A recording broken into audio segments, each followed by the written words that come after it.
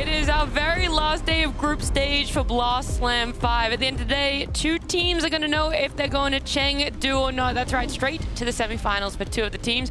There's going to be 4 teams looking at playing their first best of 3. And everyone else, well, they're going to have to sit idly by for tomorrow. But we get to look at today. We get to look forward to what is in store for us, T. Yeah, more Dota. Lots more Dota. I think, How many Dota?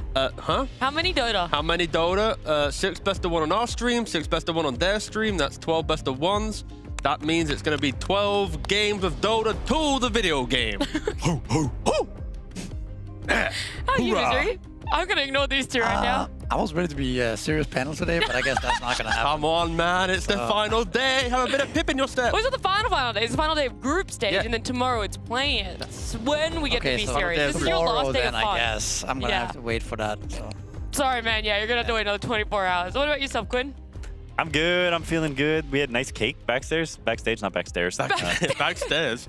Anyway, it was good. I'm buzzing off the energy from the cake. How would you rate it? What would you give it out of 10? How many Dota games out of 10? 7.5 Dota games out of 10. Okay, that's pretty good. That's a pretty high rating. Good cake.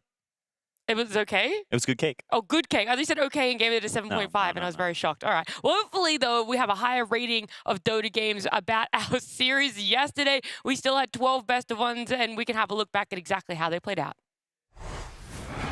Jump in, Burrow. Double stop. Oh, yeah. That's a tough one. And the Hex. Bring him down. Oh, just who they have. There it is. The damage out. Refresher. Second salvo. Nothing to say. Goes in. Ame! He's too big. They have buyback on Watson. The man with a plan. Refreshes up in BKBs. Has Any life panic as steal. well. The Husker. He just cannot be stopped. He's untouchable. He's invincible. Amal will pick up a double kill, but it's Malrine the man of the match. Medusa's the one on the high ground now, and Shiro raining Hellfire, and Scardy slows onto the TB and his buddies, but they've lassoed her up and sundered her down. The Medusa He's in the cart. double in the cart though. New has saved the day. What a save. Fly away, get Wheel of Wonder, while the rest of his team diving into the base, looking for the Arme gyrocopter, nearly finishing it off. He's still alive. Oh, the crack of the whip out of FY, but the chain. Prep pull. The 3, Remnant in the 4-man call. 3. They're all stuck in the danger zone as BZM will come out with a triple kill. Call it, boys. Tap out on this one. That was all of the highlights of yesterday. Like we said, a lot of best of 1s that played out, and over A-Stream and B-Stream. We can have a look at exactly those results, though, to see which teams won up. And there was a nice, what's the word I'm looking for here, T? A nice, column. Just left equal good. Yeah. Keep There's it got a word simple. for this, and I can't think of it. There is. And I don't know when you came to me, I panicked. Works. What? Yeah, but it's like a pattern, but a nicer word for pattern. I'll think on it. Okay, you can think on it. Misery can talk about if there were any upsets in these best of 1s. Let's look at these ones. Because this is B-Stream, and I will say B-Stream definitely had an upset. Yeah, the last one. I honestly thought Tearlaments were going to win that game. No, I think the one just above that. They took the mid-racks, they were doing all this stuff, and then Na'Vi, they were struggling, which is also quite worrying for Na'Vi to struggle against a team that's in last place. But that was the upset for me, that I thought that Tearlaments were going to lock in another win, potentially. Xtreme Gaming kind of killed Yandex Extremes, right? Yeah. Yes, that's the one I was That's kind of sad. Yeah, it was, because the way that now it works is there's a lot of what-ifs that open up the door. Yandex were in a great position to get the 1-2 in groups, but now they've fallen just that little bit below getting that loss to Xtreme Gaming. We can have a look exactly how far below. It's 2 losses. So they need either or both, Falcons and Tundra, to lose both of their games today and win both of their games today to be able to put themselves in contention. And we do our tiebreakers, our maths, our head-to-head. Mouse getting a loss yesterday as well means they're just not even in the running. Unfortunately, they're not going to be one of the top 2 teams, but they are sitting in a good spot to only be doing 1 best of 3 to make it a Chengdu. Same with OG. Xtreme Gaming, Tidebound, Na'Vi, and Heroic, though, it's a different sort of story. They're right on that precipice, right on the line of having to play last chance and then into another best of 3. Yeah, I mean, it's a classic on these final days. The teams are doing this too. They're looking at the standings. Okay, if this team loses and we win and we put our shoes on backwards and we win this game, and like you're doing all the math on things you need to do. It's some people like it and some people don't like it. I know Celery in the past he wouldn't even look. He would literally go like, I don't care. I think that's the best I have way. no clue what happens. I'm just gonna play the game. And some people like to obsess over the numbers and really like, oh, we need to do this and that, guys, and this needs to happen. Well, luckily for most teams, they already know after the first series, if Tundra and Falcons both win, they are going to be the top 2, right? So Sure. there's not, like, if you are like a Yandex or a Mouse, you're not looking at it going, maybe we can still make it. It's like you wake up, you watch that first series, okay, cool. Now we're playing for just our seeding for the last chance. I think you're also playing for just getting those wins, getting the confidence, right? Playing good Dota and figuring out, because I feel like a lot of teams, apart from the top 2, maybe top 3, are in a situation where they don't really know what exactly is working for them, and they're trying to figure that out still. So I think there's something on the line in that aspect as well. Yeah, I like that look at it. It's not just the results orientation that we need to obsess over per se. It is also what's working, what isn't working, what are we comfortable to let through here. But something that is working for us every morning is getting to look back at the one play of the day from yesterday. And Tormentor is up.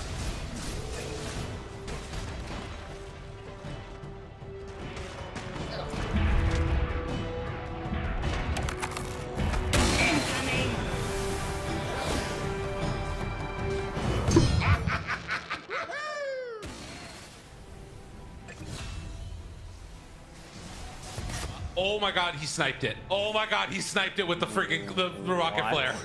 Oh my god, he sniped it. Damn. That's never seen that actually before. insane. That's baller. He didn't have vision. There was no ward, right? Yeah, he just got really lucky. Whoa. Luck. Luck has nothing to do with it. That was pure calculation right there. Yeah, sorry, my bad. I mean, KJ what do you mean? Is the goat of I goats. mean, KJ literally looked above the tree line. He saw the damage being done to the Tormentor. So That's he, true. like, look at the SFM. Dude, the little wolves turning their head in the sky and like looking at it go by, that's so sick. Little rocket hitting the Tormentor. Ding, ding, ding. Yeah. It was really nice. It was a beautiful touch there and a great play. I didn't get to see that one because it was on the B stream. So when it came up, I'm like, I don't remember this game. I guess if you can pull that off, then Clock is not half bad. Whoa! It only took one play of the day to Wait, convince Misery. How many cogs out of 10 now? Because don't forget you're at But 4. technically, you could also just snipe Roshan, you snipe Yeah. snipe here and there. Is it now a Creep 5? camps, you know? Is it a 5 now rather than a 4? Like, are we moving up the list? Yeah, sure, we can say 5 out of 10 Yeah, cogs. congrats. That's progression from Misery. I just love it. I can't believe it took one play of the day and all of a sudden Misery's like, hey guys, I kind of see the value in Clockwork. And look, maybe Heroic, they want to pick up Clockwork again for themselves today with their last 2 best of ones, put themselves in a better position, and we get to see exactly when they are going to be playing. It's going to be over on that B stream there? Yes, it is. So Heroic going up against Na'Vi later in the day. They'll be playing their second series over on this A stream, but I do want to draw everyone's attention to their first game. The first best of one that's happening on B stream. Falcons up against Yandex. Just moments ago, T, we're talking about all this maths of how Falcons and Tundra have to lose their best of ones and Yandex win theirs. Well, that's going to be a good start. If Yandex can get this Falcons win, it's going to be a massive start for them. Yeah, but on the flip side, if Falcons win, we already know, right? Same thing. Tundra Tidebound, like I already mentioned, like the first series of both pretty much dictates what the trajectory of the group stage will look like. And then the rest of the games will be just a matter of everyone fighting for that seeding. Like, are you playing 1 best of 3? Are you going to drop potentially into that bottom 4? Because the bottom 4 is still relatively close. So there is a world where you get a bit relaxed. Oh, okay, we didn't make top 2. And now suddenly you're playing, like you said, 2 best of 3s instead of 1. So yeah, today, even though it doesn't sound that important for most teams who aren't vying for top 2, a mistake can mean just more Dota on For Sunday. sure, because right now all we really do know is that Tearlaments will be playing in Last Chance for Yakult. They're in that weird position where if they drop just one game, then that's it. They're also going to be playing that first best of 3 and then potentially onto their second. So there's a lot of teams on the precipice. There's this weird scenario in which we could even see Mouse potentially playing in that Last Chance, pending on all of their series and how that goes. But look, I don't want to talk about maths anymore. That's frying the brain right now, as you can tell. We're going to have a little bit of fun doing some other things that are more visually stimulating. We're going to be playing some Pictionary on our cue cards here. There's words, things. Okay. We're going to go one by one. So is this a specific... Anyone want to start? I Left to right? Maybe, I was going to go right in the middle. Just go weird. I want to see Misery draw first. I don't know why.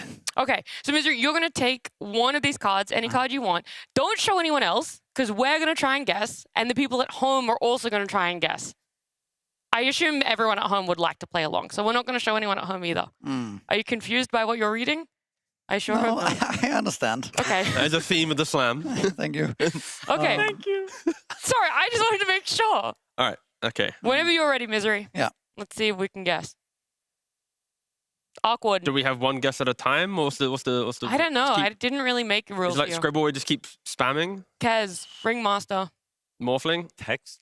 Is it more generic? Radiant, Dire, Hero. Am I allowed to speak? No. Oh, it's Leshrac doing the little taunt, No, maybe? no, no. Oh, no? Just, You can say no. I guess you can say no, but you can't really give any more. Is it AA? Is it? Jesus Christ, I actually don't know how to do this. Okay, What the?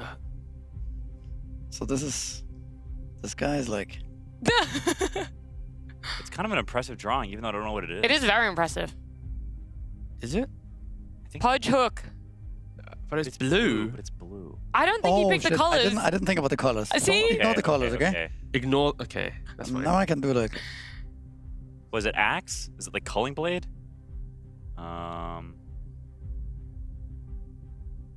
This looks like a hook or a Reaper's Scythe or something like that. It could be Necrophos, Reaper Scythe.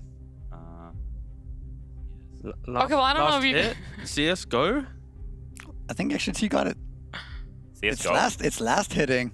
Oh, Oh. yay! okay. Oh, congratulations. Okay, I thought it'd be like a hero or like an item. No, you know? that's why I said also- maybe it needs to go more We generic. just That's went. why I No, went. that's fine. No, last it. Okay, cool. Got that in. Oh, I see. I mean, it's a good drawing. But I honestly Thank thought that you. was Leshrac doing a taunt. I was really like, did my best here, and Yeah. I'm a bit sad it was so slow for you guys, but It was good. I okay, mean, I'm I said glad we creep as got soon it. as we saw that, but I just didn't get to lost it, we apparently. just go here and erase it. Yeah, and we yeah, can, no. proceed. Okay. Wonderful. T, do you want to go next? Because you guessed that one? Okay. Sure. Okay. I'll go for this one.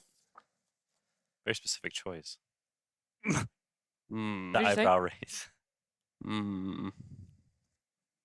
He needs a little bit of time to think about how he wants to draw this too. I get that. It's Is it not a hard easy, one huh? or what? It's not. Mm, You reckon he's going to use different colors? mm, I see him touching his color pad.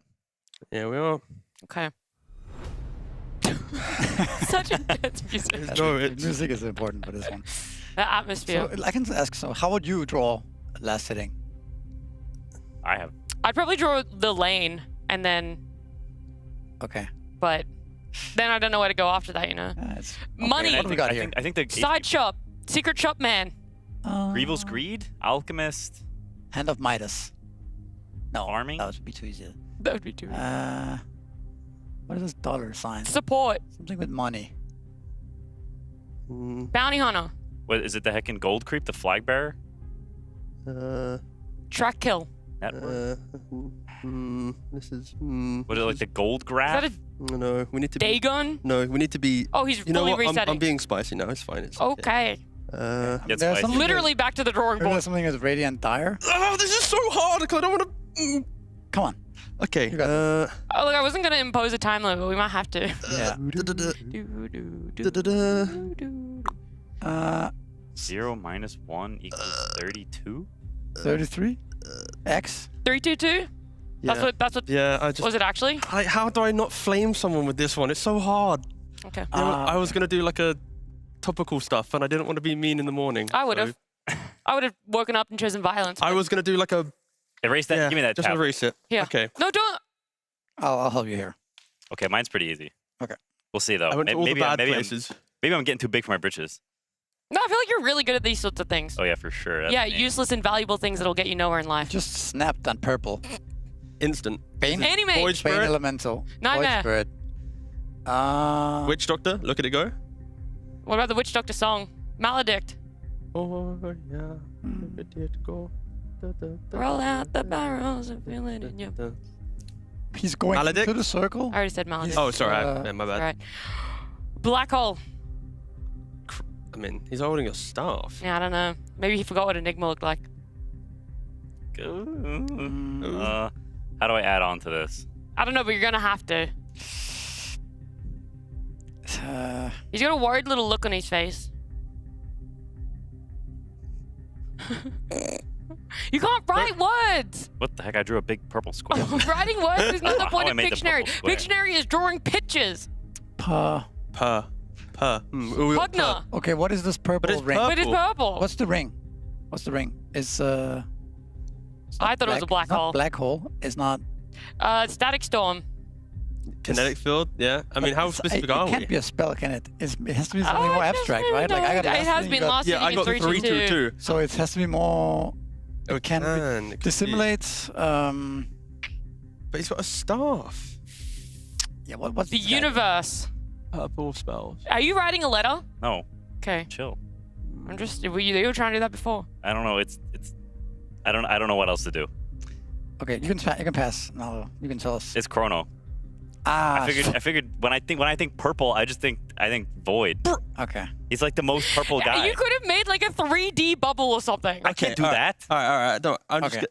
This is really easy. Ben proceeds to be the only person we to be couldn't fair, guess. I drew purple, and y'all didn't guess the most purple guy in the game. That's not even true. There's so many purple. Witch Doctor's no. purple. No, Yeah. Void is Void the most Spirit? purple Void guy. I know what this is. This is See Chronosphere. that. See how it's 3D looking? No, I needed redemption for my failure of 322, so I quickly wanted to do the Chrono That is one. very What is good. that? Thank HA? you. What does that say? Ha ha ha. But you couldn't Ha ha. write that, so Okay. you would have been disqualified. That's fine. No, I know. I don't want to win. There's not really that I'm strong drawing now. rules. Get ready. Oh, Okay. okay, right. Sorry. Oh. Yeah, next one. Yeah, that's very quick. Axe. Sorry, just thinking about the most red hero there yeah, is. That's fair. Oh, That's very fair. where's his arm? Huskar. Yes. Yay! What? See? Was The this spear. Yeah. Oh, I see. He's doing the queen. Yeah. He's doing the quinn. Yeah. quick? Great. Good. Yeah. Okay. Oh. Yeah. Okay. Did you want to go now, or do you know I the did, words? but that's fine. No. Do you wanna- I actually did. That's the reason why I didn't Here you look go. at any of Here you go them, now. so No, no. I could play That's what I along. was saying. Do you want to go? There you go. Thanks, Oh, I guys. turned off Okay, the thing. let's see. I lied. I don't want to play anymore. You don't. Oh. No, I'm just joking. Okay. Trying to be nice. It's gonna be No, good. how did you guys get to the colors? Tap the pen. The little pen. Yeah. Okay. Right. What are we looking at? It better be Witch Doctor if it's purple. Tormentor. AA. Tower. Watcher. Blast. Wisdom Slam. Shrine. 5. Oh. Well, another 5, but Blast Slam, yeah. Okay. What the? Dang, So good. that was fast. Colors are kind of OP in this game. Yeah. Yeah. Except for purple, apparently. Yeah. How much time do All right, now we you guys more have time? one each. If we can do it really fast. Go, Okay. T, go. We all have one each. Da-da. Go, Johnny, go. Pick your color. Countdown's Phantom on. Lancer. Juxtapose. Naga Siren. Illusions. Trees? Is this trees? These are trees. Mm, Nature's Prophet. no. What are all these guys? Axe. Shaman. Serpent Wards. Trapped. Giant Serpent Ward. Axe Call. They are orange and he's red. Why are the color Mazzarino. choosing? Mm, It's the big guy. Apparently, he's killing them all. It's not Axe. I have no clue. mm. I don't know either. Equals. Money. Farming. Stacking. Neutral Alchemist, stack. Ancients, Ancient neutrals. neutral Axe Call. 6 zeros. Oh, it's the TI winning Axe Call. Oh, the Seb, Seb? call. Yeah. Seb Axe. Yeah. Okay. Okay. We don't have that much time. That's I want fine. to do No one worries. more. I was happy with that. Oh, it literally Oh. says Seb. Okay, wait. Then you didn't get it right unless you. Wait. There we go. He gets the call. That was good. The number uses was good. Oh my gosh, there was so many. All right, this is the last one. I think you guys can get it. All right. Okay. Oh wait, have you already got one? Yeah, Got one. I got one. Looks like some Tundra logo. Kind of wish I did this one. Oh well. How do I get rid of this now? It's in my way. This is kind Oh of. yeah, I gotta be guessing. What is that? Oh, it's Tundra vs Tidebound. That's right. That's our next series. It also kind of looks like a blue Shrek on the right hand side. Tundra versus Tidebound. Yeah. Moves in, the Static Storm gets dodged this time. Let's see with the Ravage now, can they focus in onto a hero? They blow up wide, Disrupted down, Bane traded out. Medusa's the one on the high ground now, and Shiro raining Hellfire, and Scardy slows onto the TB and his buddies, but they've lassoed her up and sundered her down. The Medusa He's in the cart. bubble in the cart though, New has saved the day! What a save. Fly away, get Wheel of Wondered, while the rest of his team diving into the base, looking for the Arme Gyrocopter, nearly finishing him Ari's off. still alive. Oh, the crack of the whip out of FY, but the chain. Triple. The 3, Remnant hit the four-man the call. 3. They're all stuck in the danger zone as BZM will come out with a triple kill. Call it, boys. Tap out on this one.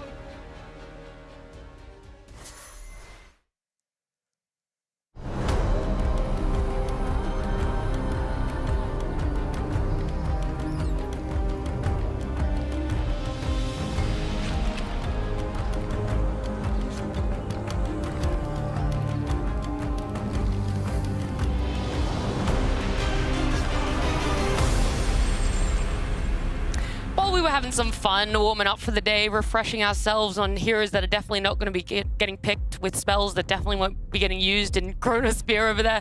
All of our players have been getting in the lobby and preparing a draft for us. It's going to be coming up on our screens very soon, and while we're waiting for it, we can talk about what we do expect. Tundra right now need this one win to be able to go to Chengdu, right? Secure themselves straight away, one best of 3 from the grand finals, and Tidebound, well, they want to get themselves out of a last chance qualify spot.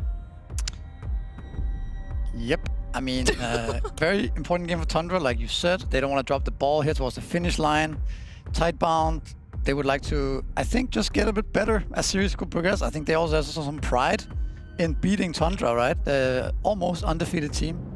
So I think they're probably going to put themselves up for this series. Yeah, I also think there's, you know, seeding of your best of 3s shouldn't be understated. I think it matters a lot whether you're playing, you know, those teams lower down or you're playing a Mouse or an OG for your match to go to Chengdu. It matters honestly quite a bit in your odds of winning. And so every match really counts because that seeding, it does matter quite a bit. I just really want Tundra to lose. Like, how exciting would today be knowing that we don't lock in the top 2 in the first series, you know? Like, having that ability. Sure, Tundra will probably get top 2. They'll probably win the entire event because they're very, very good. But for the sake of my, you know, the entire day, you know, what I'm looking for, a little Tidebound upset in the morning wouldn't go amiss. I mean, Tundra are playing Tidebound now, and then they're playing OG later. It's not necessarily the easiest opponents. Yeah, right? you have to respect them. There's definitely a world where Tundra, you know, could falter a bit here towards the end. Of course, right now Tundra is sitting 4 and 5 for themselves. Their wins being against Execration, most notably Mouse, OG in themselves as well, and Yakult. So there's been a lot of recipe for success for them. I just need them to show up today, have a good draft, and do what we've seen other teams be able to do against Tundra. I think some of these bans are a bit interesting. They left Timbersaw. Timbersaw's in the pool. Yeah. And they choose to ban out the Batrider and the Abaddon instead here. That's not what I meant when I wanted Tidebound to show up. Timbersaw with 33 is probably the best hero to play combination, I'd say, for Tundra at the moment. Of course, they won the previous slam with the hero, but the way in which he always finds that farm early to create this like incredible brick wall you have to try and break through. So for Tidebound, I need to see them start finding ways to deal with him in lane. Don't allow 33 to just get to 15-20 minutes of unkillable Timbersaws. So the last, pretty much all of Blast 5 group stage, I've been playing 3 to 5 pubs in the morning. Okay. Every day. And did you come up against one of these players as well? Guess what? No, but I lost 4 games in a row to Timbersaw today. First pick Timbersaw. And yeah, that's... So what you're saying is this is an insta-win for Tundra? The hero feels so overpowered. Right. And the item build is just so set in stone as well. It's so easy for... You don't have to think. You just buy the Kaya Sanj and you buy the Aghanims, right? And it's too much damage. So, again, I'm tired of this hero. I'm surprised we keep seeing it being left in the pool. Also, Centaur. I was actually playing Centaur one of the games. It didn't feel that good because you're tanky, but not against Timbersaw. All his damage is pure.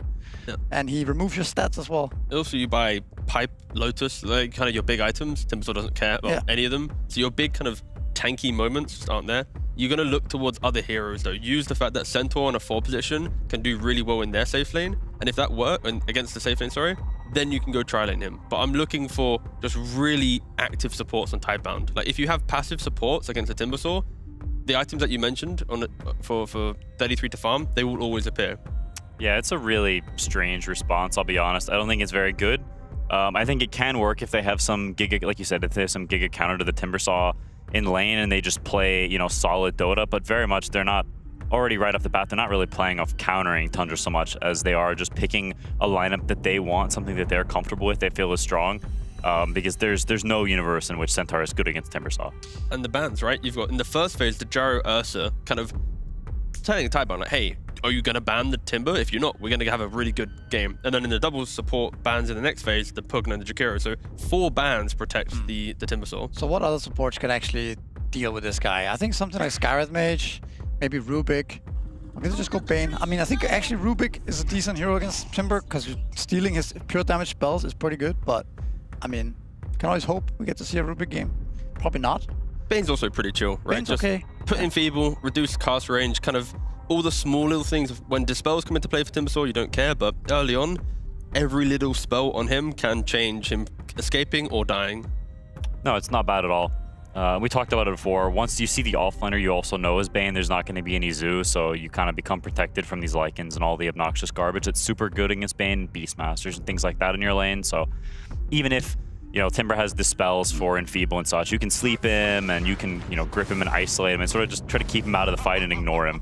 I was just thinking, one hero that we might see from Timber's Tidebound that could be good is Shadow Fiend. Because I also think they need a lot of damage right now. They have a lot of stuns and catch with the Bane Centaur, so they need unlimited amount of damage, I believe, from their mid and their carry, right? Then they cannot slack on that, because then it's going to be very rough. And then you also get the Bane Shadow Fiend lane. Yeah, so picking Shadow Fiend after Tundra picks this hero here is pretty cool, right? Because then they can flex it to the very end of the draft. Exactly. You have it both mid carry, I think. Yeah, conceptually, yeah, Shadow Fiend could be a pretty good pick here. But Tundra going for the usual kind of at least position 4 disruptor, not too common, but still, when you have Timbersaw running in, you want skirmishing supports behind you, so they're just utilizing the Timber with active supports. No need to be passive and, you know, healers. Just go kill things. Yeah, we've seen, you know, a lot of the Chinese teams picking Timbersaw in situations, or sorry, not the Timbersaw, the Disruptor in situations that I think don't merit a Disruptor pick, but I think this makes considerably more sense because you have the damage already. Disruptor is pretty much a 0 damage hero. He's all about the control, all about the preventing enemy mobility. And when you have Timbersaw, you've already got infinite damage. So the combination of, you know, very good catch with a hero that already gives you infinite damage, it gives you more freedom in the types of supports you can pick. This is the make or break moment for Tidebound's draft, right? For sure. These two picks are very important and very difficult in a way. I'm going to go with TA. That's also kind of a hero we've seen against the Timbersaw. Very good in lane. It's hard for Timbersaw to break the refraction. Yeah, I mean, I don't think either of these heroes is a bad choice. I think Snapfire is also just a generally strong hero. It's a good laner. It's good with Centaur. You've got a lot of magic damage. I like what Tidebound have picked. I think the Centaur pick is very strange, and I also think Timbersaw is an incredibly broken hero, but I don't think Tidebound's responses after that Centaur have been bad. I think it's all very logical. They're picking things that make sense. They're, you know, pretty good heroes. I think Shiro is a very capable TA player. Yes, they go with their Juggernaut again. This has actually been kind of a staple for Tundra on this group stage the last few days here, and I think they actually ran this. They ran Juggernaut, Jakiro against Centaur, but Disruptor kind of feels the same purpose, right? You can actually kill the Centaur fairly easily, especially if a Hoodwink TP's in or something like that with the Glimpse and the spin. It's a little harder than Jakiro Jug because that lane just plays itself, right? With Disruptor, you need to have the correct glimpse into then the kinetic with the spin, and then there's Cookie. There's like ways to just make it slightly more annoying for Tundra, but still very, very kill hungry lane. Yeah, I mean, we saw from the last time Tundra played this lane, FY was a bit late to lane, so the Centaur got massively punished. I think it's really important that Tidebound is there on the dot, on the ball, and they play this lane from start to finish, because I think they do have chances to win this lane. I think Snapfire also feels better against this lane. You can cookie him out of the spin if he gets glimpsed back in, things like this, if he's on the perimeter of the AoE, so it's not all bad. And also, if you look at Tundra's heroes, they have, you know, 2 supports that aren't very fight starty, and then 2 cores that are very farm heavy. So if they do fall behind, this TA becomes very unkillable in this game with a Blink Dagger. Like, she just straight up cannot die. And you have traps in the map, you have Bane skirting through the darkness, hunting people. Like, if Tidebound is playing really well and really crisp and they're controlling that map, I can see a world where it becomes difficult for Tundra to actually get kills. Yeah, and for Tundra, their last pick, it's pretty much just any hero that's a playmaker. We've seen him play Leshrac, Queen of Pain, Shaker. I don't even think they need more stuns from the mid lane. It's just more heroes that want to play into the map, not just farm. Yeah. I think the Zemberman makes a lot of sense. I think Tundra is looking for some melee hero probably, or just some hero that offers them some catch and some start.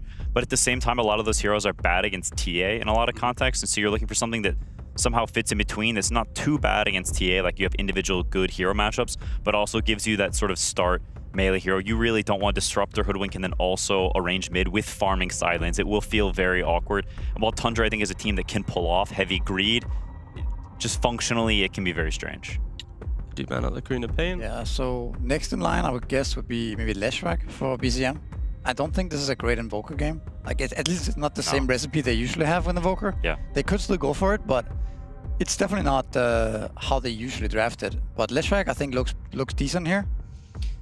Just more damage, another problem hero for Tidebound to deal with in the game, and it's also pretty decent versus TA in a lot of ways. They could pick a Pangolier if they want to just, you know, pick for a draft integrity. I think against TA, it's not the greatest, but it's also not that bad. you know, there's a Bane obviously, but you have some cancels and the glimpse and the disruptor ult, so it's not the end of the world. I'd just say I'm missing Tiny mid. I just miss seeing Tiny. Yeah. Could have just stopped at that. Yeah, I mean, it's okay into Tidebound here. I'm not expecting it in the draft, but like when I think about what Tundra needs, the pacing that they have, right? Using what Quinn mentioned about mid-range to mid heroes, it's like Tiny kind of fits that. It's like low spells, low cooldowns, skirmishing, cancel grips, cancels mortal kisses. Do you want a little fun info too, just while we're waiting for this? Yeah, sure, go for it, yeah. There's the Tiny over in Stream B. Oh, really? Yep. Yandex picks Tiny. God damn, man. They do it. They're getting everything over there, Oh my huh? god, we'll be on a B stream. And we're getting Timber Invoker from Tundra. Yeah, another Invoker from BZM, but it does kind of hit some of the points Quinn made, right? Having range mid. I'd argue this time they don't have as many stuns for the Invoker, because the last time we saw them, they had like Shaman and Bane, and they had every hero had a way to enable BZM. This time around, it's pretty much just a bushwhack and a well-placed kinetic. Yeah, it's definitely not as easy to set up Sunstrike kills this game as they usually is, and Cataclysm is also worse, but it's still Invoker. Hero has a lot of ways to play the game generally, can push out waves, can delay the game, you can alacrity your Juggernaut, right? It's a very solid mid laner. I mean, it's also BZM, so I mean, I think it's still a good pick, and it's, I would say I feel better with this than I would with a Leshrac, for example, still. Yeah, I agree. How does like Keeper Light fare into Invoker mid, where like you're shoving the wave, you're buying these active items? Like, is that a hero that Echoes could maybe bring back again to offset the greed on Tundra's lineup? I don't like it that much. He can kind of just cold snap you every time you press blast, so you get a lot of creeps denied. There's also there's glimpse, where when you stand still, you get glimpse, right? So yeah, there's some obnoxious stuff there. Also, I think the hero's pretty, like, you can't gank Juggernaut. You can always just spin and run away, and Timbersaw can also chain away, so you have issues actually ganking those side lanes, and if Coddle's not snowballing and actively getting kills, the hero sucks. So you really, I think... So what's there then? Like the Pox band, Quops band, all right. Beastmaster, okay. I mean, it's certainly not bad against Invoker. I think it should be probably pretty sad for Invoker generally in lane. You're going to get a lot of creeps denied. Also, you got the Roar for the Jug, right? And the Timbersaw as well. Yeah, it's a hero that scales well. You know, it's another semi-carry. I do worry a little bit. I mean, I think Tidezone's heroes absolutely have play potential against Tundra. I just worry as more time passes, you're playing against the classic Tundra rat. You've got an Invoker ghost walking around and pushing your silence. You've got a Timbersaw farming like crazy. Jug spin teeping out and pushing waves. Like, there are answers to these things, but Tidebound really needs to keep control of that map and try to keep Tundra from just getting too much gold. It's what they're so good at, and if you're Tidebound, you can't let it get out of control. Yeah, I mean, that's true. Tidebound does have a really strong timing though with the Beastmaster and TA, right? When if they start going as 5 in that early mid game, start getting Roshans and stuff, they can start trading tier 2s. They do have a lot of catch in their draft as well with Centaur, Beast, and Bane. So yeah, there is a world where they can also start catching people on the side lanes. I think Tidebound drafted a pretty good draft here. I would say though that a lot of the time we think people have good drafts against Tundra, and then Tundra just snowball the lanes and win early game, and then the game just feels like it's over. I mean, it all starts with shutting down 33. How many times has he been uncontested in the laning phase, right? Like where he gets a little bit of help from Ari, he then plays behind tower, he does these extra things. So for Tidebound, for their draft to feel like it can come online, they have to stop Timbersaw. If Timbersaw stop, Jug's farming, Invoker's farming, like the playmaking is through the supports, but Timber will also have to play catch up. So I think the simplest way is Tidebound, beat 33 in lane, you have a chance of winning the game. I think also just make sure that your own heroes have good games, right? Make sure your Beastmaster has a good game. Make sure the Centaur is not shut down early on. Watch out for those annoying tri-lane level 1 shenanigans. Don't feed before creep spawns. Like all these things. Go to lane with full HP. I think those things are very important against Tundra. They seem to always abuse the first 5 minutes, like to a ridiculous degree. Yeah, I mean, at the end of the day, when you're playing against a team as good as Tundra is, you know, draft and the overarching themes can be on point, but you need to clutch up and do the small things well, because Tundra is just incredibly individually skilled. So I think Tidebound definitely have chances, but they need to show us their best. All right, whilst you guys are hyping up the heroes that Tidebound have drafted for themselves, there's definitely some holes that could occur if this Timbersaw left unchecked, if this Juggernaut is left unchecked. But I'm not going to leave you guys sitting here waiting any longer. It's a best of 1, Tundra and Tidebound.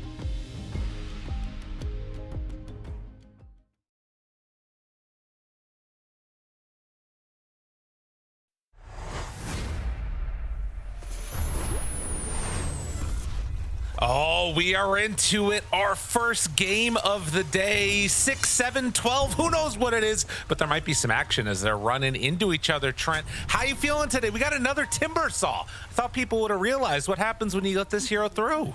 I know. I thought he was unbeatable, but it turns out he is 3-1. So, you know, as we like to say, the gods, they can indeed bleed. So we'll see if Timbersaw is going to keep with the W's. I mean, it's a 3-3 Timbersaw, though. That is pretty frightening. Yandex, you know, they managed to take down the Timbersaw with so many counters. When you look at the list of counters to Timbersaw, they had two of the big ones of the Pugna and the Ursa. Like, those are some pretty obnoxious heroes for him to deal with. So you can understand why Nico had a rough time there versus Yandex. And in this game, I don't know. The Bane sure can get there. The TA's pretty solid for some damage, but I mean, you heard the panel talking about it. They got to find a way to slow him down, but you have to do that without compromising your own game plan.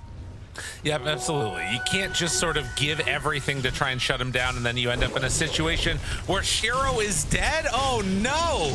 The Glimpse skilled and, well, walking away from Timbersaw. Shiro's still in trouble. Turns to hit onto Whitemon, trying to find something in turn, but it was never going to be enough. That's the hero that they're hoping is going to be able to carry their hopes and dreams. They are indeed. Oh, did he plant that? Oh yeah, God. Oh yeah, baby. We have waited for this day. The plant bushwhack, but it's not enough for the kill. But it was swag, dude. I've been waiting for that for ages, and that's all we get. It's very sad. That is a little sad, isn't it? Should have been more. It was swag, so it's fine. Yeah, that's not the best. Did you guys notice how fast Lyrical knew that TA was dead? That's because Lyrical is the one who's always like, "Let's go, everybody, bounty runes." your immediate calculation that he was dead, even though, you know, he had refraction, was pretty impressive. Like, you knew. I mean, I've been there before. Just not playing TA, really. That's the big thing that ends up happening. I think that the thing I want to watch for in this game is how well they're able to get TA to be big and fat and strong and scary, right? Because I can see a world where she dies, but that's what the Centaur is for. That's what that first phase pick from New is about, trying to be able to save her later on from some shenanigans coming her way. Yeah, I just wonder if the whole strategy was like, do you think maybe Tundra values Centaur over Timber? That's like the only thing I can imagine, is they thought, maybe we'll get the Timber again. Well, they definitely did not, if that indeed was any part of their calculations, but we'll see how it ends up going. And I think also, you know, I'm going to check real quickly how many games 3-3 has on Timbersaw, because whenever I think of him, I always think more of like those zoo-oriented heroes. I know he's played it lately.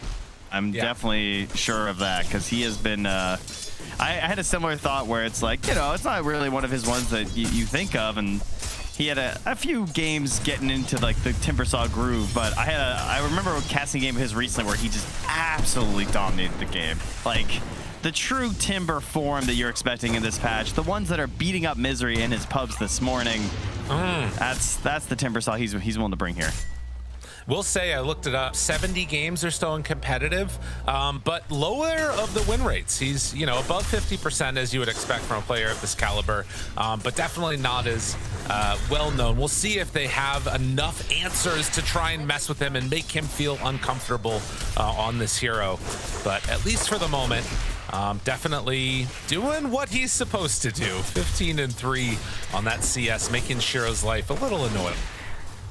And although we've been hyper-focused on top, BZM, as was pointed out at the very beginning, he has gone for Mr. Quas.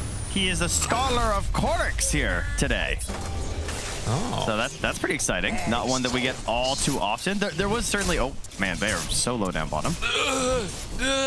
Bang, Mango, it's not going to matter. Dude, Planet, what are you doing, man? They're both so low, and the couriers are pretty far away with only tangos. All right, they're bringing this out for Centaur. Making its way. Oh, all right, hurry up there. It's a Ramnot courier, but yeah, it's a Quas Scholar Invoker. So gonna be interesting to see how we can take advantage of this, and going for the early Helm of the Dominator versus the Beastmaster mid. While that's happening down bottom, there is a little bit of a movement going in. New gets his salve broken, and now Planet forced to cookie away Sunstrike. Doesn't need to set him up. Still hit him. Very, very well played. It's a lot of experience solo under here for New now, but I mean, this is not where you want to be as a Centaur at this point in the game. Is he dead? I think he is. Yeah, chased underneath, he goes down. What a beatdown, man. You know, he's actually, I'm looking at BZM's games right now because I can't remember last time I saw him play the Korix one. And he's actually in a little cycle right now because we just saw a recent, you know, Xord Invoker that he played. Previously, the last tournament, he went for Wex Invoker, and now he's gone Korix. So he's gone, what a versatile Invoker player. 3 games, 3 different facets. It's like what we dreamed of when facets were introduced. It would be for Invoker too. I swear. These guys, Invoker players get everything. Just like, give them another spell, why don't you? I'm not bitter. Yeah, but it's pretty fine. cool. I mean, I respect the Invoker heroes. The players of this man. So it's like Kez players now too. It's the same type of thing. Well, they're not, we don't respect them yet. No. A little bit of a combo. The meatball down and Echoes is gone. That was the easiest gank that I've seen today. It did just start, but it's not an important part, Trent. No, still counts. Cookie in? Yeah. Oh, BZM. Whoa. Oh, that was Ari just fed him a lotus, shoved it right down the throat of his core. Said, "You are not gonna die on me, soldier." It's important. New, pulled back in down bottom where there's the spin coming from Pure, and Whitemon trying to do what damage they can. He does have the Helm of Iron Will now, so a lot harder to kill a Centaur. And now New is more in the position that you wanted to see this hero picked in. Yeah, but Lyrical, the Timber Saw. I know. He's big. I know, it's a problem, man. I'm concerned. He might get a courier kill in a second if Shiro isn't paying attention. And wouldn't that be sad? Getting everything you want. Yeah, there it goes. Dude, he got his treads, though. Once again, I implore you, please remove any pets from professional players. We could get them a goldfish, maybe, to help train them to care for the couriers. Oh, no. Tried to cookie away, wasn't going to happen. They're going to dive down here bottom. By the way, there is a wisdom rune coming, or shrine coming up, rather. Planet, does he get away? Ooh, buddy, that was close. They're not going to get a wisdom, are they? I don't think so. It's certainly not looking good. No. Now, I mean, yeah, we're coming in. They're coming. Better hurry. Oh, the sun's straight. Oh, no. And then the clips. Oh, no. Come on. All right, they're running for it. On 33, he wanted to make sure nobody was going to go for it. So they get both wisdoms. Yikes, man. Oh, that ward by Ari was so good. He's just standing there, man. All right. They're going to try and kill the Timber Saw with level 6 on Shiro. Do they have what it takes? Does not have Timber Chain. The answer is yes. Shiro gets a very important kill. It's so unbelievably needed right now. I mean, with all the battling happening, he's somehow falling down the board with the kills and just the overwhelming farm that's also going to this Juggernaut here as Pure is just getting total freedom. He does overtake in terms of net worth. Whitemon coming on over, trying to stack up, but Echoes is going to move in now, go for a quick and easy beatdown. They get it. Now trying to steal some stacks, maybe? Nope, they realize we don't want any of that. Y is going to die, and now a stomp comes in, but the cookie from them onto BZM. They managed to get away on the Beastmaster. Shiro, the one left behind, as he will TP out. Does he managed to escape? No, there's the stomp, and now Shiro very much gone. They take down the TA. I mean, you can see what they're doing, right? They understand the stakes right now. That if they just relax and they don't go and invade right now, and if they just give all of those neutrals up to the Timber Saw, they're definitely lost. So they try and play aggressive. They try and find that play, but it might just accelerate the issues that they're going to have. Yeah, because they don't have the levels that they need. Like, Centaur is level 5, Disruptor's about to hit 6. And then you've got, like, Bane at level 3. Planet gets pulled back in now. Ari has ulti if they want it. Although maybe if you can get some big kills, this could be an opportunity for things to turn back around. Axes go out. Ori, very strong still, though. And now that Pure and 33 are here, it's just another death for these poor supports. Getting nothing, man. Well, the good news is that Stampede is up, I guess. You know. Well, they might need it. They still have Glimpse. Shiro moves over, decides they don't want to take that fight. Dire's top tower is under attack. And there isn't that same type of chase down on the side of Tidebound right now. Yeah, they just took another tower, man. And there's a Jug in this game. Who's doing that? Yeah, he's just finding some neutrals, finding a tower, back to the waves. And 3-3 takes down a big beefy stack. He's going to stack the Ancients and take another stack here after. Whenever the time suits him. So his piggy bank's getting cracked open. And he is just, I mean, the three of them are just going to be huge. Right, and while all that farming is going on the side lanes, BZM is still pushing. Like, they're farming how is 2 this lanes. possible? I don't get this. Like, I mean, it's basically just because they have 2 supports that can't do anything. Like, Bane is still level 3. It's 10 minutes. It's so painful, man. It's just like, because you know what they're doing, and yet you can do nothing to stop it. Yeah. They tried to invade the stacks. They failed that. They see an Invoker pushing mid, but he's got this Helm of the Dominator creep in this tornado. Oh my god, Echoes is dead. Not like this! Not like this! That's level 7 Ori! He's so huge right now. Now a Sunstrike. The Snapfire just wanted some experience. Call it. We're done. We're done here. Come on, Tidebound. I don't know what you do to get back into this, but farming is, I mean, it's also like the only option, and also you can't do that. You got to run at people or something. You could try and think of your happy place, like Malta, the home of gaming excellence. Sorry, we weren't told to do ad reads, but it just seemed to fit really well. Just go to your happy place on the side of Tidebound, you know? Anything to take our mind off of what's going on in this game for the moment, because holy just moly. imagine laying out on a beach there, you got a nice drink in your hand. There's not support sitting on the stairs right next to you and you. No, no, buddy, don't worry. You're not gonna get glimpsed back into a bushwhack or something. Oh, there we go. He's living. He's living. Back to his happy place. The well. Well, he did get bushwhacked after. Maybe. Oh, no. Okay. Yeah, Wise dead. BZM finds that kill. Yeah, I think it's feeling particularly rough because they're also buying all these like little efficient items just to keep the pain train flowing. Yeah. Planet almost has 6. He's getting there. And Wise 4.5, buddy. Yeah. Do you think we're gonna get a Fiend script this game? 100%. Yeah? Yes. I have full faith in my GOAT. Okay. Come on. It's Y. He'll get the grip. I don't know if he's gonna get the levels. Maybe, I always tell my kids to get a grip. Maybe they should play main. Their drums in tier 2 tower mid. BZM's keeping it going. Yeah, Shiro is almost at Deso, so they've got some damage. It's just keeping people in place to hit them. That's the problem. Oh, no. Why?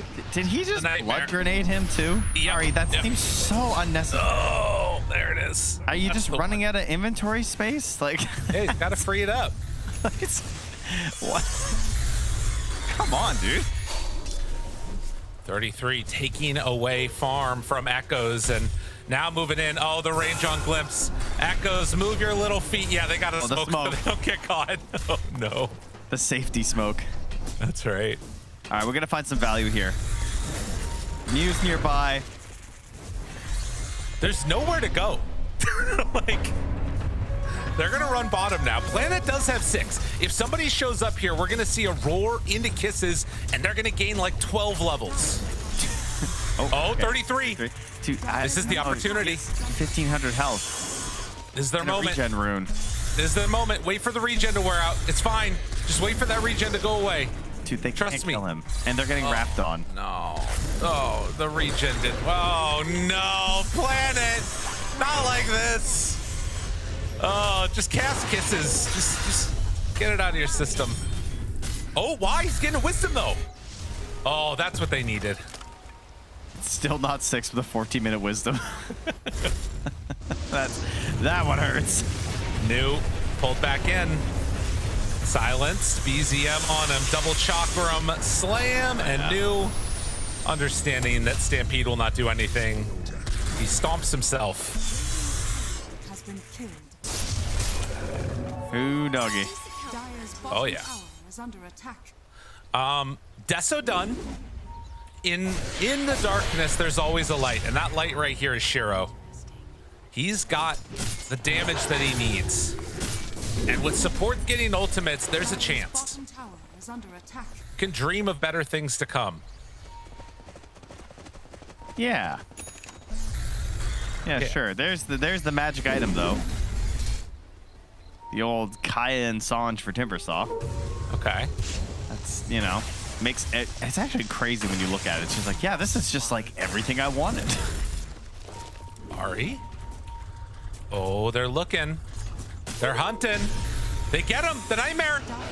Oh, they got friends nearby, though. You can't grip. There's Whitemon nearby. Okay. Yeah, Y's just dead. Planet. He's like, nah, I'm good. I don't need to go help that. It's actually such an amazing disruptor game. Like Quinn was pointing out, just the idea that you have no damage, which is true on this hero, and you're all about the control. And one of the funnest things of disruptor, besides right after glimpsing back TPs, is glimpsing channels. So like just seeing someone fiends gripping or seeing someone doing like the kisses from so far away, you just glimpse, it's over. You lean back in your blacklight chair so comfortably because you can be so far away from the fight and yet cancel important ultimates. Yeah. Yeah, that's wonderful. And it also is, you know, always more fun to play this hero when you're ahead. Like, even if you like barely miss catching somebody with a glimpse, it's still, you know, there's cool moments in there where you're going to get them eventually. All right, and they're doing Smoke things like smoking away from your glimpse. This is really good here if they can get the Invoker, and they're going to drop everything on him. Get that kill. Planet's the one that takes it. As I said, I think he gained a whole level there. Okay. He got the shard. It's pretty good. And an amp damage. Radiant's middle tower is under attack. You know, I think there's a chance, Trent. I believe in this. If there's a chance, it is definitely about the objectives, like the Roche and the Tormentor. Like, I mean, TA does have it. Like, he's got an amplified damage rune, sorry, in the bottle. Yeah. Have the Axon Beastmaster. They do have damage themselves. They need to keep them off kilter. Like, we got to get them so that they're not, you know, not in a nice stable river. We need a rockin' canoe, you know? When the canoe, when the lake's not still, the canoe can be a little bit tough to paddle. I thought you were going to do like when the canoes rockin', don't come a knockin' or something there, but you went the other way. No. There's 4 bounty runes next to you here. They've been winning so much, they left 4 bounty runes in the Radiant jungle. So that's kind of hype. That's great. Yeah. That's a ton. That's a stimulus package. That's what you need, man. Echoes going for another Blink Dagger. They're gonna have 3 Blink Daggers online. You know, I keep talking about like the good things that Tidebound has. I'm just not gonna look at like all the items that Tundra got. You know? No, we're just gonna ignore those. Yeah. That's like, you know, Aghanim's, whatever. Butterfly coming out on Jug. Don't care. Well, Ari gonna get jumped upon. The tornado turn just out of range of the disarm. Oh, he's gonna get away. Oh, that's nasty.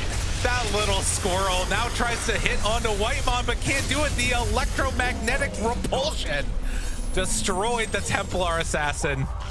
And now Cookie away the rest of them. Try and escape, because you are not going to be able to find kills here, sir. Glimpse, they got him. Oh, no, they didn't. No, just quite. out of range. Planet's not out of here yet, though. He's throwing the ulti, and he's trying to get the kill. Oh, Whitemon's going to live. Jeez. Oh, wait, he actually got brutal. the bird they did. down. Nice. Okay. Well, came at a cost of his life, but it's worth it.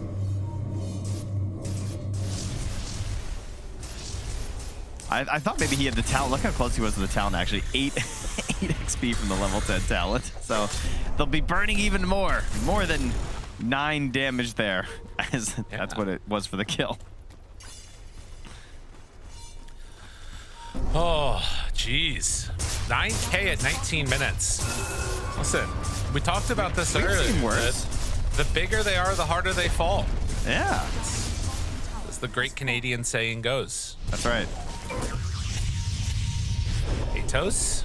Oh, fancy footwork, Mr. Y. Okay. Dodges another one. Symphony of You skills. guys think about that? Yeah. Okay, well, he goes down. He ran into that tornado to dodge the sharpshooter. Exactly. That big brain of his. Ah, it's 20-4. Yeah, He did it. true. It's happening. And again, I've seen worse games for Tidebound. Well, not specifically for them. Damn, dog. That's harsh. Yeah, believe it or not, they've done worse than this before, actually. Let me just pull up their resume. I've seen games where they've come back from more before. That's what I meant to say. You know? Have you? Yeah. They're ready to make a go at it mid here. BZM wisely going to be playing close to his teammates to keep him alive. Azari is the one that's going to be gifted there with the Tormentor Shard. Why? Making his way towards that Aghanim Scepter. Well, Radiant's BZM bottom hunts. tower is under attack. Dire are scanning. Ari. Oh, hey, this Aegis is running out soon. Maybe they could do like a sneaky smoke. Radiant are scanning. But it looks like they're well aware of that on Tundra. They're just gonna follow around their jug and hope that's exactly what they were planning. Yeah. I mean, look at this. This is really good dodge coming out from Tidebound. Courier snipe. Radiant's And- Oh, courier got has been one. killed. Didn't get the second. Oh, no, Jug. Pure. Get it away. All right, he gets out. TP. Oh, he omnied for it. Oh, That was so greedy. that was sick. All right, Why? Omni down. Is Y trying to run? Okay, I thought maybe he was trying to make his way to the Wisdom Shrine, but no, he's just trying to deward a little bit. There is still an obs here they missed, unfortunately, and he's going to die because of that. Oh, wait, never mind. He's alive? The juke. I thought there was going to be a Sunstrike or something coming in there, but nope, living. Smoke Now they play. smoke. Ooh. That was scouted by that ward you're talking about. I think that was mainly to dodge glimpses, but they Yeah. might try and turn it into something else. And there's no Omni. Yeah, Is under an attack. opportunity here. All right, blink from the Centaur. He stomps. I mean, is this an ignore Timbersaw fight? Because I don't think they can kill him. Yeah, I mean, certainly not without help. Or rather, if Tundra have any help, they're not going to be able to help him at all. He's got would Lotus, and he's going Lincoln's next. He almost has it. Yeah, I think 3-3 is just not dying again this game. It would have to be like a 5v1 to kill him. Yeah. But listen, the later this game goes, 13,000 gold lead matters less at 40 minutes than 20 minutes. So true. You know what I'm saying? Just keep it even here for 20 minutes and they'll be behind, but less behind. Sounds like a There's game that plan to me. Lincoln's. Yeah, it's every game. Well, BZM gonna send his creep up with 33 to start pressuring as Pure hits on to the tier 3 tower. Does have alacrity. They're actually glyphing the wave here and they end up doing some weird stuff there. Oh man, the glyph comes a little bit late to keep the tower alive. TA, Atos, not gonna get hit by the bushwhack. A big stun forward. News saving that stampede. Now the jump in from 33. The Lotus Orb is on him. Can't go for the Fiend's Grip. Now they get the jump onto Pure. New is already dead. Shiro doing no damage to 33. The bushwhack pulls him in. Now Echoes blinks in, does nothing. Oh no. He has buyback though. That was yikesies. Okay, now GG. Yeah, okay. Yeah, yep. Okay. That's... You know, I tricked myself into believing my own fake hype. I thought they were coming back. You're very convincing. What a shout, man. Wowzers. That was pretty dominant. He's looking smug. Yeah, he is. Smug mug right there. Look at that claps all around. Yeah. Already got the stream open. Wants to see the chat going crazy. They just love it all too much. They love you guys. That's what it is. That's what it is. 1 in chats for Tundra as we head on back to the panel. I don't know what it is, man. Tundra at Blast Slam, it's just something else. The Blast buff is what I'm going to say, T. This Tundra team, every time they show up, only losing one game. I mean, one best of 1 to Falcons. Slam 4, the winners. You got Vlahir, they don't look too good. They come back to Slam 5.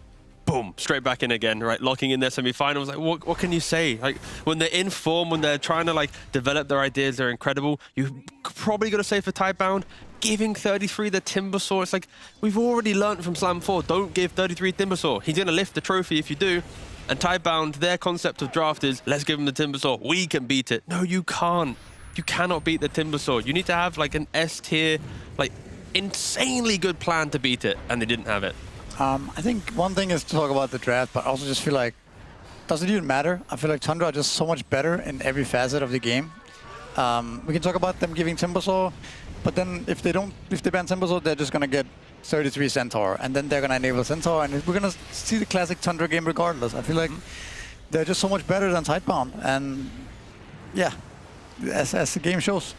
No, I mean, I think in a general sense that's true, but I think specifically the supports, I think so many teams that play against Tundra are just getting skill gapped on the support roles. I think Arya and Whitemon are playing incredibly well in this early game, and the early lanes and the rotations that are happening, they're coming out faster, they're better executed, they're doing it at better spots. Like, I honestly think the supports on Tundra are winning the game before anything else even matters, before the draft matters, before core gameplay matters. Like, Tundra cores are all good laners, they're very solid, but the supports are genuinely, they're just absolutely owning. And I remember the Blast finals that we lost to Tundra, it felt similarly, that we were just getting cooked by their supports at the start of the, they're just running us over, and when they're on, this Tundra team has a really incredible understanding of how to use their supports in the early game. It's very impressive. They're stacking, they're stealing Wisdom Shrines, they're pulling, they're keeping lane equilibrium, they're rotating mid, they're rotating to the other side lane. Like, how is it possible? But somehow they're in all 6 places at once, T. When you win your lanes, these things just happen naturally, right? Because like you have Disrupted Jug, you're constantly pressuring the Centaur. The snap, the Centaur had like no HP the entire time.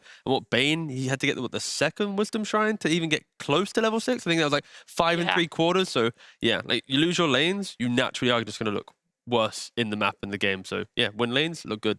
It also starts even before the creeps even spawns, you know? And it happens so frequently, I feel like. Tundra, they somehow just do this where they win the game before creep spawns. It feels like who died? TA died, and then the Bane had to run back to base, and again the Centaur is starting alone, and it's just a disaster all across the board. And the creeps haven't even spawned yet. Yep. And then, of course, then there's a slight support div on top of that. They're just going to run away with the game. And like we saw, it was the same thing yesterday, I think. They were dire. They played against the team. I can't remember the team, but, you know, they lost 2 Wisdom Runes, and then it was just, yeah. At least it didn't count towards Monster Hunt. When you die before the horn starts and the creep spawn, it doesn't count towards the Monster Hunt. So maybe that's what Shiro is doing. Oh, the Monster Hunt. Yeah, so if you're doing your hunt in the mini game, if you feed pre spawn, it doesn't actually count towards it. So maybe they're thinking about that. I didn't know that. Yeah. Well, today, and I've been doing a lot of monster hunting, and I did not know that. So you've killed the guy and not heard the da-da-da-da-da. To be fair, I don't really kill that many people before the horn, so... Hey, we're going to load up the Dota buff game right now, Gaina. Let's not do that one. We do have a little bit of time, though, and I don't want to beat a dead horse by any means. This was just one of those things that Tundra showed up. They're looking amazing. They're not completely done with their group stage right now. They do still have one more best of 1 later today, but they're secured. Locked into 1 best of 3 away from the grand finals in a couple of days, almost a week now, over in Chengdu. But right now, we're going to tune into what is happening over at Xtreme, because that series is way more important and enjoyable of what is happening. It's Falcons up against Yandex. And I thought it would be really fun if there's a team fight that breaks out, that Quinn could bring out his secret play-by-play ability. I will. Yeah, if I'm just waiting for the fight right now, and I can pull out the old Kid Kona cast. I'm trying to just watch right now and just. It's like 17,000 gold lead to Falcons. 20 odd minutes into the game. Is that 17? Yes, I believe it is. They're up a lot of gold, many golds. Many golds. Yes. I think if there's a fight, it is likely to be inside of Yandex's base. But for now, they're just huddling and waiting. We are potentially minutes away from locking in our other semi-finalist. That's true. We could be. Are you liking the Tiny though, T? I mean, In the 3 seconds we've been watching this game. to be fair, I did watch like the first 7 or 8 minutes, and Oh, yeah? it was pretty good, right? Tiny, of course, is able to make these early moves. So I'm a fan of Tiny, but they are just losing to Falcons, and it's kind of rough. But I would love to see more Tiny. I think Tiny has a place in the game. Yeah, I mean, I think I caught a glimpse of the early game in this game, and they also kind of got skill diffed in the safe lane, I think. Mm-hmm. I mean, Watson was very poor, the Doom was very rich, and you just see the pressure and the moves coming out. I think it's like it's a common trend for these like sort of lesser tier teams playing against the massive big dogs. Like the laning and their understanding of moves and heroes and like all these little early game mechanics, like you legit lose just off of that alone. Like if you could get to the mid game, I think these teams have a chance, but so many of them. But in the meantime, actually, we have a smoke coming into the triangle now. They're walking past the outpost. We see them, they're sniffing around. They're trying to find the Falcons. I think they smell a bird around there. Now, Kurtao on the ringmaster scooting away. He's trying to get away from that smoke. He feels it sort of in the air, moving around, percolating. Chicken comes up, and they might see that, might clue him in. Now, right now, Yandex is they're sniffing around in the dark. They can't really find too much. I think their smokes may have even broken. They may be giving up on this one. Watson, he wishes he had some gold from some heroes instead. Oh, a huge roll now from Maling. Turned it the other way. Getting on to Soxon with a big wheel behind him like he's in a circus because he is a ringmaster. But now the epicenter on the backlines. Spear as well. Krital's dead. Huge kill with the kisses going over the top. Glup, glup, glup. Now Watson, he's in the middle of it. I think he gets doomed. Can't get off the Omni Slash. It's absolutely enormous from Falcons. Shocker, they're winning a game against Yandex. Who would have ever expected? Now BKB in the middle. Big arena spear to the wall. Stuck like that. Oh my goodness, it's crazy damage going out everywhere. They're just trying to evacuate the premises. House is on fire. Call the cops, call the firefighters because it's an emergency. Yandex, they need some emergency medical services now. What are you doing here and not casting the game? Yeah, what are you doing? What? I feel like your talents are wasted. I had to mute my microphone because I was laughing that whole time. That was good. I'm glad that we got to witness one fight happening over there. I mean, I felt bad because we loaded up the replay. It's like Falcons in the farming stage of their normal gameplay. It's like, are we going to get a fight? Luckily, we did. We Thank did, you, and Quinn. we got Yeah. blessed with the Quinn Kekona cast. Thank goodness. And that's such a high note to lead us into our next series. That's going to be Yakult up against Xtreme Gaming.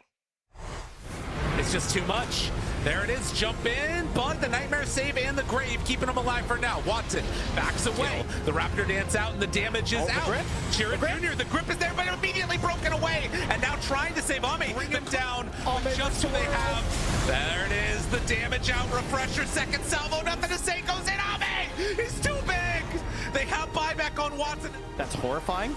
Got the juice, got him, jump in, Arena, saving him, no, it's not gonna be enough for the save! He gets brought down and no buyback. Zayat is gone. An important series for Yakult right now. If they get this loss here, or if it is a loss, I should say, then that's locking in the last chance qualifiers for themselves. If they get a win, then they keep the dreams and hopes of only having to play one best of 3 to make it to Chengdu alive. And it's not an easy one by any means, T, because Xtreme Gaming, whilst they are hit and miss every now and then, they can really show up. Yeah, I mean, yesterday against Yandex, they had such a stellar game, right? It was just what you want to see from XG. It's the late game. It's Ame, main character. I'm the carry. You know, I did grab a clip from it yesterday. It's a minute-long clip, so we are going to have to sit back and enjoy it. But it's like a Roshan fight and everything. But like when I think of XG, I want them to have this type of game every single time. And of course, that's going to be so difficult. But as you see here, they are going for the Roshan. And it's like at this stage of the game, it's Watson versus Ame. It's the Kez trying to kill everyone, whilst Terrorblade's also trying to kill everyone. But more importantly, it's the tail end of this clip where Ame, he doesn't even have meta, and he's gonna like 1v3 them and kill them. It was just such a, just a beautiful moment, and we haven't seen this too much from XG so far in the tournament. So getting a glimpse of it against Yandex made me pretty excited to see what they can do today. I mean, Ame is a really exciting player, honestly. There were so many times in Dota history where this guy was just like the big boss. Like he had this massive amount of aura, and I think whenever you get glimpses of that, it's super exciting. Yeah, I mean, it's coming up here where he's like, look at the minimap, right? There's no one here. He's just walking in by himself. Like he sees 3 heroes. If this is Nightfall, he's TPing back to the base already, right? He's not going to even entertain this engagement. But Ame without meta, with of course Sunder, look at him. I don't know. It's like moments like this where I think we all enjoy watching Ame play Dota. He Sundered three times in this clip.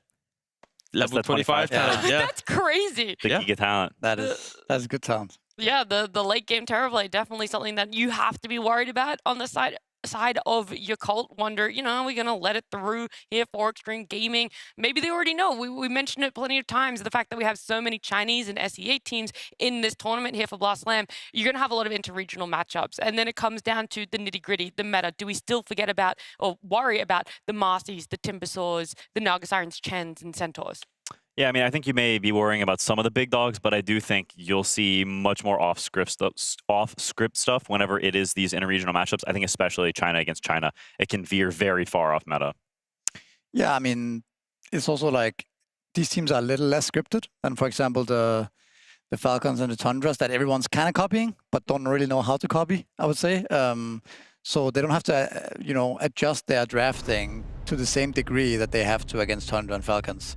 I mean, what are we on about, lads? Let's be honest. Baboka, what have you got in store for us today?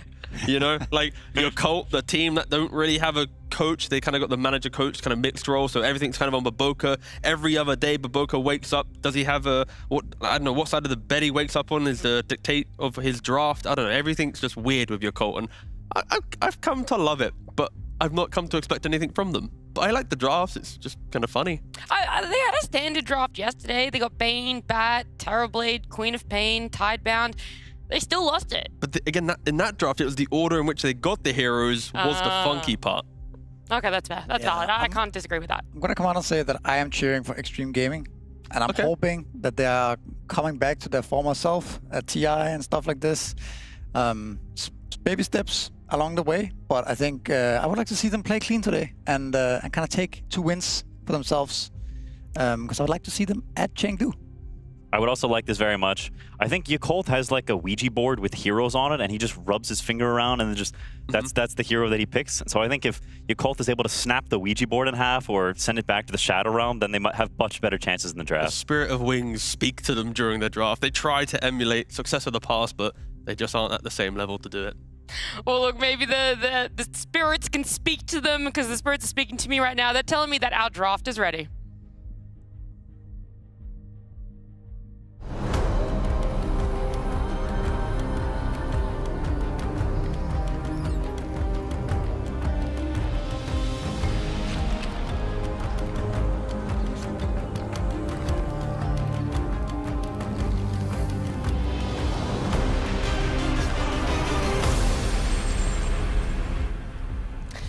Xtreme and Yakult, that's happening right now. But before we see any more developments in this draft, I do want to let everyone at home know, mute for 30 seconds if you don't want to have any spoilers, is that Falcons did just win against Yandex, which means we have locked in Tundra and Falcons as our 1-2 in the group stage. They're going to the semifinals. They're definitely going to be at Chengdu, and only one best of 3 away from a grand finals rematch on a Saturday.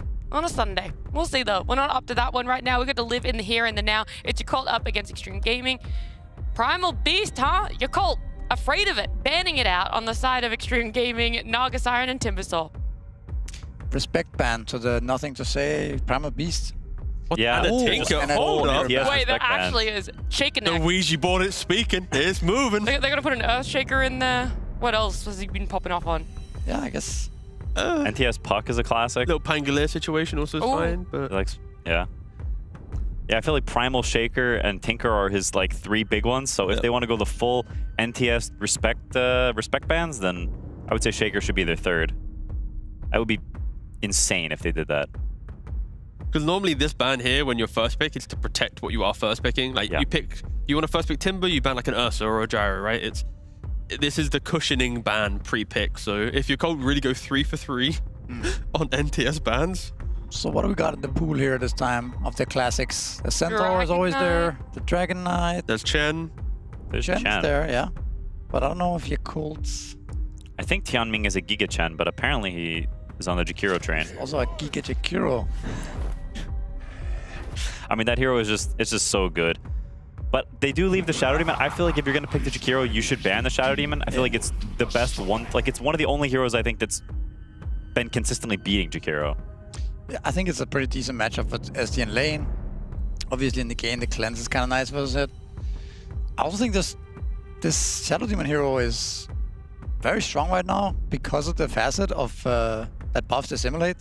I can't remember what it's called. Promulgate or something. Promulgate? Yeah. Promulgate? It just feels like you're putting an invisible blade mail on the target, and enemies don't really know what's going on, and they just kind of die. Yeah, the invisible aspect actually can't be underrated because the effect is really small. It doesn't really make a big noise. Hue, yeah. Like, and also the spell is kind of complicated, and when you read it, you don't really understand what it does at first glance. Yeah. And so I think people, like, you don't really feel, it's one of those heroes you don't really feel how much impact it's having unless you like look at the damage numbers or whatever in the fights, because it's just a weird spell. It is. It is, but it's like we talked about it yesterday as well. I think the fact that he's so much simpler to play, that you just max this second spell and keep 1 point in poison, it makes it somehow more appealing to me. You don't have to worry about your mana pool that much for this poison. You don't have to, I don't know, it just almost like plays itself. It's a very simple script. I think that matters quite a bit.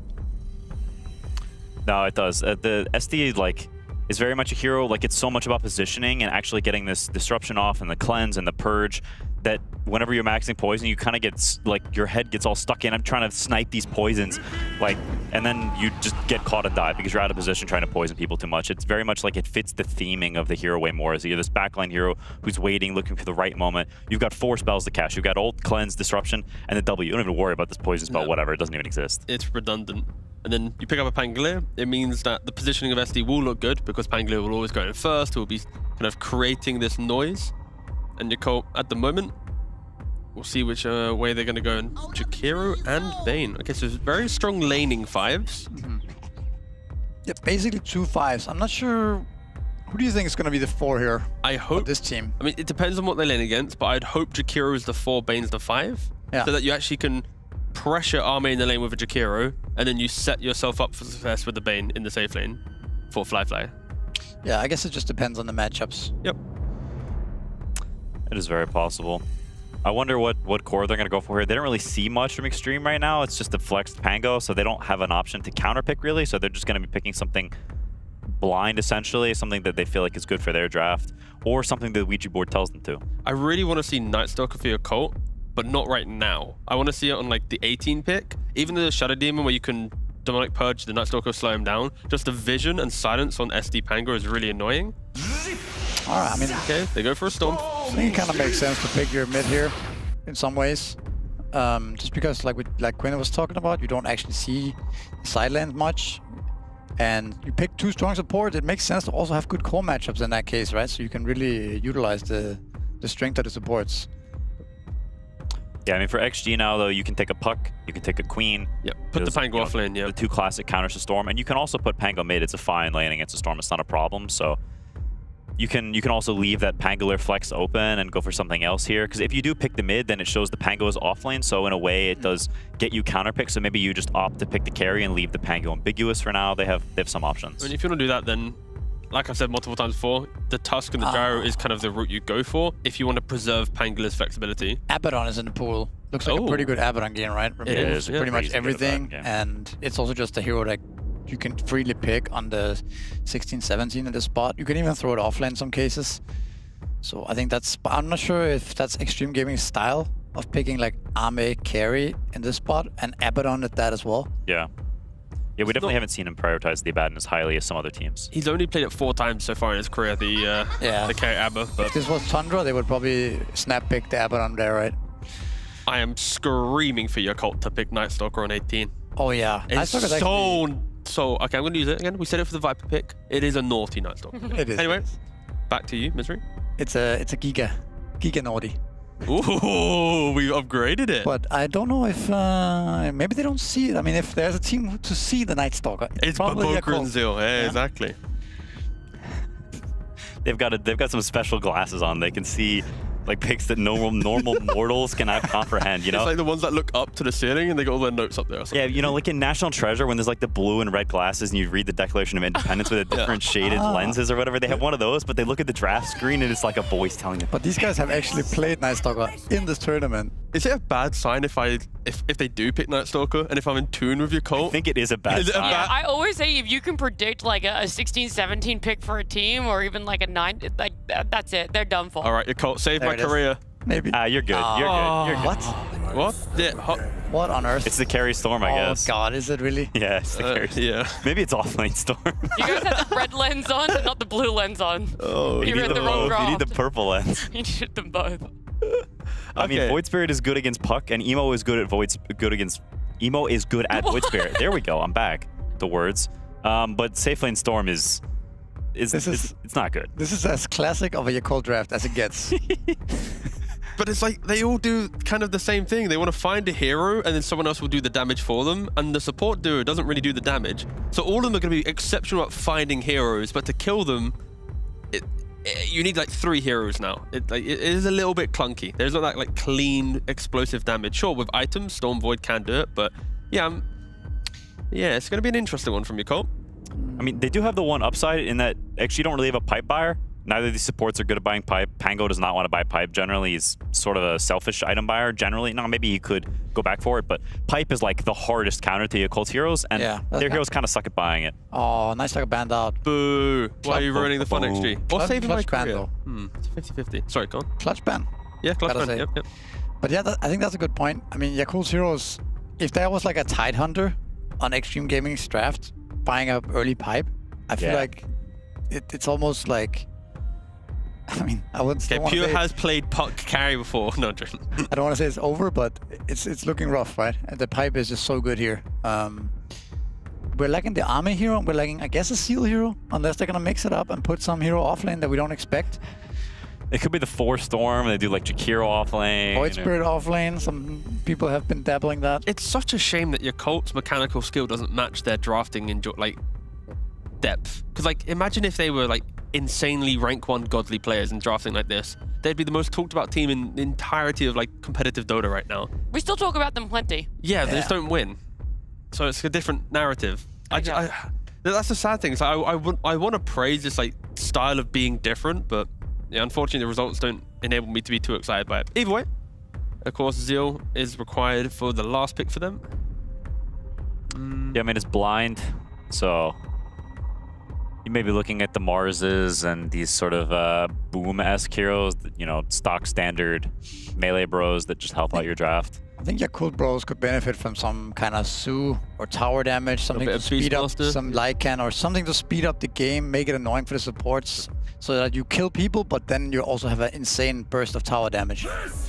Yeah, they go with the Mars, but I agree with you. I think your suggestion is better. Yeah, I'm not sold on this Mars at all. I think, again, like Xtreme Gaming gets some survivable items and maybe BKBs and stuff like this. This is no damage. Okay, they get the Abaddon. Okay. 24. That's an Abaddon game, my goodness. 5th time as well. So Arme hasn't really played it. It's got a 25% win rate on Abaddon. Hasn't really touched it at all, even though European players and teams have been constantly ramming it into drafts. So, but in regards to hero pools, like of course, it is a very good Abba game. You don't care about pretty much any of the initiations, the Storm carry.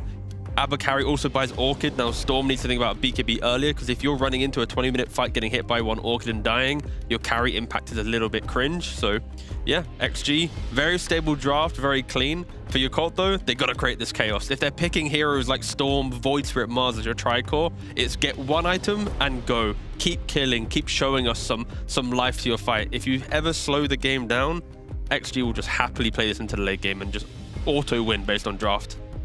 Yeah, I mean, Abaddon is in some ways the carry equivalent of this pipe here. You've got shielding, all this shielding on people, and you're this unkillable blob. And when you look at Yakult's draft, it's magic damage, magic damage, magic damage. Like, their heroes are very similar, and in terms of the damage they do, but also the ranges. None of them are super high damage. You don't have this mega DPS, and you're doing that against a save, against very slippery heroes. I'm gonna be straight up. XG's draft is horrendous, and they will need to play very, very well. XG's drafts are horrendous? Sorry, Yakult. Yakult's draft? Sorry, Yakult. XG's draft is good. Start again. Okay, start again. Run it back. Yakult's draft is bad. XG's draft is good. Oh, right, there we go. Okay. Thank you.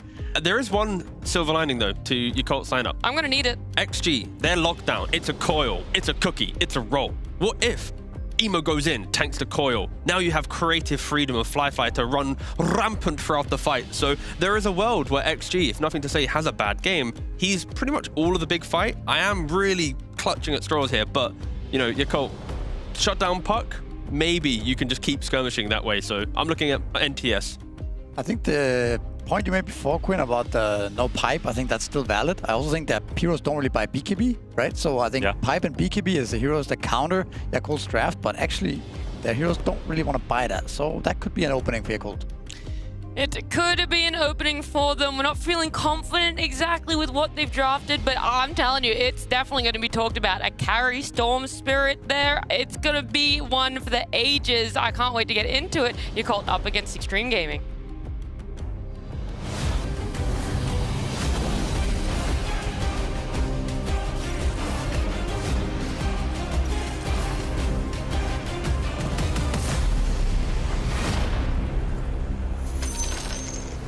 That is right, everybody. We're getting ready, off to the races. It's the intra-regional matchup.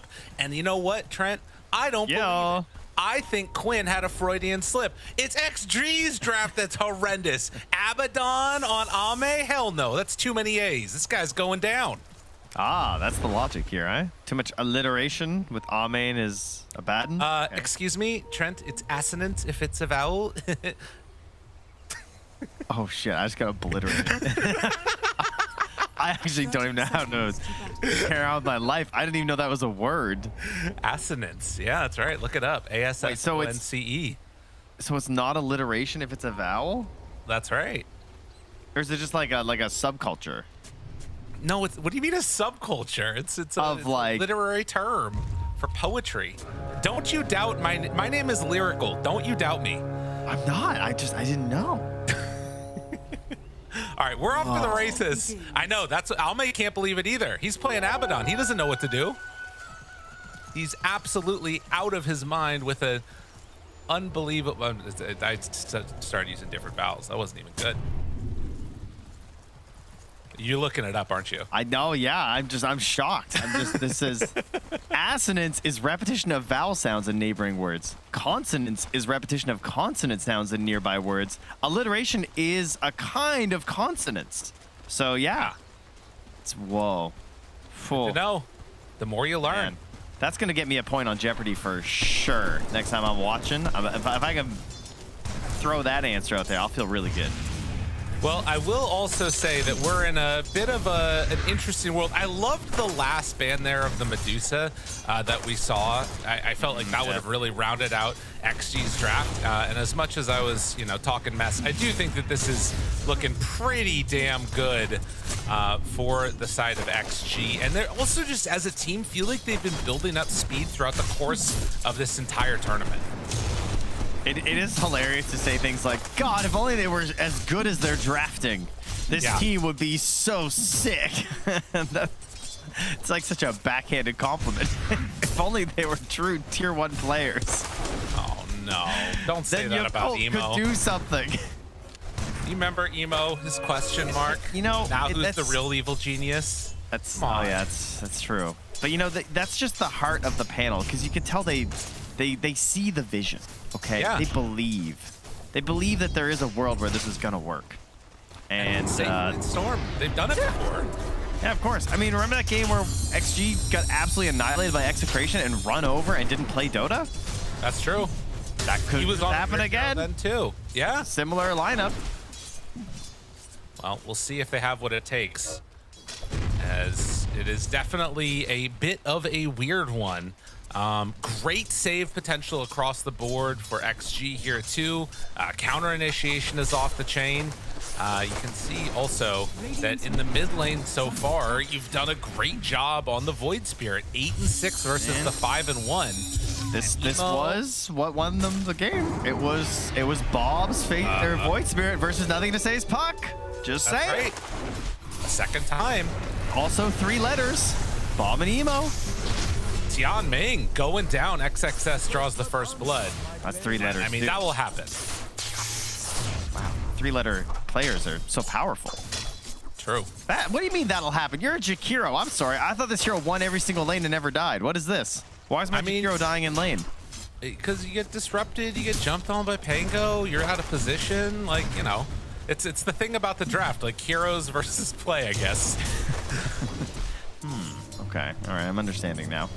Oh, Baboka not able to get to Ame. Very frustrated there, I'm sure.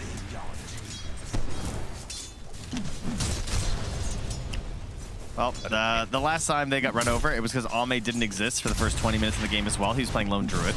So, Abba, fairly similar, honestly. I think it's way back. My goodness. Not going for the spear as of yet. Now he throws it out.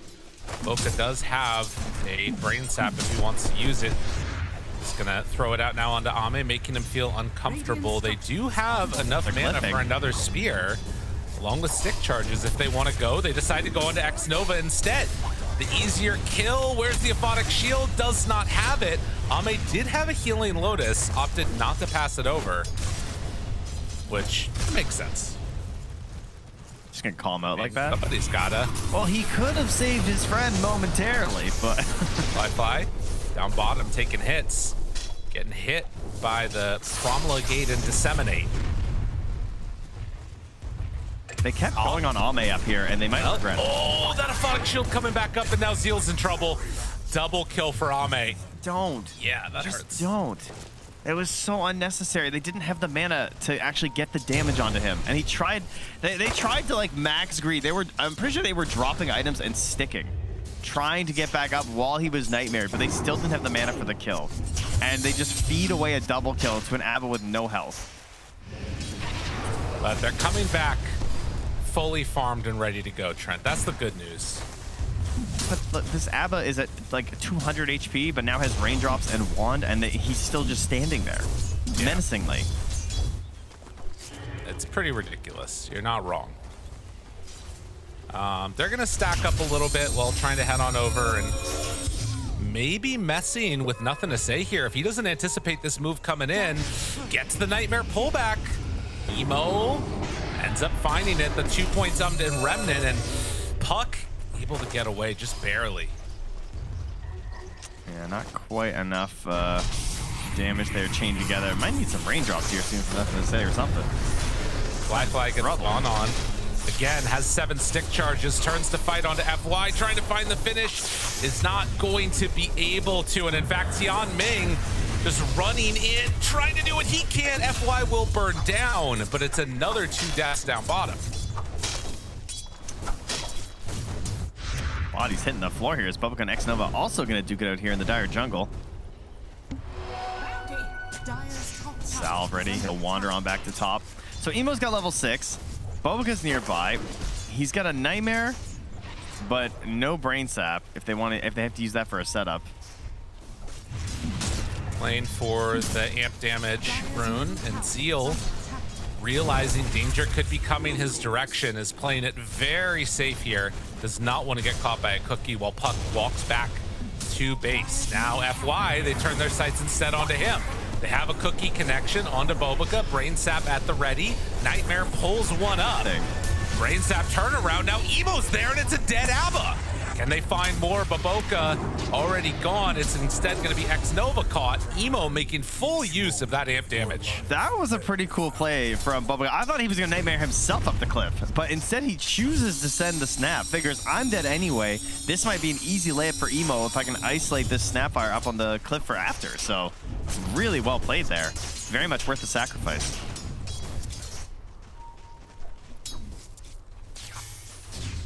At the 7-minute mark, XXS is heading over for the shrine, and a little bit late is the Nightmare from Baboka. That's disappointing. So they will not be able to catch him. Maybe. Veins have been pretty notorious for this. Are they going to try and go for this? They do not have any points in Electric Vortex, and XXS does have 6. Fly pushed down to the low ground. No, he's in trouble. Oh, Fly. Yep, the rundown. I think it's coming in a moment. Oh, he thought he went over to the other side. Now drops the Remnant. XXS actually might be dead here. Yeah. Oh my gosh, Fly. He outplayed the crap out of him. That was so sick. He made some really good choice there to not get punched down, because I think a lot of people would have went for the go down into the water there, but Yeah. I think his angling was better on the bounces. So good decision from Fly. Man. And Emo jumping in mid here forces the phase shift, and he's got no orb, but now it's back. Nothing to say. He's just hopping all over. 8-minute rune. It is top. Bad news there. For nothing to say, really could have used that one. I mean, and now they're up onto Ame. Okay, Zeal. You didn't have mana for your arena. That. Don't worry. Nobody saw. It's okay. It's fine. You'll get him next time. He is Not an important kill. Yeah. Is under He would have lived. Emo. About to get coiled. Comes back up.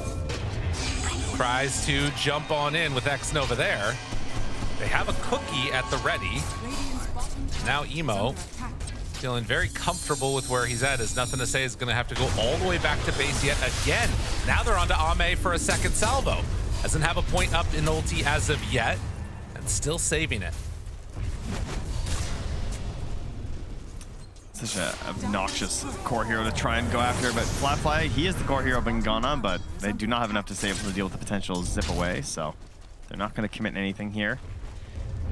I would be worried about a Pango rotation in as well up top, although Pango is the best fighting around that Going on. 1 tower. Radiant's Going on Storm again, maybe? Fly. Tries to zip away. And it looks like they're actually going to be able to keep him alive for now. Weird moment. Emo also leaves mid lane to go up towards top to try and mess around a little bit with Ame, but Ame's out of there. I mean, so far, I'm really liking what I'm seeing from Yakult Pros. I feel like they're getting everything that they want out of this. Yeah, they have the goal that you're going to need to hit that timing, where everyone just wants to fight together, and they're going to start a battle at bottom. Emo hunting. FY there. Found him. Pulls him back in. Now the jump comes. Oh, Fly is dead. FY tries to get out. Will end up falling to Baboka. The roll continues. Tianming throws out that ice path. Ends up dying for his trouble. They don't have that much more. Zeal comes in. They're going to go on a puck now. Hypnotized. Low. Nothing to say. Almost dead. Gone. Emo living just barely there. Goes back forward with the resonant pulse. And now Zeal cleans up X-Nova. XXS, he is a rather tanky hero to get shield crash and a healing lotus. He's going to walk away. Oh, he got so much of that fight on the Pango, but in the end, it is a Radiant win. 3 for 2. And Flyfly got exploded by XXS. He just got jumped on before he could really do too much in that engagement. Such a bad place to fight against the Pango. So many good angles that he can crash into in that area. And But again, what was the recipe for winning this game? Shut down the puck. It's happening so far. Yeah, he's lowest on the cores. I mean, to be fair, Flatfly also not doing too great on the Storm, so he chases after Ame here. Now the point for the ulti is at least forced out. He has a lot of mana on Flyfly. I think he gets him here. Ame in trouble. Ame going down. By the skin of his teeth, Flyfly is going to live through that. That's such a sick play, man. You need that in this game. That is the kind of play that wins this game. Emo regeneration rune not going to be enough to keep them alive through the kisses. But yeah, you really need that kill. Yeah, unfortunately they have Snap Puck. And that is just like, that's a free square in bingo right there. Like Coil plus kisses is dead heroes. And some injected life into nothing to say there. XXS does have, I think, the full Diffusal Blade coming out. So some timing's being hit for the side of Xtreme. Our S-tier gamer. They're back. A chance for a kill. A second death for Ame. Back to back. It's his third overall for the game as Baboka tries to back away. They've got Swashbuckle with, not actually full Diffusal. I was wrong. It was being delivered. It hadn't come all the way to him yet, but it won't matter. They'll still get the kill onto Bane now. Zeal, no more arena. That feels like this is the fight that XG want to take, and it is going to be another kill, that time Tianming. Yeah, trading the supports for Ame. Not terrible as long as Flatfly and Emo are both hitting creeps right now. It's probably going to end up just kind of being a wash, honestly. Does mean a lot more gold being pumped into XXS, who's already top of the board. And like you said, just had the Diffusal delivered and yet is at 750 gold. Yeah. And that's the type of hero that can like really mess things up. A stray Rolling Thunder in. Ame somehow still getting hit as he comes into the mid lane halfway to a Radiance. bottom tower has fallen. But that timing that's coming out from XG when he has that item and starts to become that like big and dominable hero, it's gonna be hard for Yakult Bros to deal with. Doesn't the mind just kind of boggle that Pango's like still here, guys? Like we put the Swash down to 3 strikes. What are we gonna do to this guy? I thought that was gonna be murder on this hero. I was like, oh, that's really gonna hurt the defusal timing. It's gonna be so much sadder. But no, he's still doing it. He still looks pretty crazy. Emo coil. Can they get there to save him with the nightmare? No. It's gonna be a dead Emo. This is why I always call this the fake counter. I mean, I know, it's because some stuff in the lane and blah blah blah. But man, like you get coiled, you just die. Yeah. You know, as long as you've got the damage to go with it, it's just such a sad display. And there isn't an easy answer to it, really, for Void Spirit. Like, No. can't find BKB. Yeah, you buy Yules, you're gonna be sad. Like, you need the eggs to actually have a good game. Run Baboka. Or run in Baboka. That's the real key. The nightmare lands. Ame. Oh, they pass it over. Good play there by Xnova. That keeps Ame alive. Although, will it for long? Spear back. Never mind. They got him caught. They have the grip if they need it. Would love to be able to hang on without that. Oh God. All right, they use the grip after. It's fine. It's fine. Don't worry. How did that even happen? It's okay, Zeal. It's the soul ring again. He keeps being low mana. Like he's missing his his in sequence thing, and it's messing him up. Yeah.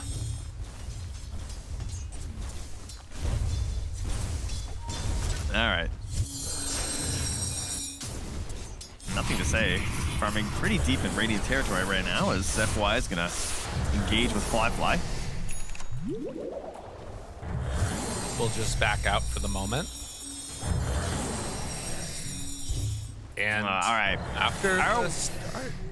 Are we fast enough? That's what I was gonna say. Like, I mean, we got our Yules right now on the Mars. We have our Yasha Kaya on the Storm. Void Spirit is trying to get towards the Shard because Axe takes a while. So like Ogre, Axe plus Shard's kind of cool with the Urn. Have they gotten enough to the point where they can win like 3 fights before this Radiance is up? I feel like that's kind of the requirement to win this game. Yeah. Well, and I think, yeah, it's like a matter of just staying ahead, and are they going to have the items they need to like win that fight and keep winning fights going forward? Because the timing is going to be so nuts from XG, and well, it's feeling close. It's feeling on the edge. Like XG is kind of, we know that they're not trying to like take big engagements right now or take fights, and we're not seeing pickoff after pickoff after pickoff coming in. Yeah, and I worry that as long as XXS is ready, they cannot win a fight. Like, yeah. He really needs to be a prime target that they're planning on dealing with here, and I guess that comes down to Boboka, right? Like, he might just have to hold the grip for him. Ooh, and there it is again. A second salvo of this. Boboka, nightmare to try and keep him alive. Can't get out. Oh, and the grip immediately was so close to being up if they wanted to try and turn it, but there's no chance. He's got that shard though, so yeah, he's got that going for him. I mean, it's something. Yeah, I'm feeling more and more concerned as time goes on about this game and how it's looking for Yakult Bros. A chance the Yules is there. Ice path down. They have a grip if they want to use it from Baboka. They find it now onto XXS. This would be a really big kill. He still gets stunned. The disruption, no!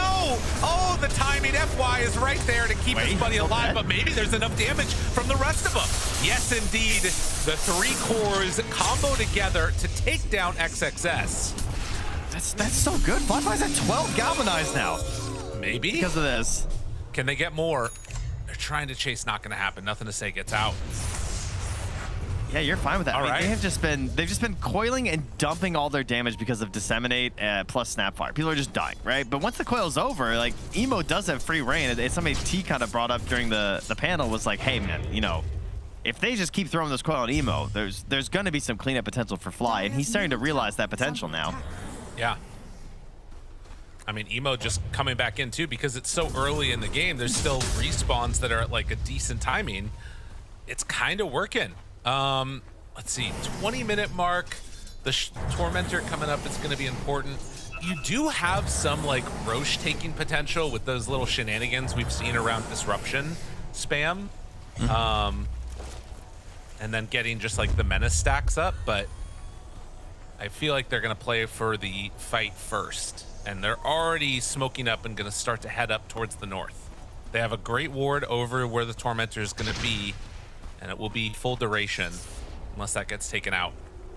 I feel like they're going to coil one of the 2 spirits and dump all their spells on him. What do you think? I think you're right. Oh, I think Whoa. Boboka's going to tank it. Baboka, smoke broken, runs away, TP's out. Get out of there, Tianming. It's time to run. He TP's away, and they get out of trouble. Crazy live, honestly. Yeah. Radiant's top tower. I mean, that entire time you're farming on 2 spirits. You know, you're getting towards a pipe on Zeal. Not often that you see pipe on Mars, but Zeal knows what he needs to do this game. He needs it so bad. He's like, I need to just protect whoever gets coiled. Yeah. Understandable. Radiant's top tower is under attack. And I'm going to say it. Dire's bottom Ame, tower is under attack. not doing great this game. Yeah, I feel like he's a decent amount of freedom, but I mean, I guess it's starting to accelerate, right? Like he only recently got the Radiance, but then you just watch 3 creeps die next. Oh, he got one of them. Okay, there we go. I think it's the last 2. It's fine. Okay, it's okay. All right, are they going to come and contest for the Tormentor? Are scanning. I actually see a world where they just keep farming and try and get their items, because I think that they're too far away from a couple of these clutch ones, like Aghanim Scepter for Emo, BKB for Storm, Pipe just a little ways away. If you take this fight and you lose it, it feels so bad. yeah, but if they're also noticing Abba, like Abba's not insane, like he can't force a commitment, you know? So if they could, he doesn't have the Manta either, his damage isn't that ridiculous. I feel like you could fight this.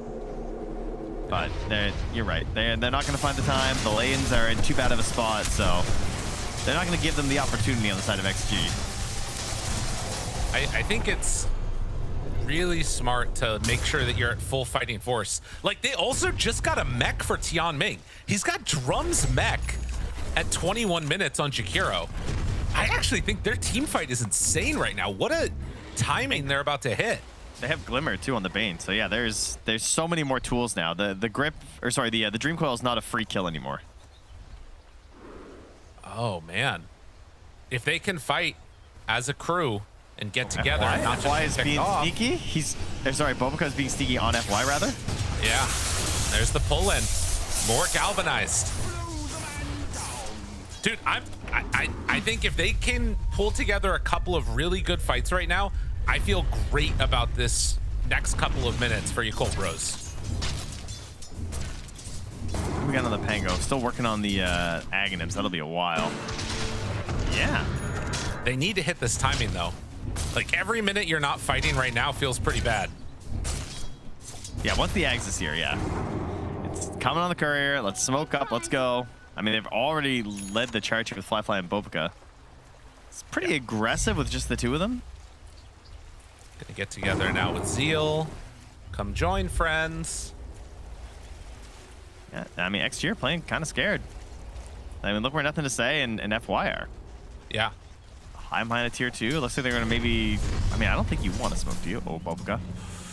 Boboka. Oh, we got him! Oh! What?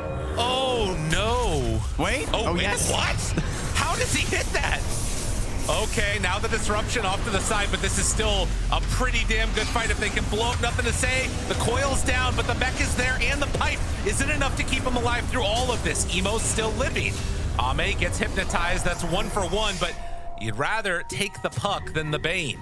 They didn't get the ulti popped on Ame yet, so he's still going forward here. Regen rune for Flyfly. Hello. Oh, get the hell out of there, XG. Do you not want to be here anymore? The ulti about to be popped.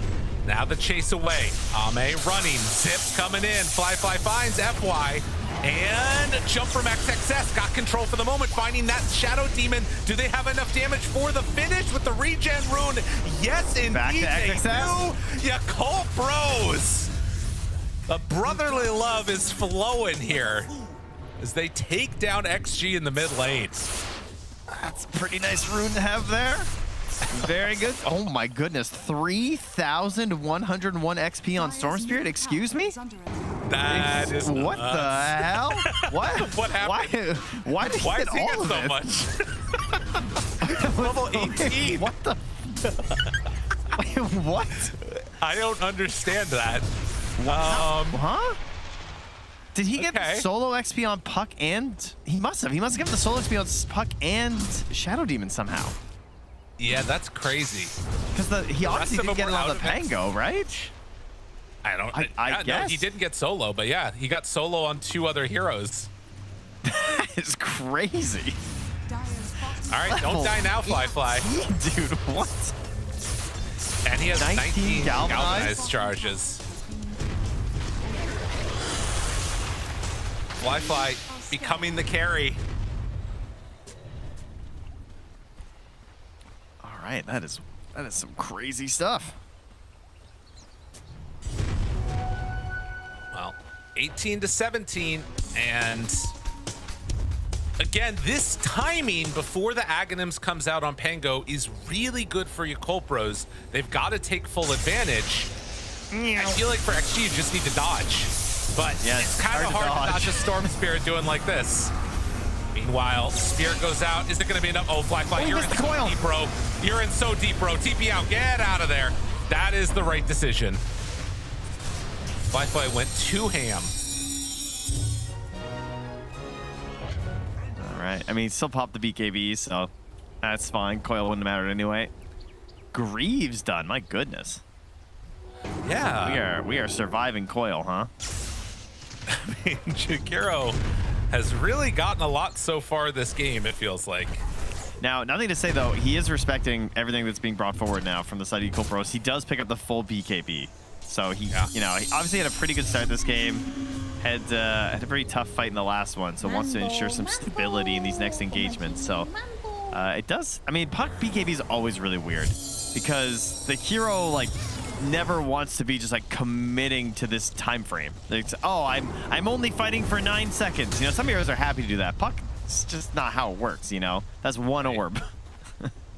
Yeah, and also like it leaves you not really scaling in damage in a good way. It feels like. Yeah. So Void Spirit. It turns into just like I can only use it if I get silenced by Void Spirit, but then I have to watch for everything else on my next fight, and I'm not gonna have any other secondary option here. Smoke on smoke. The Manta is done along with Blink Dagger on Abba. He'll have a lot of freedom in this fight. We're 150 gold away roughly from Aghanims on Pango. Are you serious? XXS, go sell your bracer. You would have had it. Oh. scanning. Thinking about a jump. There it is. Silence now onto Emo. Emo fine for now. They get Ame control. Ice path down, trying to find the backlines. They take away the Mortimer's Kisses. Emo living for now and able to get the jump away. Now the grip onto Puck. The fall of Fly. They've managed to take him down too. As FY hoping to escape. Emo got out of trouble. They find X-Nova, gonna get that kill. This is another huge fight win for Yakult. A triple kill for Fly. Come on in. He's got more. The water is nice and warm. He goes in, takes down XXS, now finding Ame. A couple more he's got punches. flank. He didn't even use his BKB this fight. Are you kidding me? Oh, the X-Wrath. They bring him on back in, and the beatdown continues. Hypnotize, killed. 5 dead for 1. The timing there, too, to ensure he doesn't even get his cheesy blink away with the ulti. That fight, I mean, it's just so well set up. No chance to use the BKB for nothing to say. He ends up dying. He gets gripped.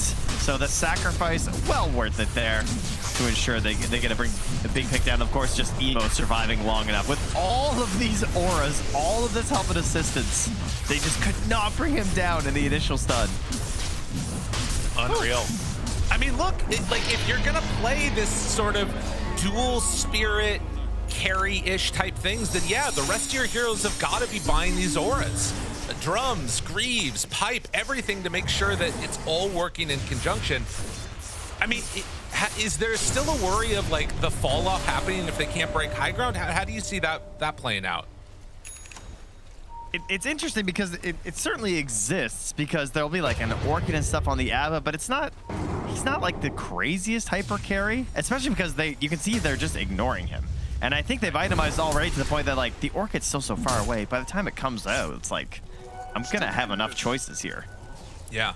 Like, we'll probably have a Lotus at some point here as well, maybe from the Mars or even one of the supports at this rate. Like, you know? Yeah, so I don't think he's even have to rely on the BKB really just to deal with that one issue.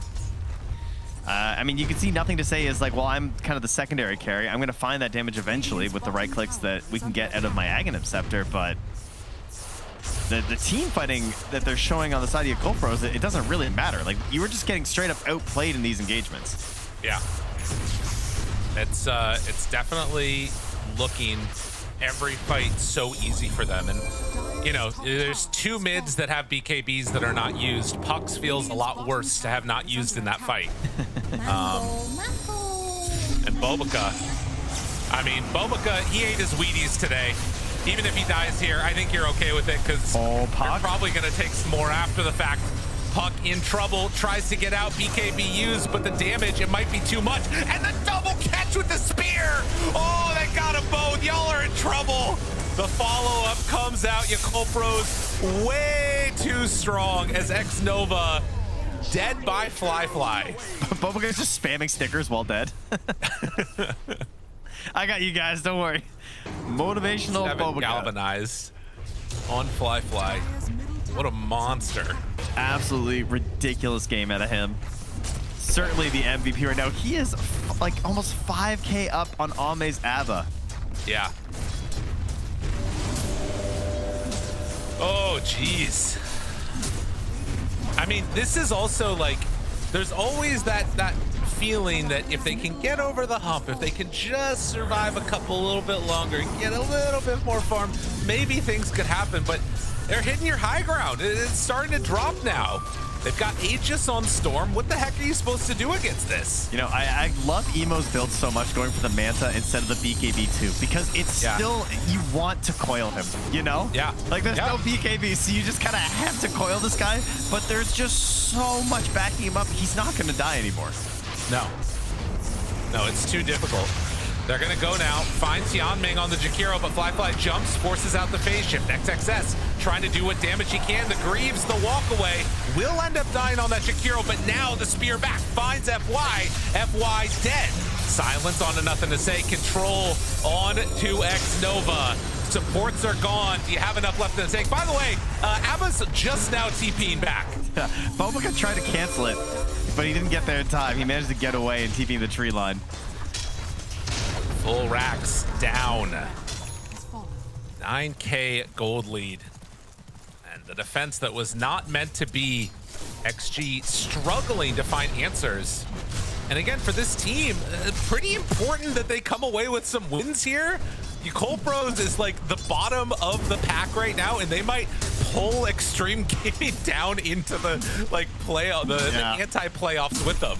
This is some real Balrog Gandalf energy right now. It's like the whip is coming back up from Yakult Pros to bring their good friends XG down to the first round. They don't want them escaping out of here.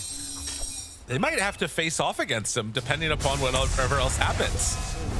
Obviously, Tidebound, another one of those teams in Execration that are right on the verge of being dropped down. And Tormentor, get it for Bobica, who is queuing up the Lotus. Yep. Dude, Bane is so good. Why is not everybody picking Bane, honestly? Because we had games where Grip got used once the entire game. That's true. Yeah, you know, if there's too many disables or it's such a short cast range without the Aether Lens, you have to really abuse vision. Like he looks simple, but he takes a lot to be fully realized. Yeah, that's the main Bane problem, I would say. And I guess they do have like 2 separate ways to deal with it in this game. You got Aphotic Shield, you have Disruption. It just feels like he's not needing the Grip to find kills because of how good of a team fighter Void Spirit and Storm Spirit are together. Yeah, he's also been layering it the arena a couple times. Okay, well, yeah, doesn't help if Storm Spirit's not there. You know, nothing to say. He's looking. He's like, fly, you fool! Go back to the shadow. That's good. Dude, we were talking about those movies are great, And I can't, there's a whole generation that, you know, they wouldn't get the reference. It's so sad. God, I need to stop yelling at clouds. Yeah, you really do. I mean, I already dealt with Bingo Night 6-7, man. You gotta let it go, all right? All right, fair enough. Let the kids have fun. Fly stepping on over, takes over the Watcher, checking things out with his gem, because Fly has no worries right now with BKB and a sheep stick completed. This is the most farmed Storm Spirit that I've seen in a long time. And it's so much damage with Plasma too. He's got 210 int right now. You think Puck with the Plasma is kind of scary? Like, Puck's hitting multiple people. That is really cool. But Storm, he's like picking that target and he's gonna stick on you like some glue. He'll kill you too. It's gonna happen very rapidly. So waiting most likely for that next Aegis. But in the meantime, you have a Storm Spirit with 30 galvanized, taking away every ward that you got. And a scan. He might zip from there. He doesn't care. Oh my God, he's gonna do it. Fly. This guy's crazy. Does he find him? The Hex. Oh no, he missed. Yeah, you gotta run. What's his region at right now? 47. Yeah. Okay, wait, does he get nothing to say, do you think? Oh, he's gonna try. Oh, Emo might get him. What? Oh, they're just trying to set up on this. Ooh, this could be real bad here in a moment. If XG stick around, Emo with the invis. They're sending over the courier. Smoke comes out. All right, they're not trying to fight that. They're smoking to get away.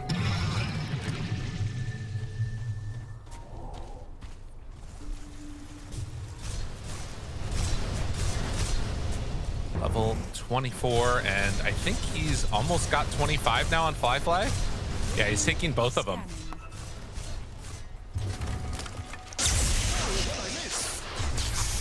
We'll see if he takes the overload bounce. That makes sense. Oh yeah. Does have the shard too.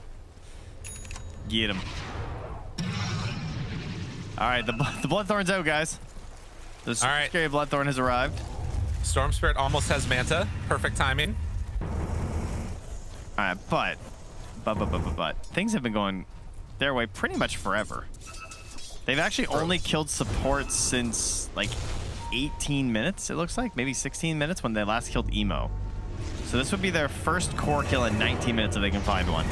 Emo gets Not a great silence start. and the jump in onto him. Disruption from FY trying to save a life. Nothing to say, gets the BKB out. XXS rolling back and forth. They don't have a good target. Fly is low on mana, but they kill the puck. And now the arena is down. Ame trying to get away. FY in trouble. FY dead. Xnova up on the high ground trying to keep Ame alive. Well, shows his positioning, and then immediately Fly is on top of him.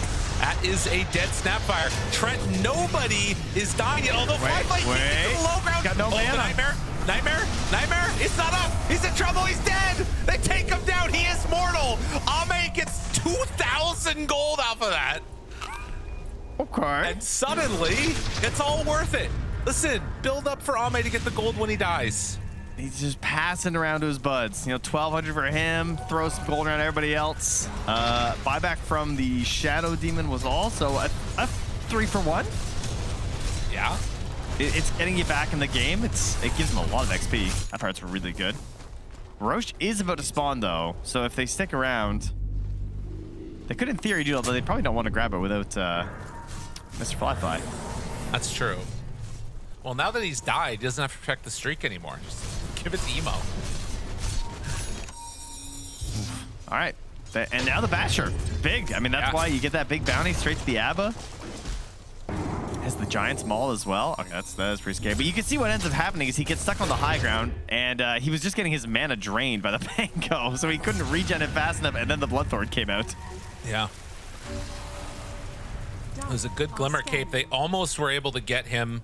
Nightmare walking down to the low ground, but couldn't quite connect on it as those still off cooldown. So a Macro Pyre on the wave, nothing to say, and Ame chasing, wanting to find a pick-off before they go in for the pit, but that is gonna mean they lose out on some value here. Jump in. Onto the Mars. Ice Path misses Ame. Emo caught for the moment. Zeal trying to walk away from this. Emo jumps onto nothing to save, forces out the BKB. This is looking good for XG. Tries to Nightmare dodge. A lot of damage coming back his way, though. The Hex comes out. They miss on the disruption. FY not able to keep his puck alive. Ends up catching Emo instead, and now Ame, in kind of no man's land, is going to back out with the rest of the squad that's alive. They're trying to ignore Ame as much as they can. Just focus the targets around him. And unfortunately, FY just a little bit too late there on the save.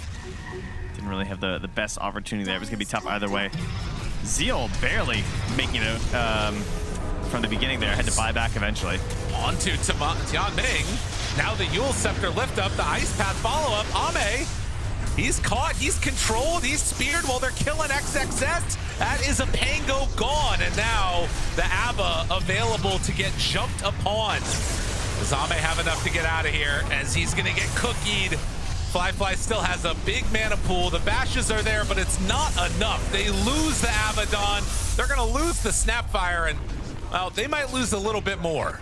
Dire's middle tower. I think it does speak to what the panel was worried about, though. When you see fights like this and you kind of see like that one just kill on Fly and you start to see like the cracks, you know? Yeah.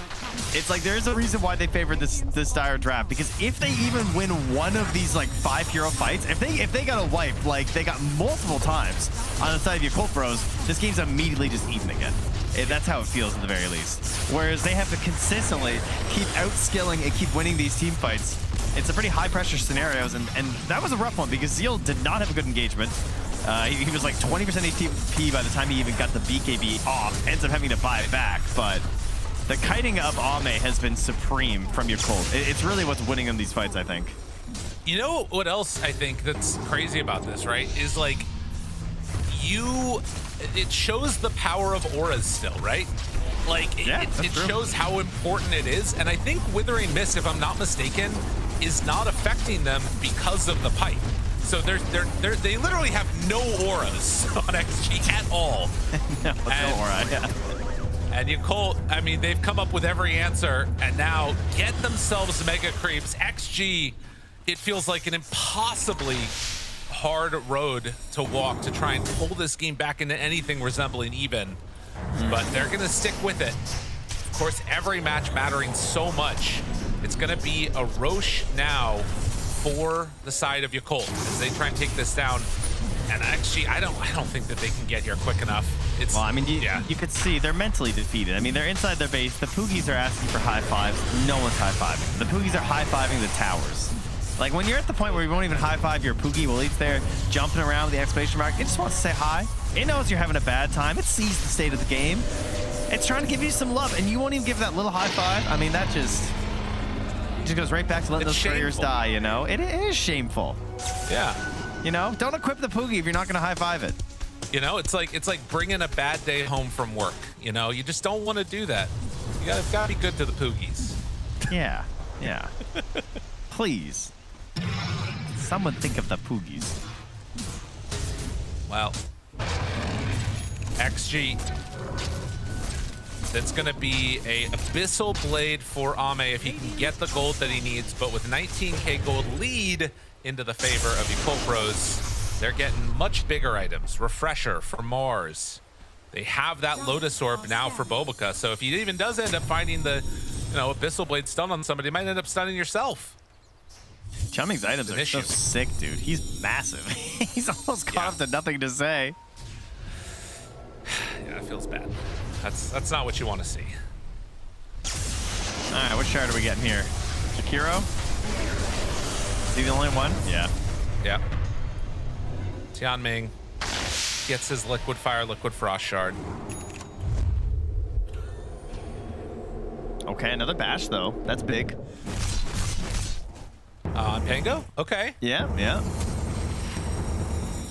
Signs of life. Well, in the basher. No, I don't know if I go that far. Well, Ame actually decides he's queuing up both the Swift Blink and the Abyssal Blade. Dealer's choice, we'll see. This is going to be annoying to contend with. as Emo, Fly ready to jump if they spot one. XXS, good blink away. They spotted him and were able to get out of trouble. Now a disruption. Connects onto Fly, not FY.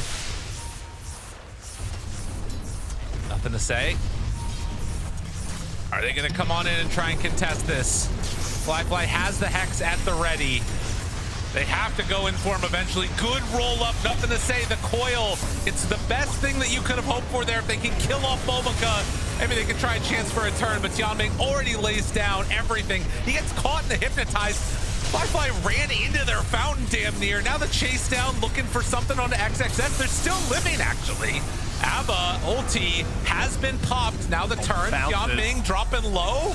They lose another. Fly is low, but not dead as of yet. He doesn't have the mana to go back into this yet, but now Ame going to fall. They're gonna lose nothing to stay. There is a buyback, but it's going to be needed from the puck as well, as the creeps are on the throne. Buildings already taken out.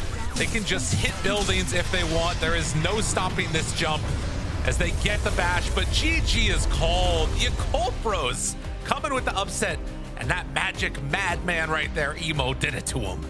When you got the skill to back up the draft. Magic. True magic here from Yakult Bros. Get back down here into the dirt with us. Come to the bottom of the table, XG. You know it's comfy down here. Come on in. Really impressive stuff across the board. That's what you want to see from a team right on the edge of being dropped down to that lower bracket as we head back to the panel where they're good enough to back up the draft. You know, I would love to hype up my panelists. I would love to say they saw this coming. They knew how amazing Yakult were going to fight. But only T believed. What the fuck is going on, Quinn and Misery? Come on, guys. What the hell, man? I'm talking about the draft, okay? I'm not a seer. I couldn't see the game. And they played their heroes better than their heroes were. So kudos to them for making it work. I mean, Yakult's like, I don't know even how to describe it, but some days they can do it, some days they don't. And today was clearly a day they do. So good job, Yakult. You beat XG. There's something about, like, when this team is under no pressure, they just perform a little bit better. Like the very beginning. Wait, no. This is not no pressure, though. Remember, if they lost this, it's guaranteed last chance qualifies. The fact that they won this, it means that we get to go to tiebreakers and all that sort of stuff. Yeah, but it's only one best of three. I guess, but I don't think they consider that. All right, they're not doing the numbers. That's towards the end of the group stage. Okay. They know that their back is still against the wall. That is true. My point anyway was going to be like, they win a lot of the beginning of the tournament when the tournament is just starting, you know, everything is fresh, and then towards the end, they squeeze a win like this and look pretty impressive. And I mean, in terms of draft, I feel like now that we saw the game play out, I think Xtreme Gaming's draft looks a bit underwhelming, right? They don't really have a lot of damage, right? One pipe on Mars, and suddenly it's quite hard for them to kill any heroes. And yeah, the Storm carry, it looked pretty legit this game. Storm carry looked great, but I want to focus on the Bane just very quickly before we dive into that Storm a little bit more, because this is kind of the coin flip of a Bane. We saw it in the last game with Tidebound, where level 7 at, like, you know, what, minute 20 it felt like. This time around, you get an early Nightmare, an early Fiend's Grip, all that sort of stuff. Everything is looking good for you. It feels like you're able to catch these slippery heroes. The puck feels like he's not able to do what his toolkit is entitling him to. Yeah, I mean, they have pretty good heroes against the puck. I think XG, that is the one hero that I think they got a little bit too big for their britches. They're like, oh, it's Storm, we pick puck. But to be honest, it's not that good against the rest of the heroes besides the Storm, and it is also a bit weird with XG's heroes. I think the synergy between them is a bit strange. You know, I still believe in the fact that I think Yakult's heroes are absurdly bizarre and have a lot of issues with them. But I do think, like Misery mentioned, the pipe on Mars was a really great adjustment. It's not something you normally see in the hero, but they were very clearly like thinking in the moment and actually like they were playing well. You could see the cohesion between them. It felt like they were a team this game, whereas I think in a lot of other games, I don't know what it feels like. Yeah, I mean, I think we can see that as well around that kind of 20-minute mark, right? Where Yakult, they identify that kill puck and the game is going to be on their side, because when you have no coil, there's no big fight. And I think XG did look lost a couple times, because you see here, puck's already dead. And I don't really know why XG, in an even net worth, where sure, Fly is up top on the net worth, why they're still walking down the lane. If they just disengage, walk back away from Yakult, you know, they could have maybe, you know, continued stabilizing the game. But it's the moves like this in the mid game from XG where it felt so forced. So even though, yes, Yakult had a slightly weirder draft having the Storm carry, the Void Spirit mid. They kept looking for the kills, and they kept punishing XG, where XG, it felt like they weren't playing with respect. Because against other teams, Army's not randomly walking down the lane there when his puck's dead and just giving away more kills. So XG just looked weird, and Yakult capitalized on it. I mean, this clip also showed how disjointed they were, right? Like Abaddon was already running away. SD gets jumped. Pangula jumps in. Abaddon runs away. You know, everybody's on different pages on what we're supposed to do in that situation. He was also like 100 gold away from Manta on the Abra as well. So they actually had an item timing to maybe play on. So yeah, as much as it's great to praise Yakult, XG kind of went back to some previous form in the group stage where they didn't look too good in this game. And maybe putting Army on an ABBA is maybe one of those things. He's only played it 4 times competitively. That, yeah. 25% win rate. Now he's got 5 losses and 4 losses, 1 win. I don't know, whatever. That's number. That's it. Because 20% win rate. Yeah. Oh, I struggled so hard. God, that was awful. Anyway, back to you, Nat. That was rough. Well, with the Storm Spirit carry, you know, it's one of those things that you're not normally finding these backline jumpers in your carry. That comes from the mid lane, and it's still going to happen with Void. But I just really liked seeing the carry Storm so much here and still just going for those supports. He's like, yes, whilst I need to carry this game and I could be that traditional way of fighting, with the Storms where it's still just, we take out the back line and then all of a sudden everything for XG just crumbles. Yeah, it's a very unorthodox way of playing. I think it's very much just something that they like playing. They think is fun. You see Fly playing it in pubs. And I think, sort of related to that is, I think this is very much a game of comfort versus not comfort, right? You talked about Ame. He's very clearly not comfortable in this bad. The way he died just soloed this Storm top was incredibly weird. And just like little tiny mistakes across the game. Whereas Emo, Void Spirit's one of his best heroes. Fly, he spams this Storm carry. He loves it. Zeal, he's Grandmaster Mars. Like, you see it across the board. I feel like a lot of this game is comfort versus non-comfort. Even while Nothing to Say is a great puck player generally, this game he looked super out of place, lane very sus, and just generally he was like 6 and 8 or something at the end of the game. Like, really bizarre scoreline and not like standard for him. And so I think, Yakult just looked chilling. They were vibing. They were kind of playing the game, and XG were not. Yeah, we can see 2 other teams that are vibing right now. It's Tundra and Falcons as they're sitting nice and pretty in 1 and 2 at the top of our standings.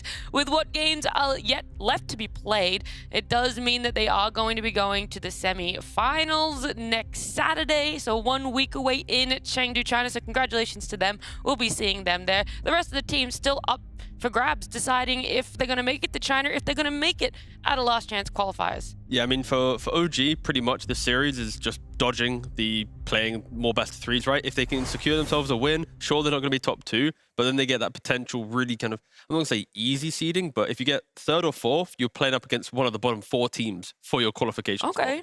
If you get 6th through to 8th or 5th through to 8th, then you're playing kind of each other. So I think for OG, trying to get 3rd place, that was really, really good. Because then you might play up against like a Tearlaments or an out of shape Na'Vi or something, right? Like, it's pretty important for OG still. Okay, so it's very important for OG, maybe not so much for Tundra, but either way, we are going to get to see those 2 teams. It's OG and Tundra.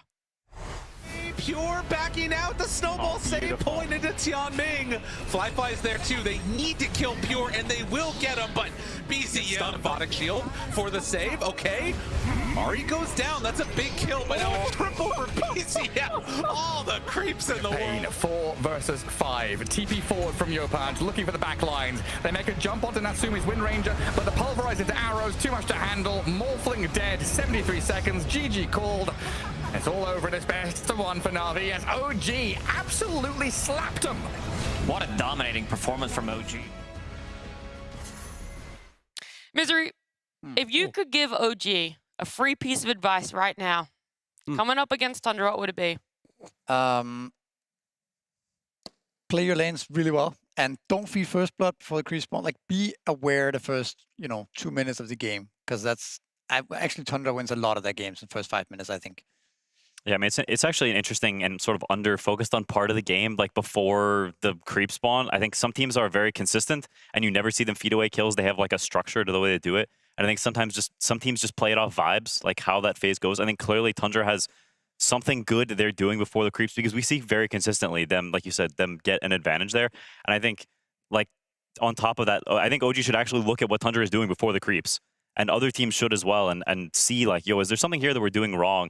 you know, we would have, you know, periods of time where we'd be feeding a lot before runes, and we go and watch the replays and be like, okay, this is what we're going to do every game without fail. We're going to smoke, we're going to stand here, we're going to get these 2 runes, and we're going to go to lanes. Yeah, I mean, I think the standard, just press smoke and place 2 wards and sit in position. So if you get smoked on, you're ready, you know? Yeah, you're standing as 5. Either as 5 or make sure you're in a position where you break the smoke so that you can run away, right?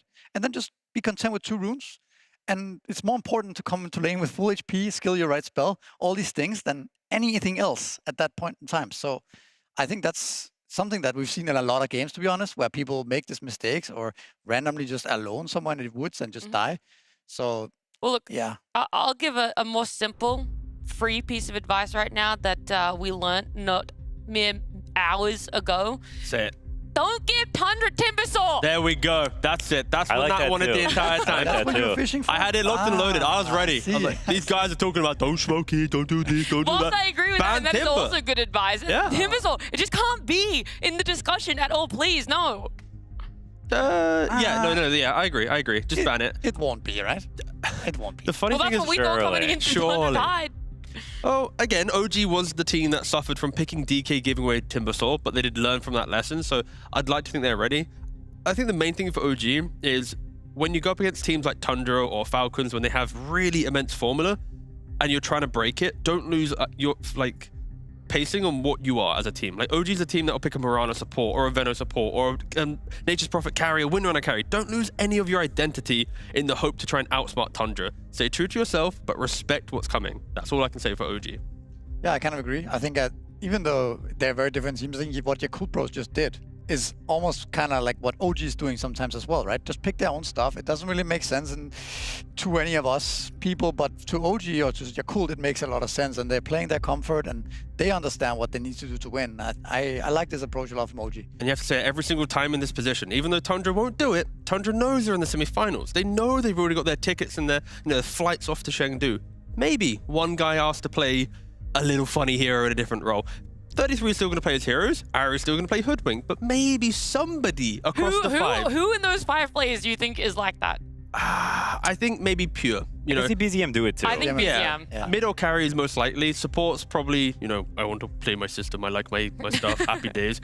But still, I think the carry or the mid, there is a chance that we may see a little bit of fruitiness, but unlikely because Tundra, they just want to win.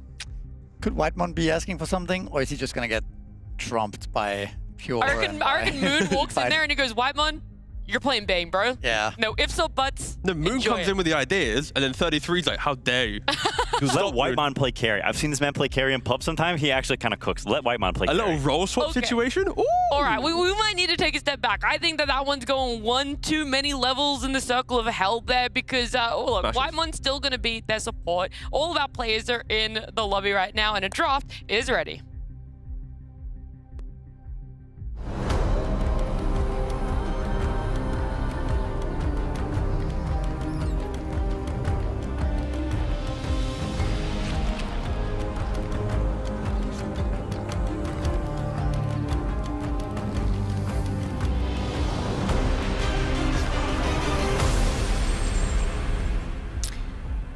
OG and Tundra, what I'm seeing is still a Timbersaw left in the pool, but there's still plenty more bans to come out, all right? OG putting priority on that axe to be taken away.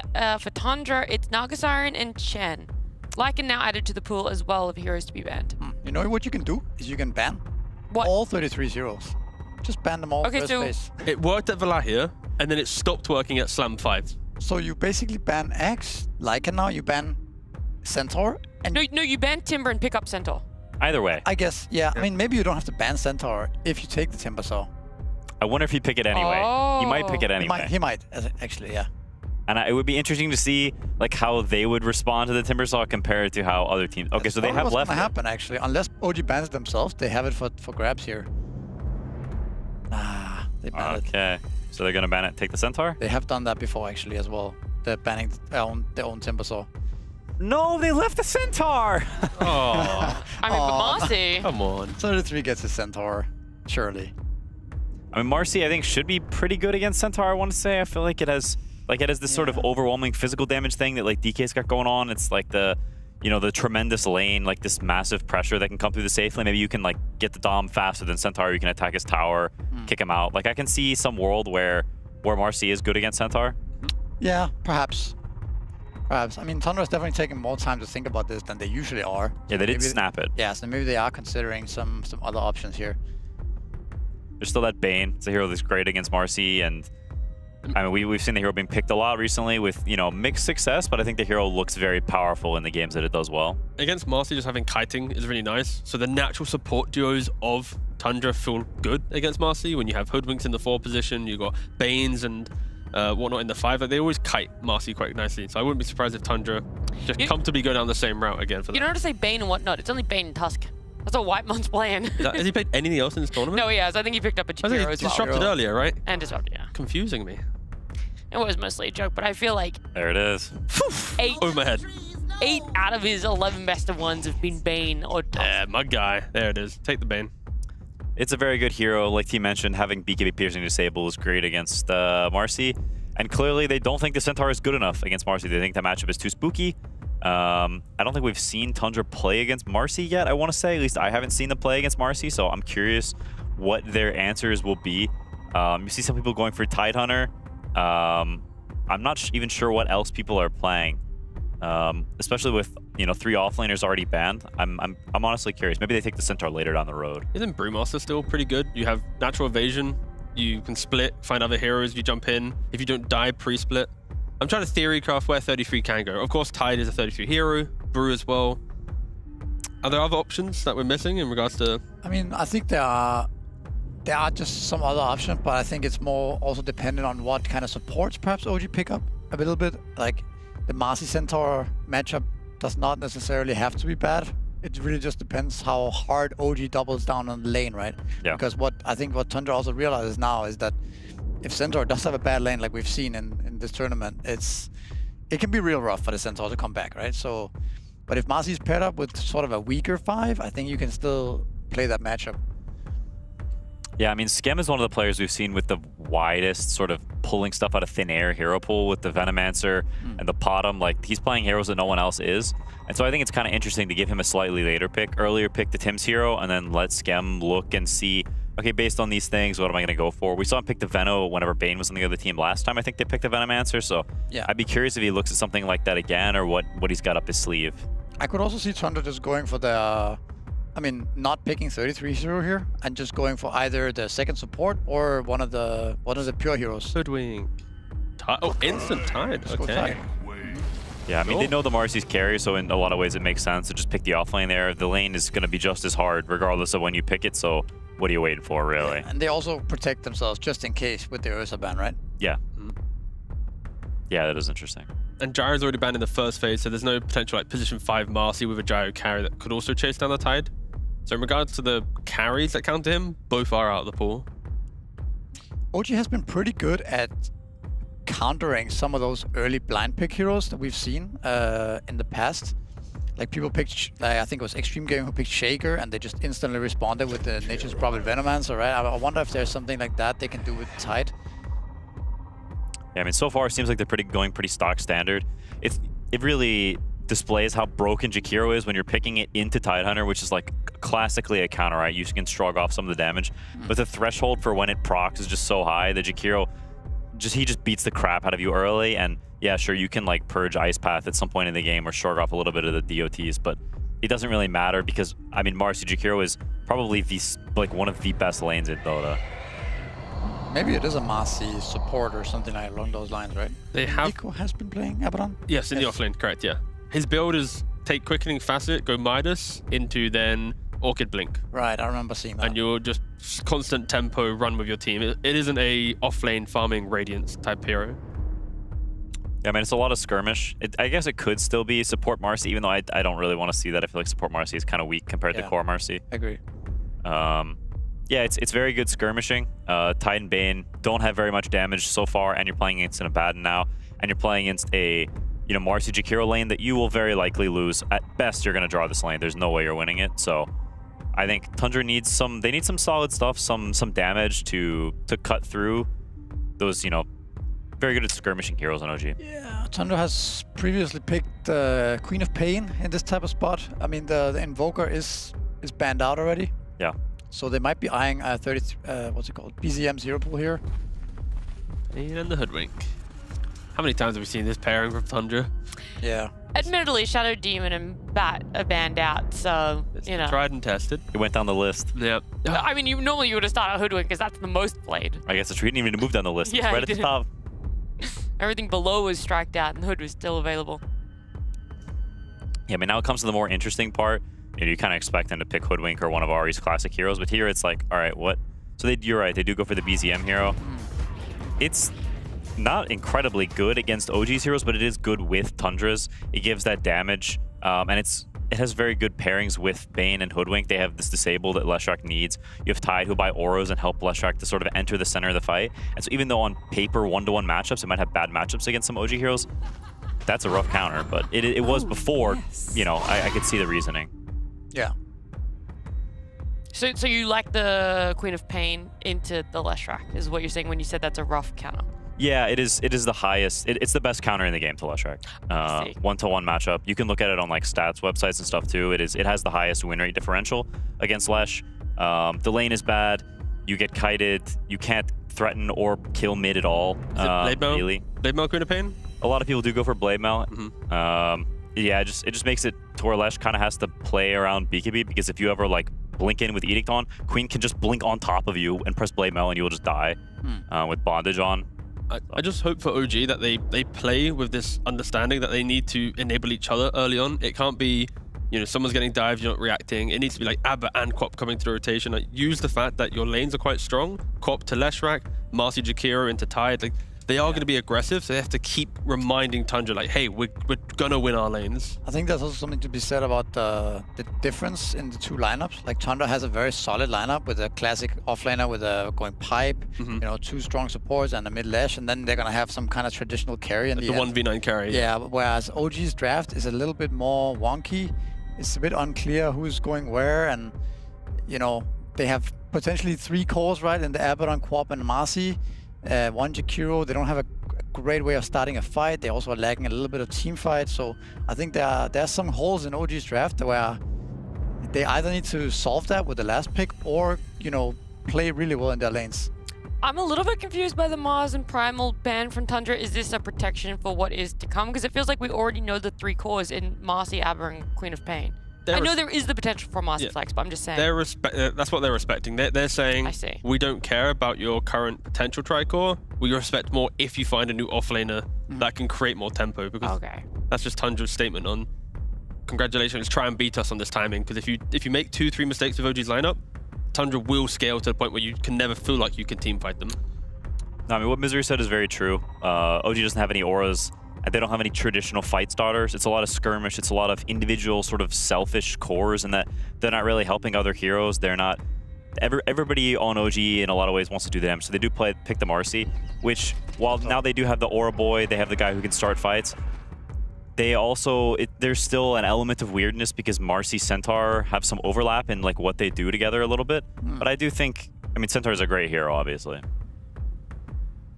Yeah, I mean... Also, we have been talking down the Marcy 3 on this panel before, and now we see the Marcy 4 instead. Not sure what to think about that. I think maybe with Centaur you have some early plays where you can, you know, get the big boy in and then stun and start skirmishing early on. But I'm also a bit skeptical on the Marcy position 4. Then Pure gets the absolute last pick here, countering the counter matchup. Of course, a lot of the carries are banned out already. Yeah, I mean, he could go for the Jug again. We've seen him pick Jug against Centaur multiple times. True. Pangolier. What the? Wait, what? Is it Lesh carry? Oh, Okay. Okay, so they were getting silly with it. One player was allowed to get a little bit of silliness in the draft, and Pure takes the Lesh carry. Okay. So for OG, it's mid Queen of Pain, carry Abba, and then offlane Centaur most likely. Okay.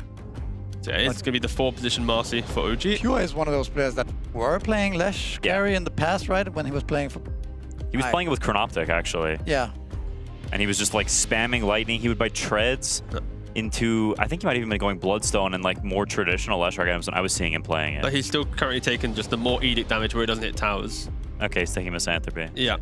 He's yet to change that one. But that also means that dodging the Lesh into Quap matchup mid at least, so that gives him a plus. But Yeah, it's interesting to pick Pango into Quap. It's a very skill matchup. If you mess up the execution on Pango, the gameplay can get really incredibly oppressive, but you can also do fine. Like if it was a, Malorine against pretty much anyone, I think he's going to do totally fine and draw the lane.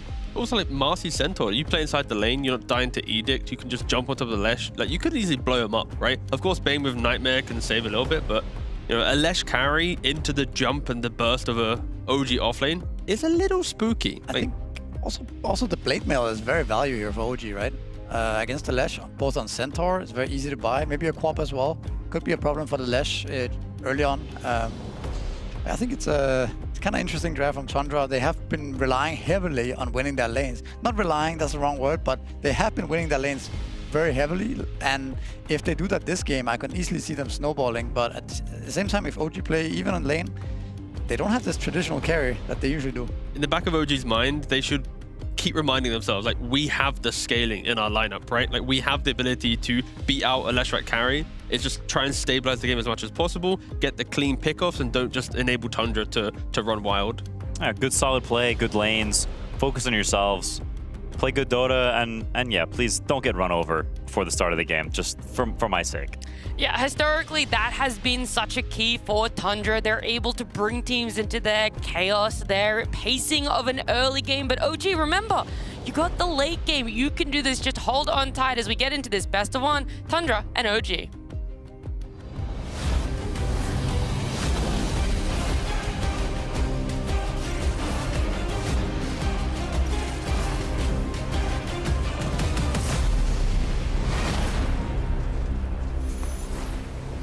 That is right. You can tell when there is a favorite in the game that you're playing when the panel starts giving like pep talks to the team that's facing off against Tundra.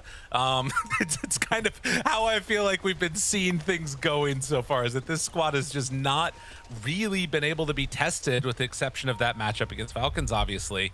And now Tundra, they're running in and they're going to find some people. Is it going to be Tundra that lose out at the beginning of the game? No, doesn't look like it. I mean, maybe. Wait, 3-3 he's creeping. Yeah. No, he's good. He's out of there. Yeah, but a very unorthodox last pick there, if you can say that for a Pango pick ever, because it pushes Pure into the carry role on this Leshrac against two amazing Blade Mail heroes in the Centaur and the Queen of Pain. Like Misery was talking about, this is spooky.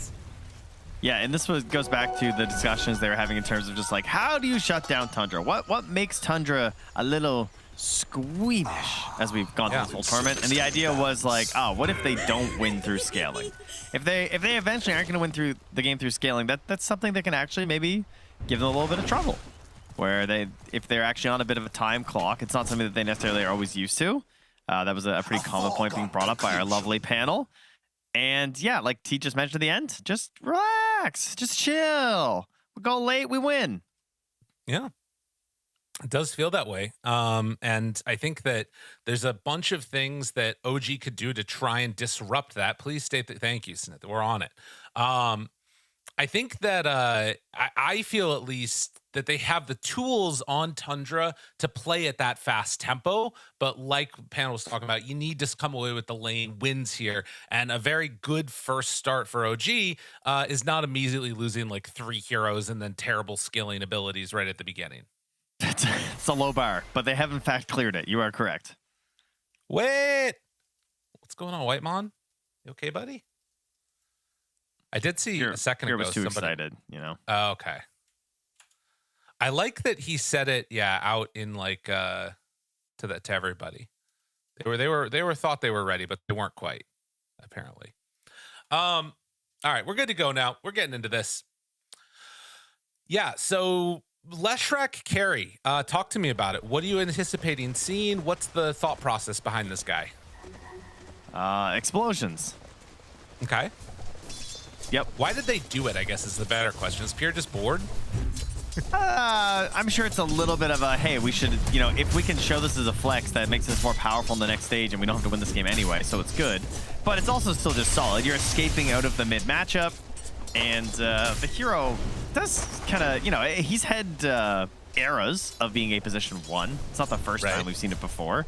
And he's kind of just a big damage explodey guy if your team can set up for you. And isn't that what all carries boil down to? I guess that's true. It does run into some issues as soon as you get a BKB, but you know, that's fine. As you can see, Queen of Pain somewhat low right now. Yopaj getting a beating.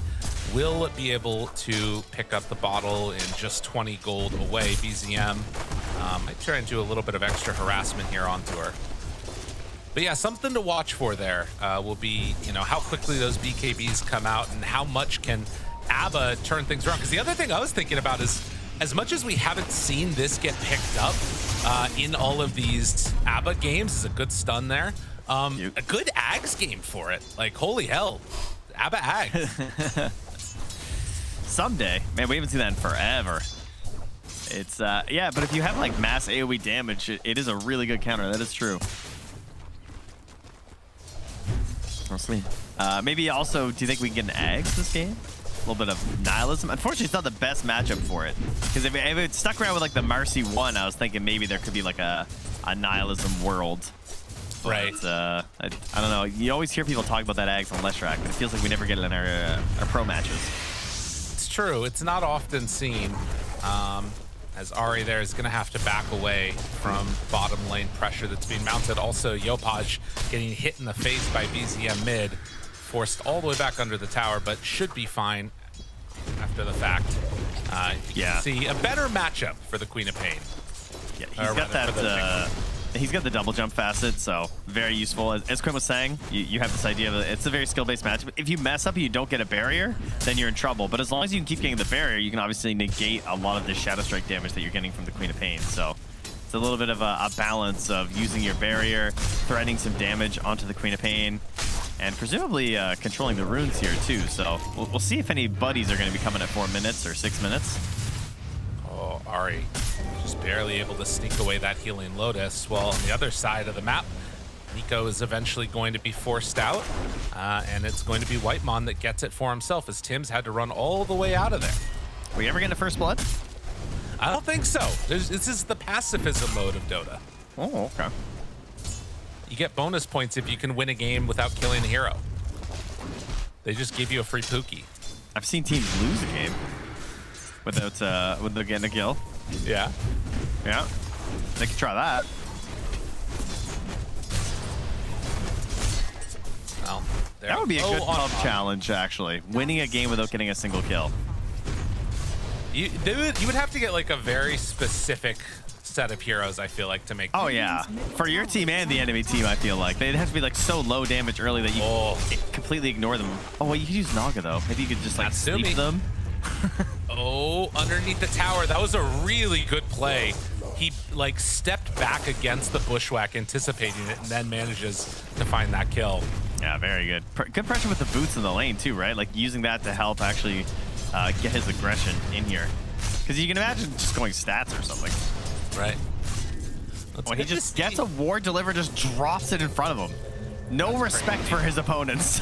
Yeah. Does Ari immediately take that away? I guess that they just weren't looking? Okay. Well, they throw out the dual breath. This is where all the action's going in this lane, apparently. Hits onto 33, but won't be able to do anything else there.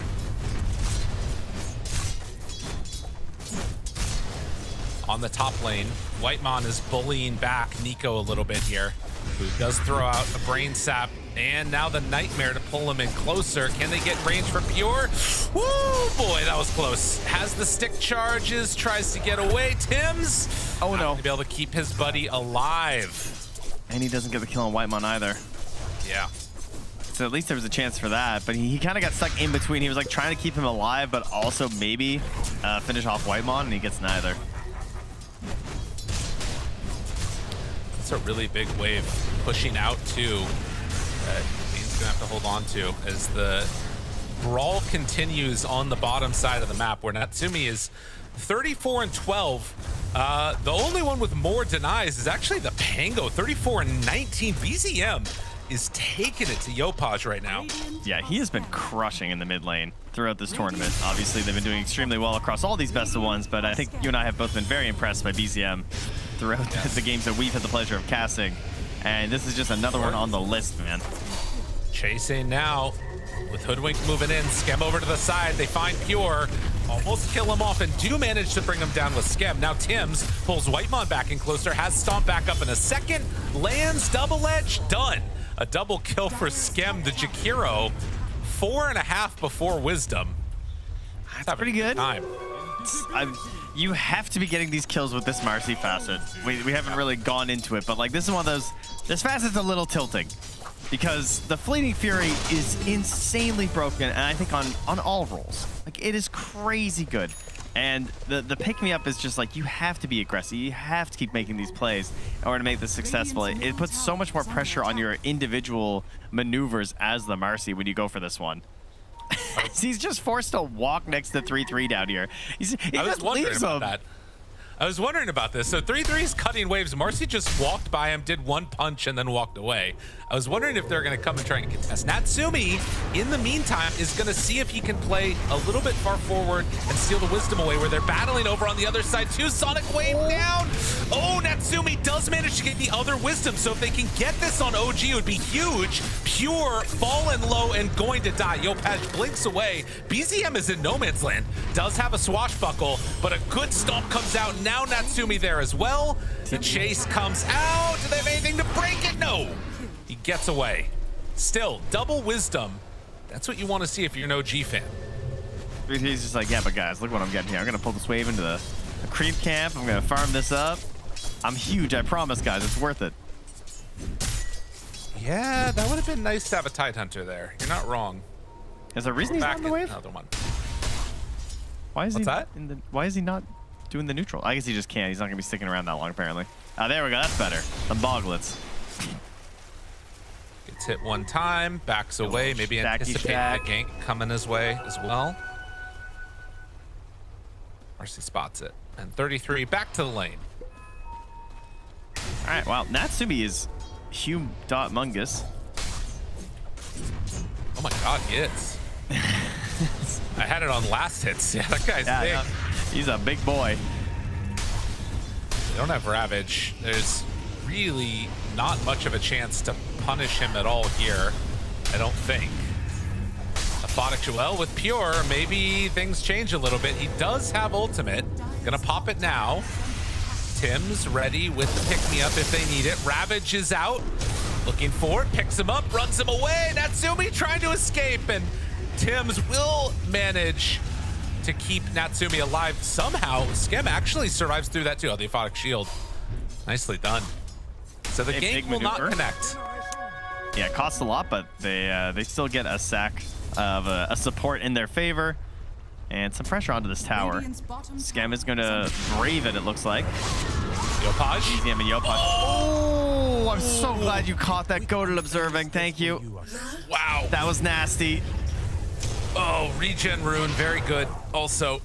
And Pure looking like he's gonna get punished here a little bit. Skem finds the finish. So mid's not going great, bottom though, holding it down for OG. Plus ones in the chat for Weapons. That was nasty. Oh, I'm so glad we witnessed that. I'm broken as Yopaj right now. I'm just... I don't think Yopaj is glad we witnessed that. No, I'm going quiet on comms right now. Yopaj. Guys, Sonic Wave's down. Yeah, okay, he's working towards a blade mail though. 10-minute mark. And it's gonna spawn up top where it's an amp damage for BZM, who has had a fabulous tournament so far. If y'all missed it on the B stream, go check out the replay of his Earthshaker game yesterday. It was so good. You know, honestly, I wouldn't even bother watching it because it's just impossible to emulate. So it's just gonna make you guys upset. That's like, true. It was so good that you'll probably never see another Shaker game like that. So I wouldn't want to put your expectations so high in every future Earthshaker game you ever see or play for the rest of your lives. So really, don't go watch it. Okay, all right. Yeah, that's probably better advice. They miss on the pick-me-up, and 33 just gets out. Tim's a little off the mark. Maybe an attempt up top now as Nico is underneath the tower. Finds him. They have damage. Does have Stampede. Hasn't used it yet. Has stick charges too. Stampede. Ring around the rosy. Philippines, BZM. Ugh. A little bit too early to call out the cheers. In the meantime, they try and find Whitemon over in the triangle. They're going to beat down that Bane. And eyes on the Ancients, but can't really take them. But they're there. We are aware of that. I mean, they could, they could Sonic Wave Macro Fire, It's true. Seems a little excessive, so they're not going to choose to do that. And their bright, shining light of Natsumi is going to take down his Tier 1 tower, as there is mounting pressure from Tundra at the top. We missed the tower kill, though. Look, at 11 minutes right now, if you're OG, this is everything that you could have asked for, pretty much, with the exception of that one, Sonic Wave bit. But everything else was great. They're getting towers. They're keeping pressure on. Natsumi's got a game. There's a couple little things that are slightly sketchy, but overall, this is what you want to see. And now they go on to Whitemon. Goes for a nightmare play. Then that's going to be Natsumi caught, broken, has to pop the ulti. Now backing away. Sonic Wave out onto 2, but it's going to be a dead ABBA. Man, I just really had to jinx it, didn't I? You did. They made it look so easy, too. Yeah, it was. I mean, I'm sorry to everybody out there, but it was looking really good. Yeah, and then they just the formation just broke instantly. Like, I feel like Natsumi's playing under the assumption that he has things like Stampede and Pick Me Up, but Stampede was down and the Pick Me Up was just used, and it's just, oh, now I'm just dead. And they pop my ulti so quickly. It's 3-3. Continues his trend of simply walking on the Radiant side of the map as they walk Nico out of his neutrals. He's maybe coming in. A courier is up here. That does not look like it's going to get caught yet, while mid tower is being pressured. So a trade of 1-for-1 would be good for OG if they can get it, but something tells me Tundra's not giving this one up for free.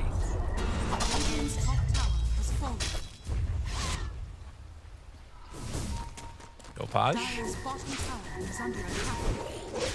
Ari misses on the bushwhack, and the blink out the shield.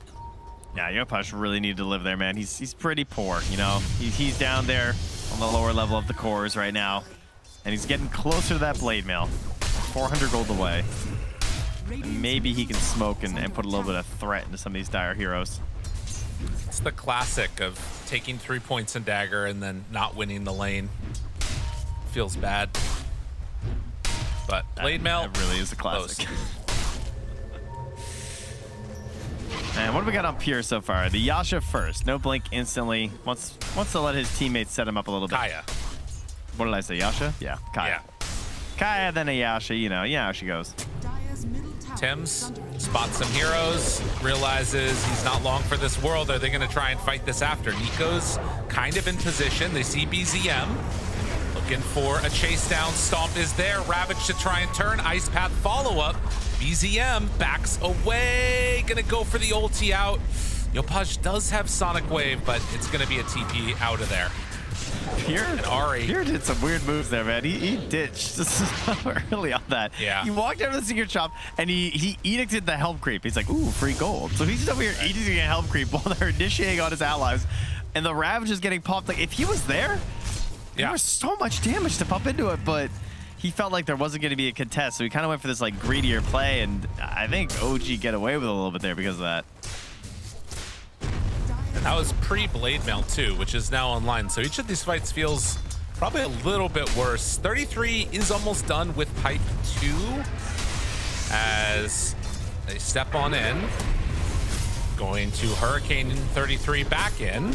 Body blocking with some illusions. Now the Bushwhack connects onto 1. They pull back 33 on the Tidehunter, and with no Ravage, they're eventually going to be able to run him down. It might take a little while. This is the definition of space created for the Tidehunter. That's Blink. Radiant's middle tower is under attack. All right. Not bad, Again, yeah, sure, they're getting a lot elsewhere on the map, but, I mean, they did get the double wisdoms. So that was pretty nice for Tundra. Even though it did cost him that Ravage that would eventually sort of get him killed there. But as OG, they now knock down that tower. Yopash's Blade Mail moving towards the Kaya. And what are we doing on Natsumi? Well, we have the Radiance. I see. Okay. Yeah. It's go time. Radiant are scanning. I'm not gonna lie. I don't know if Pure can fight these guys like at all right now. You mean the Ancients? Well, or the that other too. team? Because he's struggling versus the Ancients right now. well, he's gonna get him eventually, but like between Blade Mail on Quap and then also just all of the damage and regen reduction you get from Withering Mist and all the rest of it. Yeah. It's a little scary. Yeah, it's a little bit spooky. But the pipe is here to help. Yeah. 3-3 is going to back him up. Whitemon is a beast on the Nightmare saves, trying to reduce some of that damage. Maybe that's what they're going to count on here. As Tims is just going to follow Natsumi around. Not much else to do as the poorest hero in the game. Yep. Makes sense. Makes sense. Takes out the Watcher. Tundra doing Tundra things in pushing out and shoving out waves consistently. It's such a struggle. It makes me sad to watch a support player doing something like this. Like Tim's just, all he can do is follow Natsumi because he doesn't have Fleeting Fury, so he can't even like push a wave. Yeah. You know? He has no way to gain gold in downtime. So this is why this facet is just so frustrating sometimes, because if you're not actively engaging in battle, man, you just do nothing. It feels really bad. Radiant's middle tower is And under attack.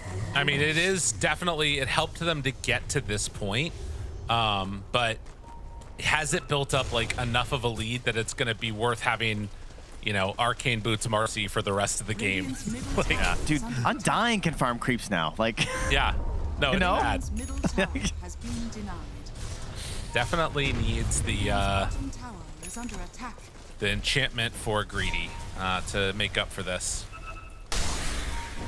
I mean, and here's the other thing. OG, have been able to dodge pretty effectively throughout the last little bit, and they're getting to the items that they need. I'm a little concerned that OG are just sort of chilling so hard. yeah, I think that they're trying. They're trying to get a force of this Radiance. I think they're getting outmaneuvered a little bit in terms of the map and the wave pushing, unfortunately, though. Like, Pure is at their tier 2. They got 3 heroes mid. If they kill 3-3, this would have been so value, because that was the only gain they had here after losing all the pressure on mid and bot. Like, there's a giant wave coming mid. Okay, it's a regular wave.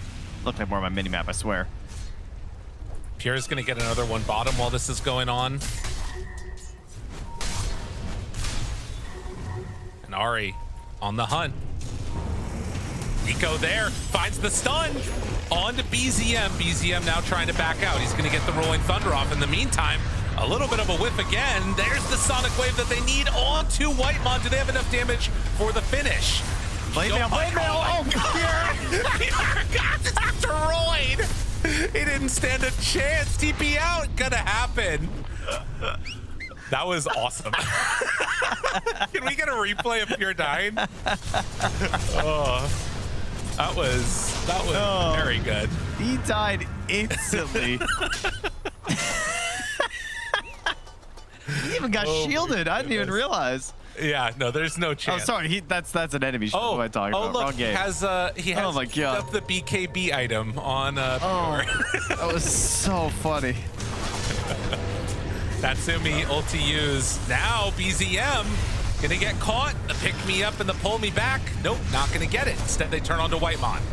That's the hero that they feel like they need to go on, as he is gonna run away. A little afraid of the TPing respawning heroes. You know what that shows? That Pure has full faith in his allies, because he's like, you know what, that Queen of Pain, because he was gripped. There was a Ravage. He's like, she'll be chain stunned to death. You guys got this? No. Yep. Not really. Not the case. Jeez. What a blow up. And that should set up for Tormentor or OG. Now, a real Leshrac gamer buys the Voodoo Mask right now instead. Oh, Only yeah. 700 gold. Come on. Yeah, Maybe that'll work. Gen through it. It's Yeah, fine. you can get through Bondage Blade Mail. Just believe plus Withering Mist. Yeah, it'll be fine. Radiant are scanning. Well, Blinked right into him. Revenge! Revenge! oh my God, Pure, he gets away! Oh, that's what he was hoping would happen. Very well played. Well, simply do the math. Having more health. Dire's top tower is under attack. Radiant's middle tower is under attack. Goodness. 21 minutes, and Wisdom Stride, one of them claimed for Ahri. I think they managed to grab the other one as well on the side of OG. Nico does not have Blink yet, does have the pipe done. We're still working on that Glimmer Cape as far as Marcy is concerned. And how far is this from Manta? 500 away from Manta. On the side of Tundra, 33, he's feeling pretty ready to battle. Ahri, Bushwhack, now Sharpshooter. Broken was trying to bait out the ulti there. Natsumi did not flinch. Why am I trying to get away with the drums in the Kobold Cup? Get him outside. It was a cool move, but not gonna matter. No. Are they really gonna That's go what for he's this? thinking about it. He's like, can we just do this? Is this real? Chat? I mean, yeah, I don't think that's real. Testing his metal a bit here as BZM kills the wave. Radiant's bottom tower is under attack. Meanwhile, 33 after Pipe has the Mage Slayer completed. So more ways to help mitigate the damage and keep that Leshrac alive, who does almost have the BKB on Pure. Okay, so this is a big window for them. Yeah, what's going on with this fish he's dragging around? Like, what is it leaving a trail of? Like blood? Yeah, there's something strange going on there. Fish don't really bleed that much. No, I feel like it would be good if it was like a squid, and it was like ink. That'd be pretty funny. That probably exists. I mean, I see the one on this club. That's true.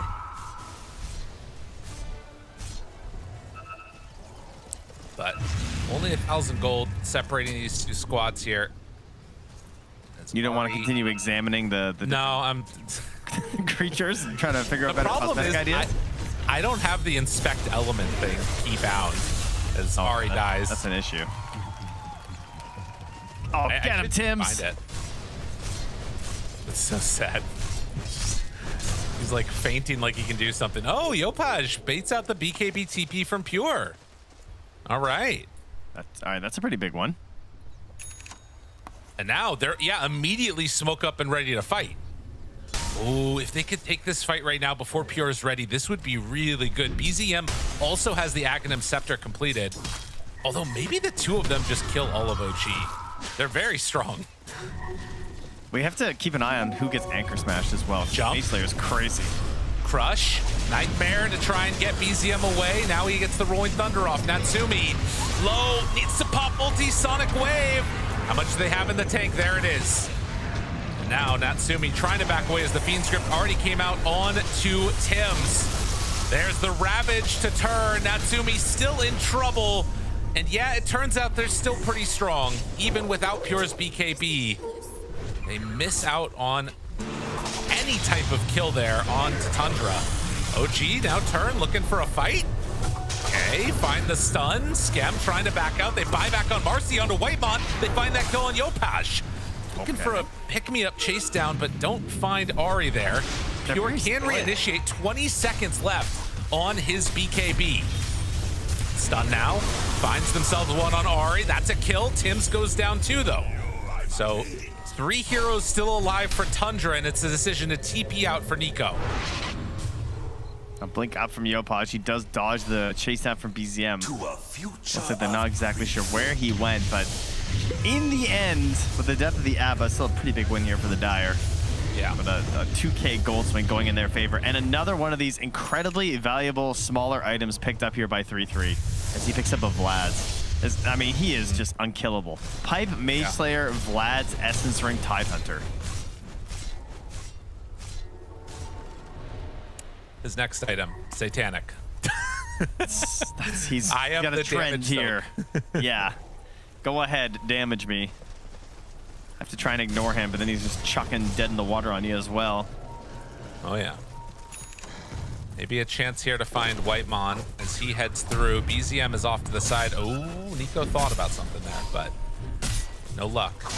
Okay, so BZM onto the side. Tries to get out, and he's going to roll away. On the other side, Whitemon not going to be so lucky as he's channeling through the Twin Gate. Radiant's courier has been killed. BZM gets out.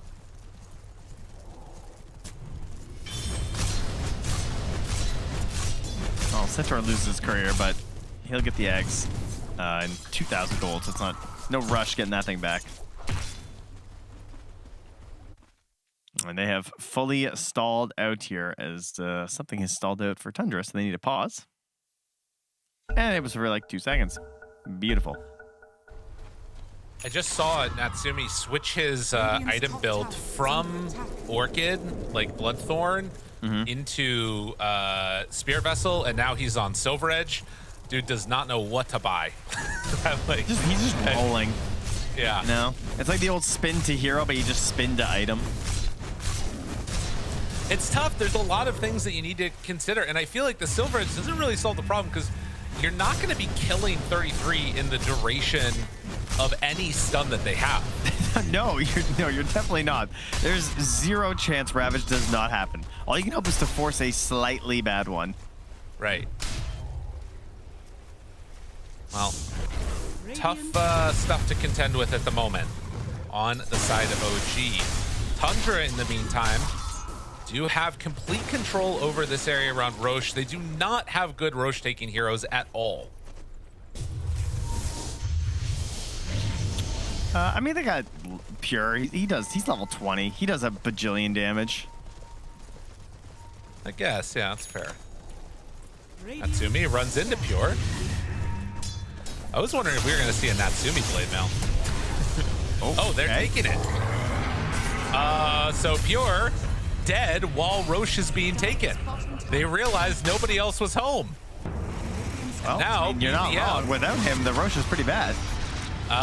They do get the leash now onto the Queen of Pain. Gonna pop the ulti, try and get out of there. Nico on the hunt. They take the Nightmare off of Natsumi. Now turns, hits the anchor. Yopaj is alive. They do not have a Marcy, but OG, I think that this could be an okay fight without Pure. BZM gets the blink away. They can't force it. It really does feel like just there's no damage in this game except for Pure and Yopaj. That's it. I don't even know. Yopaj doesn't even feel like he's that much damage. Most of his damage is just blade mail. Yeah. Here's the only damage in this game. Well, Natsumi getting burned a little bit. They're on to BZM, seeing if they can find that finish. Back away from the Ravage, but it hits onto the Queen of Pain, and she gets anchored for a second time now. Where's the help? Good blink out. Still, people doing not very much to each other as they walk away. Big and tanky. There was one big swash. The swash did more than I expected from BZM. He's pretty beefy at this point with the serrated, but it didn't even matter. Yeah, Natsumi now going back for the Orchid after taking it off the queue. There's a Skeleton Warrior just chilling in there in the pit. So he has the Orchid for this fight. That is interesting. So they're going to actually try and contest this Roche now. Okay. Who do they find? I mean, Pure obviously has got to be the dream. I mean, he's Blink, Scythe, BKB. So Pure's actions are certainly what's going to dictate the most in this fight. Nico is wrapping around here with a troll. They're not sure where they are. They don't have this read. Oh, no. They don't realize. So now Pure has an Aegis. Honestly, the best bet might be BZM with the Orchid. Yeah, that's true. Jump in, stun, got him caught, in trouble. Nico can soak a lot of damage, but now you're not doing anything with that Orchid and having to run away with the Abba. That is Centaur dead. They've got to get out of here. Ice Path down, Macro Pyre as well, but This is not looking great. The jump in. Okay, maybe on a BZM now. Do they have enough damage? Sonic Wave, yes. They get themselves one. Can they find another? 33. Is he mortal? The answer is yes, he dies too. Oh, Pure? The only one left is Pure. Nice play, though. He gets a triple kill, but with Yopaj up, oh, Yopaj also has a regen. All right, pops the BKB, gonna TP out, gets away. Not enough damage to get through that one. Unfortunately for them, well. But a mere 3K lead after getting the Aegis. Again, great play to dodge around the Leshrac in this engagement. And it didn't start too well either, right? Like, you had this attempt onto Ari. They had to blow the Orchid and everything too. Just to try and get that. They get punished on top of, but Yopaj played that fight really well. It's interesting. I'm not sure exactly at this point where that stacks up. Like, is there a point where one of OG's heroes starts doing more damage? Like, how scared do we need to be? Because I feel like the thought process going in was they just need to scale, right? They just need to get higher and higher levels and they'll be okay. Is that still true based on how the first 30 of this is gone? 100%, yeah. Eventually, OG, I mean, you're seeing the damage issue. It is purely Leshrac. I mean, Pango, yeah, he gets there, but it takes a lot for Pango to get there, you know? Ready to go here, maybe. Now they do have on Queen of Pain, the Aghanim Scepter, but the Hex is out. Can they get in for a save? The Blink away and the Stampede, everything used, nobody dead. Oh, man. How did he running survive? Away from Ari. How is he alive with no BKB? I don't know. Manta, Glimmer, caught, and the damage should be enough as Tim's eventually will go down. Meantime, though, hello, Waibon. He's going down. Can they get BZM? That's gonna That be would be looking. ridiculous. Well, he's got Blink It's gonna be Orchid, I guess. looking. Oh, they can't see him. Dire's top tower is under attack. Okay. Pure is also nearby. He's still farming in their area with the Aegis and the BKB, so he's not really feeling under threat. Trying to take some more stuff away from OG right now. And now he gets a Shiva's Guards, who, again, help his team, but not a big boost to the overall damage either for the side of Tundra, as they're going to make their way towards a free Tormentor up here. I think the biggest thing for them will be Pure getting 25. The Diabolic Edict explosions can really start messing things up there. But it also is like dependent upon it being the right circumstances, finding the right target, jumping, having BKB ready. Also, he doesn't have BKB in his backpack, so he just might instantly die when he goes in again to Blade Mail. Yeah, that's very possible. He might have just chucked his first life away.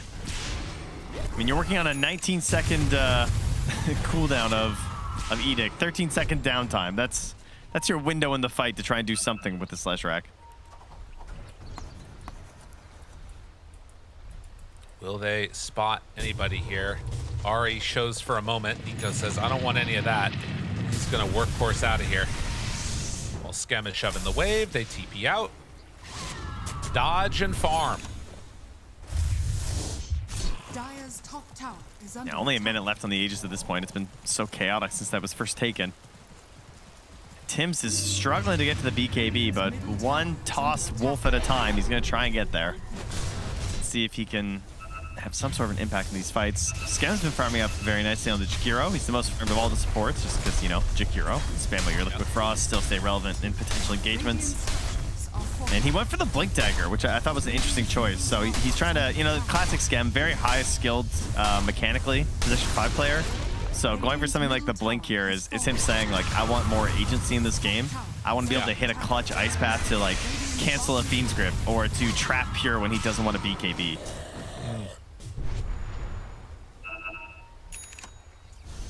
And getting into position to do that will be really helpful. Also helped the split push for him a lot too. He can play in a lot of ways that he wouldn't normally be able to on this Jakiro.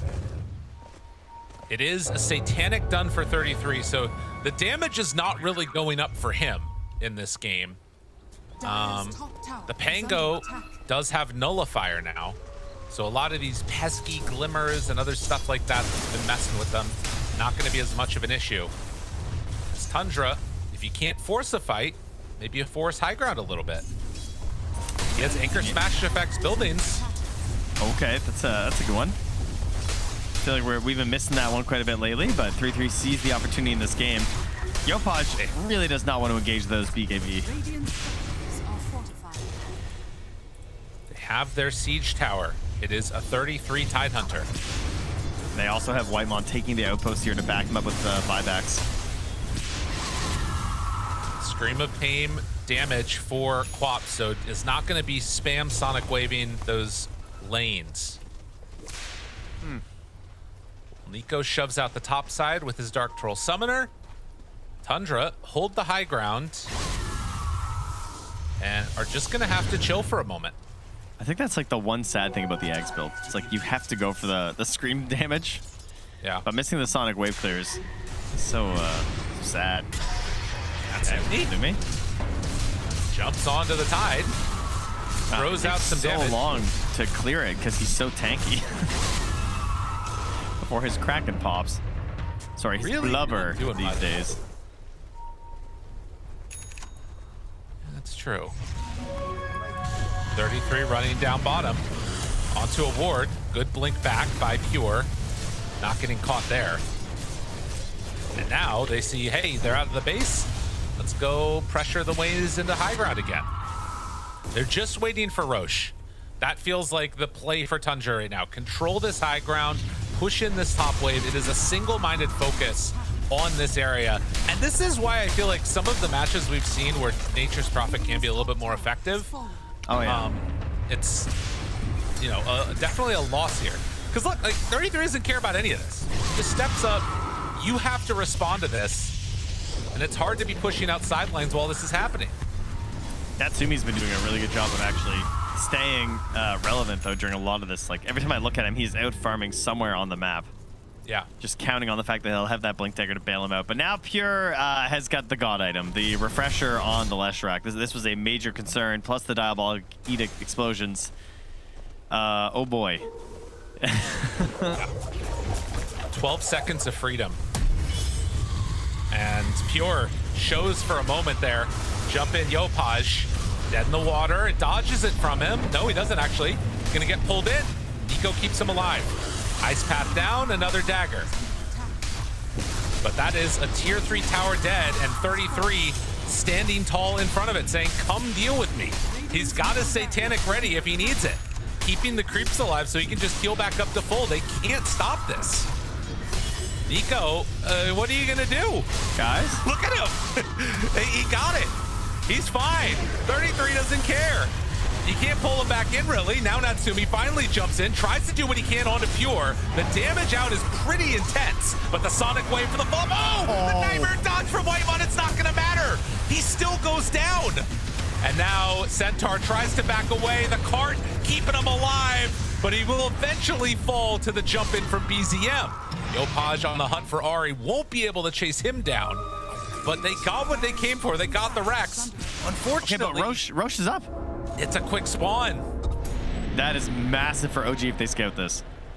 Because if they have an Aegis and they get to do this again with the Leshrac, like, how are you going to win this fight? But, you know, Natsumi just got on him. That's really what it was. He just stuck to him. Like, there was no, this was not a blade mail kill or anything this time. They're not going to check right now. Scam, go look. Oh go my see. God, dude. They need this so bad. The Dire scan it. Yeah.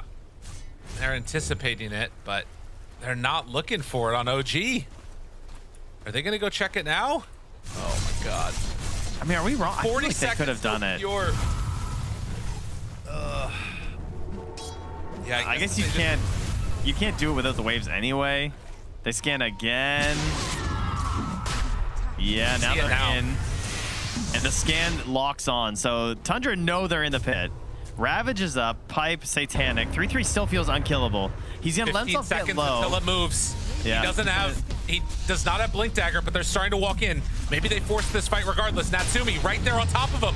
Has him caught for the moment. The disarm is there. Roche is still living and fine, and there's the BKB Sonic Wave out. The Ravage to turn it, and Natsumi, he gets the Aegis through the BKB. That is what they needed. Holy moly, get the hell out of there. Somehow managed to bring down Roche before he's going to start walking his way down there. And that's going to deny this Aegis away from the Leshrac, which I think that might have been curtains, honestly. I don't know what you would do if Pure walks up with all of this just frontlining of 3-3 and the freedom to just dive in with an Aegis. It's still hard. It's not like, oh, we're winning. Oh my god, he even gets an amplified damage run right now. Pure just wants to go crazy. I mean, the Aegis does not stop the problem of this Tidehunter, really, because it's a damage problem, and they're going to go on to Tims. Tims is gone. Natsumi nullified. Ulti is out. Damage from Pure. It's doing a lot. Nico pops the workhorse. They back away. They bought back on Tims. Pure used his BKB, though. They could chase right now if they can get the freedom of pushing this wave out. I don't know. I'm trying to think about like what you need to take this fight, and I still don't know what happens if 33 gets to your base with a wave. Like, how do you stop and kill this Tidehunter? I mean, I guess we saw it last time, but that was like, I don't know.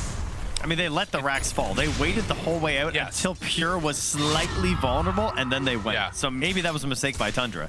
Because, like, the racks was going to fall anyway. Pure was just hoping to punish and getting a little greedy instead of just, like, letting us... Like, why not wait till the building is down, and then if they engage on the Tide retreating, then you guys go in. But instead, it felt like they... You know, he had that killer instinct of, like, oh, we can get this guy. And obviously, it didn't pay off for them. I mean, he's got an AC now on 33, too. Like... It's a hard hero to deal with. Ahri playing pretty far forward away from the rest of his squad, just cutting waves and then backing out.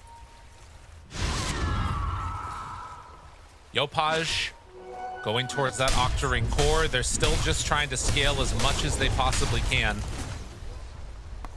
And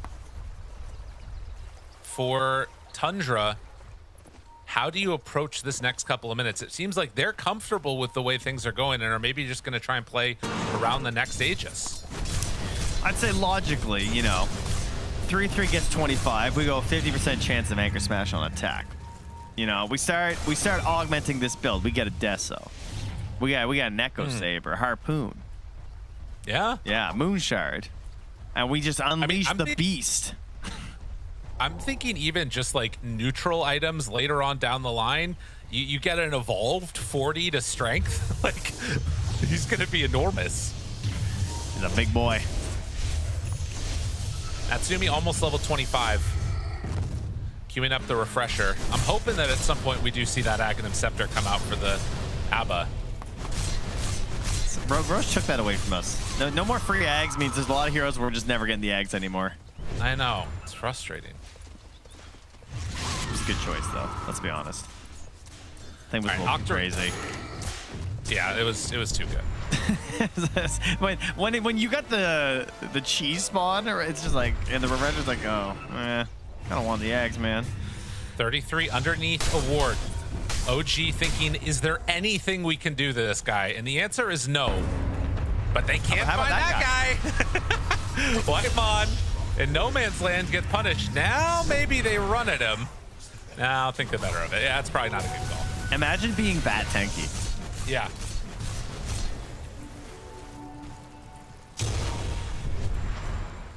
Well, a wise decision to go for Whitemon. Do you think that's what he says when he picks up the phone? Go for Whitemon. Decision. Oh, yeah. Oh, Orchid. Disperser run away. And Natsumi gonna take the top tier 2 tower. All this is happening. Pure is farming down on the bottom side of the map, trying to push it in, force somebody back. Tidehunter shows up. Ahri gets the D ward. Pure is just waiting. He's watching Tim's clear that mid wave, and he's just like, please come. Oh, Natsumi, he sensed it. Yeah. Okay, BKB TP out. So 1 BKB down. 90 seconds to do what you want on OG.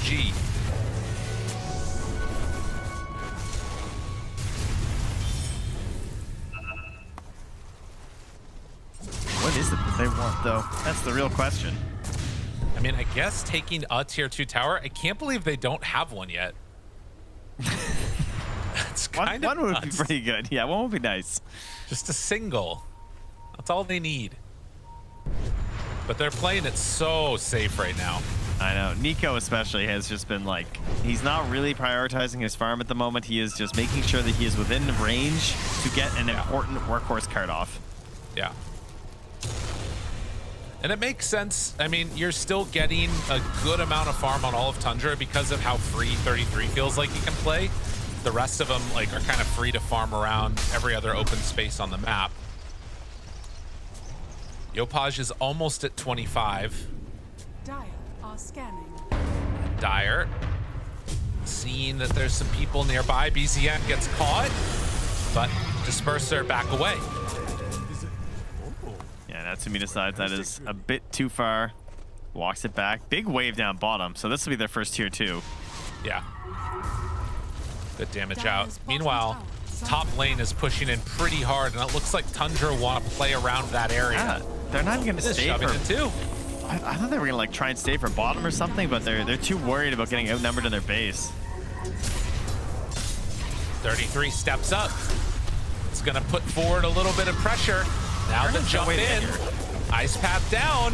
Finding the backline. Silent there. Ravage comes out, but will it be enough? The save is there from the Centaur. Sonic Wave now. Ari is gone. 33 also in trouble. BZM just deciding to roll away as 33 gets pulled back in. Pure now. Another time. How much damage does Pure have? He's taking a good amount, but gets the BKB off. And now backing away on Nico, trying to survive. Yopaj blinks. It's a shorty though, but now Natsumi tries to go on a second salvo for Pure. He cannot get it. Skemp with the chase down. Dual breath.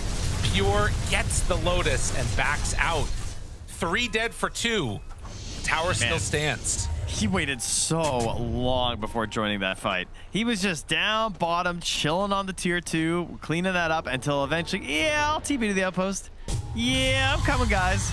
But, I mean, that's what allows him to do the cleanup, because everything else had kind of just been chucked out in the fight, then he shows up and does half of the damage of the entirety of Tundra. That's a lot. Good plan. A heck of a lot. They're still just kind of lacking a little bit on OG. That blow-up potential, it's not there. Yeah, they're okay at like the single target isolated kill, but when it's these big team fights and you're having to try and, I mean, they got through the Tidehunter, but you know, it comes at a massive cost, obviously. It took about 5,700 damage, and then of course with all the reductions and everything he's also doing, you're just pumping so many spells and so much damage into this hero before he finally goes down. And again, no matter what, he's getting Ravage off. Like, there's just no way. So you still have to contend with that reality as well. I'm an Aghanims believer, but we're not seeing Natsumi go for it. He's queuing up the Silver Edge next. Thought about the refresher. I just feel like if they're not winning the AoE damage, try and live through it with all of your heroes if you can, because Pure is just doing so much in these fights. They have to find some way to deal with Pure, but I don't even know what it is. Like, you look at their itemization, it's like, what can you actually get to try and manage this Leshrac? Well, Nico is trying to get into a Shiva's Guard. Skem has finished an Aghanim Scepter on the Jakiro. That can be pretty helpful. Get your own big AoE damage out, and now they're going to smoke up. Come in to join the rest of the squad. This is why when we get these games with no hyper carry, there's no way to buy like raw good physical damage or something, you know? Something that feels like you could actually help burst this Leshrac down. Tower is under attack. Meanwhile, smoke on both squads. 33, a quick pause here, surely, as they are going to get ready to go. Did he just pause and unpause and no one said a word? Yep. Exciting. All right, cool. 33 there. Looking like the first point of contact. He's underneath the ward. They see him there. Now they have a creep wave. They're getting set up for Roche. Oh, they're going to be down there. Oh, OG, Macro Pirate. Just kill it as it's walking. You can do it. I think Roche can walk over the hot coals. He's done that team building activity. Jump in. Pure. Onto him. Reaction, that is not what they wanted for Pure. He's got to run away. Get out of there. Second salvo. There's the ice path down in the back from Fire onto all of them. Oh no, oh no. Roche might start throwing some people as he goes through the river. Get the hell out of here, Tidehunter. But that actually might save 33 for now. He was in no man's land. Tim's caught with Nico to the side. Ravage out. Caught him dead. No more Tims. Natsumi trying to find a target, but he's getting kited everywhere that he goes. Ice path is out, but there's nothing left there. Blade Mill's down. Here comes Will Pure. manage to escape, but they are onto him. Can he get out of there? No. That is a dieback for the Queen of Pain. Yopaj nowhere to go, and they lost that fight handedly. Yeah, just one explosive fight into a Roche, into a walk down to end this game. That's what they were looking for. Pure willing to sack it. Yeah, he almost out-damaged the entirety of OG. It's true. We got one damage dealer in this entire game, and it is the Disco Pony. So slap an Aegis on him, and let's go high ground. They're ready for it. OG 18,000 gold behind now as Tundra are stacking up item after item. I mean, Hoodwink's getting towards a Hex now. You've got Bane Ags. There is going to be a Synth Aghanim Scepter for Pure very shortly. Can they keep their hopes alive and maybe hope to get away with just Mega Creeps? It doesn't look like it. 33, you couldn't kill him before. I don't know if you're going to be able to kill him now. They has the break. Hero. They're going to try and break kill him. Must be the only option. Well, Nico has to run away as the only person up here is off to the side. Onto the throne they go, though. Skem already threw down the macro powers. They don't have it for this fight. Pure punching the throne. 50 seconds without a Queen of Pain. The hits, they keep on coming. Natsumi trying to do what he can, but the throne is falling. I don't think they have enough here. 33 gets stunned. The grip is out onto the Abaddon. BZM inside the base, doing what they need him to. A glyph is there, but there is surely nothing left as GG is called. Tundra continue their streak. Tidehunter, Daedalus, Anchor Smash attacks, Smug Ari. I've seen this all before. BZM's popping off. I don't know. Were you in this game, brother? I just saw a Leshra. I don't know. But he's popping off. He's like, I'm 11, 1 of 12. You guys didn't even see me, but I was doing stuff. I promise. And a quiet but very complete game from him. What a weird one. You know, it's not often that you see a game with only one damage dealer, but if there's only one, that team is likely to do pretty freaking well. And he absolutely had a great showing on Pure on the safe lane. Lesh, and like you were talking about, this makes things a little bit scary drafting against them as we go later into this tournament. But for now, we'll talk about more of that later. We're going back to the desk.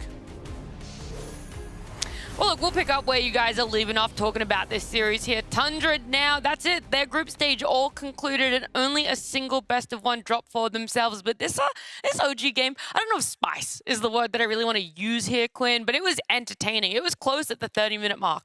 Yeah, it was a pretty good showing from them. I think, Tundra may have got a little bit silly with their picks, picking, Lesh carry. It's not something we see super often.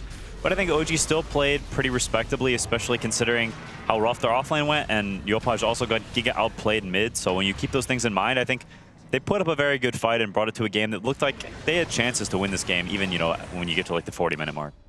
33 showing a offlane playstyle that he used to do but hasn't done recently, which is the I play lane and I play between your tier 2, tier 3. If you want to come kill me, please do, but then Pure or BZM or someone else will farm a lot.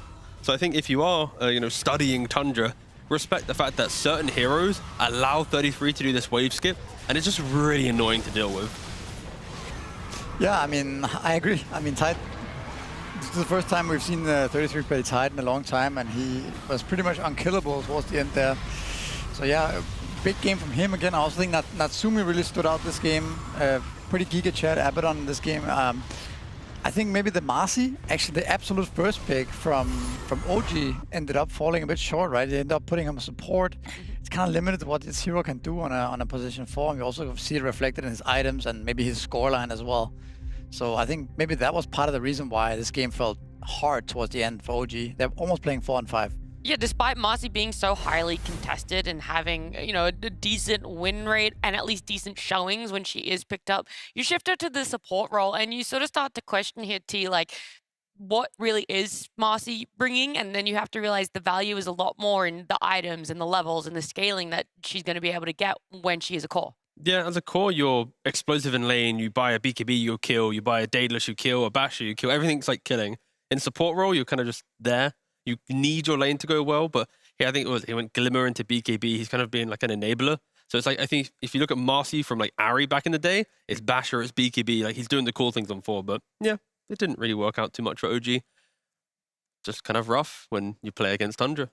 It is, and I mean, the Tide that you're talking about, Misery, interesting build. I'm not going to say, like, interesting is bad or anything like that, and not unique by any means, but it's like, you're not putting out any damage at all. You're just there to frontline. You're the guy that's just being a nuisance. You walk high ground.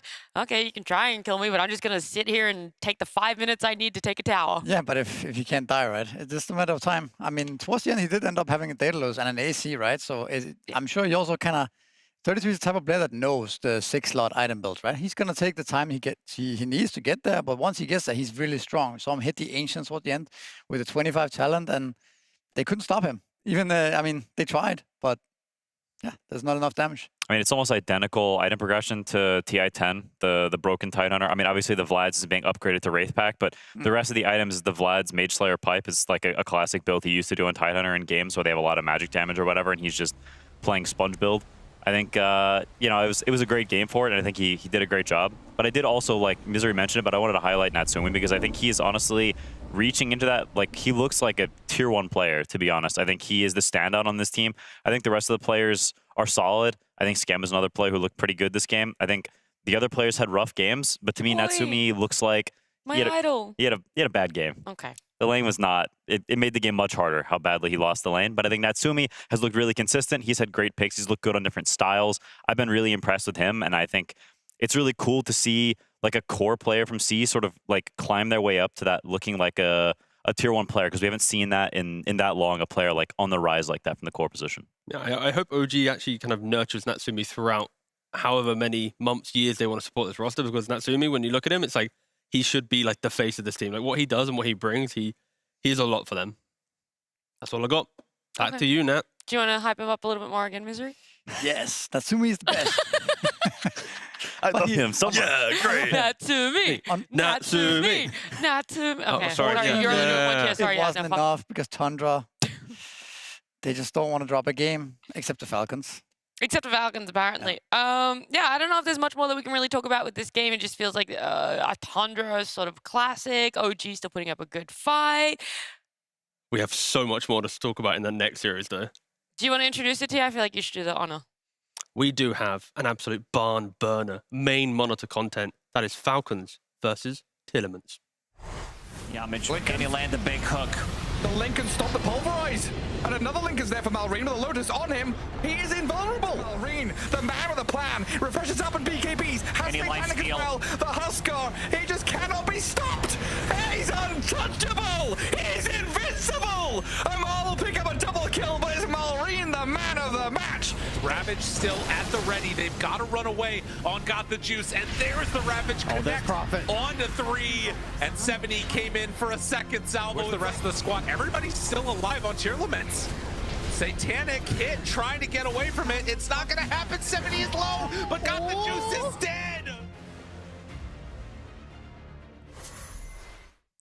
Tearlaments right now, they are definitely locked in for last chance qualifiers, that best of 3 that they're going to have to play for play-ins, which is another best of 3. But the group stage not being over for them means that they can still have a little bit of fun. Both of these teams knowing the positions that they're going to be in, I think it opens up the door, Misery, wide open to have some fun, right? For sure. I mean, I don't think this team has ever played against Falcons as well, right? So that's a new kind of experience for them. Is it going to be a pleasant one? Playing against the TI champs. We'll see. I mean, who knows, right?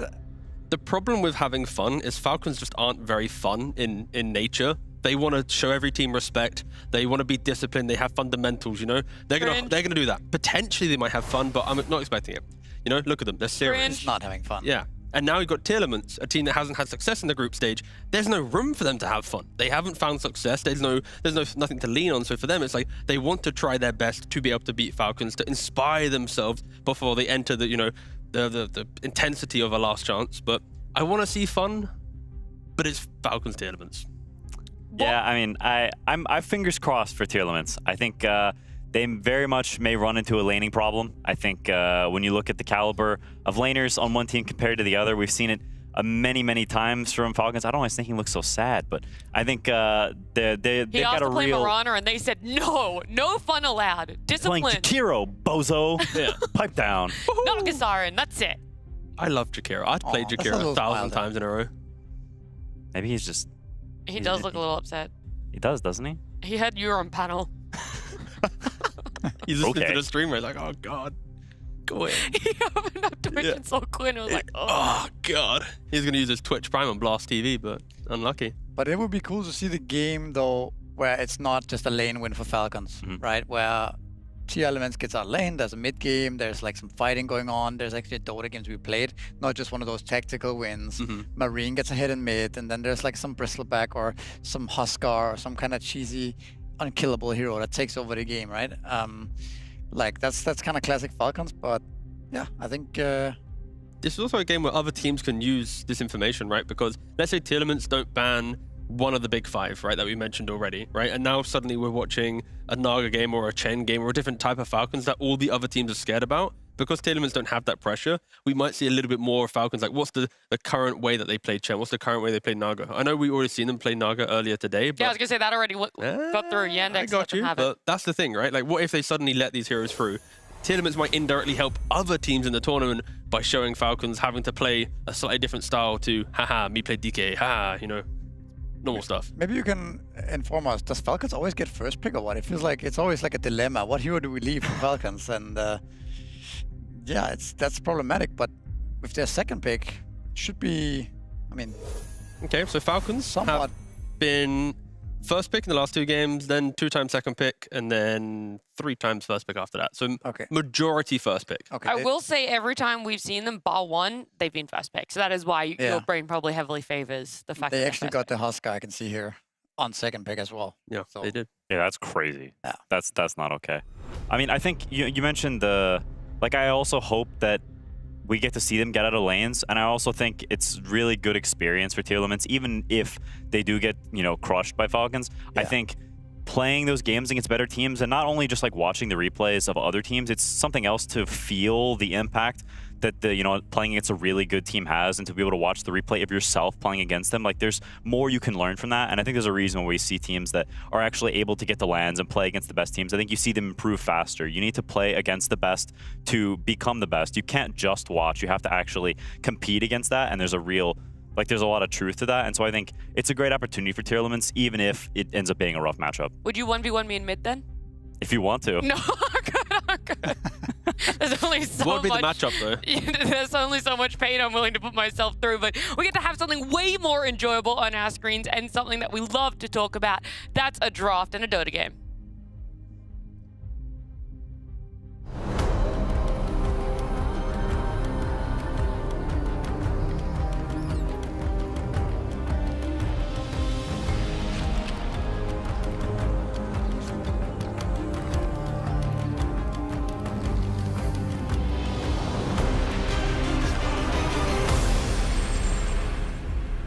Well, despite the fact that Misery was saying it feels like Falcons are always getting first pick, this time around we are seeing them with second pick, and you might be looking at these bans wondering what's happened. They did this exact same thing in Blastland 4 for their final match after they knew that they were already qualified to Singapore. They know that they're going to Chengdu in just a couple of days, and so they've banned out Spectre, Visage, Arc Warden, never thought I'd say that on broadcast, and Death Prophet there, with Husker and Dragon Knight right now being the heroes Tearlaments are tossing up. And the thing is, when they last did it against Aureus, they won in 19 minutes and, what was it, 31 seconds?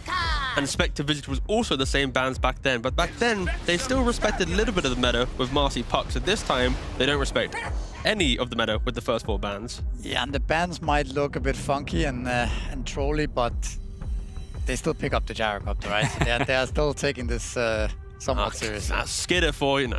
This is along the lines of what you were saying though, Quinn. It's like you have to play against the best to sort of beat the best. And for Falcons, it's a similar saying, but for the heroes, right? They want to let all those meta heroes in to know, are our ideas still working? Are things that might be working in Scrim still able to work in officials too? Yeah, testing that stuff is good. I've played against Falcons in the past where they do this in scrims where, you know, a tournament is coming up and they're just scrimming before tournaments and they'll ban random heroes because they want to leave heroes in the pool. It's something that different teams have dabbled with throughout Dota history, you know, going through phases of scrims where they leave everything in the pool. And so while it looks a little bit memey, I think it also has practical use. Like other people highlighted, I think it's not all bad, and it's also kind of funny. And when you're playing a game that, you know, both teams are already sort of set in their positions. They are set. Not sort of. They definitely are set. Yeah, they are definitely set, as Nat Seeding matters. specified. A little bit for Tearlaments. I mean, it depends a bit on the perspective on it, right? Because I also remember playing these type of scrims where people start banning meme heroes. Yeah. It can be kind of frustrating too, because you're here to practice, right? And they're not banning Arc Wardens and stuff. And I'm trying to imagine the draft going, you know, with the certain meta heroes. But yeah, I mean, it can also be kind of funny. But this way, Falcons. Misery is really laughing. Yeah, I'm having a lot of fun here. Banning Arc Warden. Come on, guys. It does piss off the other team, I'll say that. It feels giga 100%. disrespectful when you're the other team and they ban those heroes against, so like, you think, what, I'm chopped liver? Like, you don't have to ban anything against me. But that's the thing, though. Falcons, because they haven't banned anything, they're now getting everything, right? There's a Gyro and a Chen, right? Because they haven't self-banned anything, normally through respect of, you know, first pick, second pick, and whatnot. Falcons draft feels like they've got some of the best player-to-hero combinations in the last year, at least. I mean, I do feel like this is actually, unironically, an avenue of drafting that has not been explored, which is doing this intentionally in matches that matter. Like running the calculus on, okay, if all 6 of the broken heroes are in the pool and this bounces back and forth, how does it actually end up? Like, I've thought about this and no one really does it, and I'm curious if at some point, if somebody like does the math on how the hero matchups balance out, what if they take this then that. But that's where, it's time to unretire and give it a go. No, but that's where Spirit. No, thank you. That's where Spirit can do that sometimes, right? When Spirit's in form, sometimes their drafts will be, you know, 4 support bans where they truly respect something, like a building block in the draft, but then they let meta through. It's rarely done, but some teams, maybe Xiao can do it, maybe Spirit can do it. Like they have tried. I mean, I actually thought about the same thing, especially, and this is the scenario where you're playing against teams like Falcons or Tundra, where you know, okay, they have these heroes. You're facing this dilemma: do we leave Chen? Do we leave Naga, Huskar? Which cancer hero do we leave them, right? But what if you leave all of them? Like, what are they gonna do? I think it's kind of an interesting approach. Nobody has tried doing that yet, but I think there's also an argument to be said for the first pick having that advantage of seeing 2 bans and banning, you know, one hero and picking it. So they kind of have the advantage in that aspect as well. Yeah. Do the proper trades. Let's talk a little bit more about the heroes that have been picked up now, because we have 6 out of our 10 heroes, and we see our safe lane pretty much for the side of Falcons, Gyro and Chen. And on the flip side, Tearlaments already having what is going to be their off lane in Timber and Bat. So it felt like they straight up, this side lane, this matchup, were willing to reveal it. But that's where Falcons aren't going to put Chen into the Batrider. They're going to lane Chen into the Disruptor, right? And then they'll pick up a different crit hero to then potentially lane with the Gyrocopter. Normally in this position, it's like Ringmasters and Hoodwinks and whatever. But for Falcons, even though they've done these quirky bans, their heroes are identical to pretty much every other draft we've seen so far in the group stage. So as much as there's been this conversation of what can the bans bring, it hasn't changed Falcons at all. It's just 4 random bans at the start. Yeah, I think you don't even need to dodge the Chen against the Bat anymore, because the mana burn just ruins Bat as well, I think. Sure. So, but they might definitely put the Chen in the off lane. I mean, yeah, Falcons just picking their bread and butter. I think the only reason you'd want to move the Chen over is just to really stop Disruptor having any fun in the lane, right? Sure. If they see like a weak carry.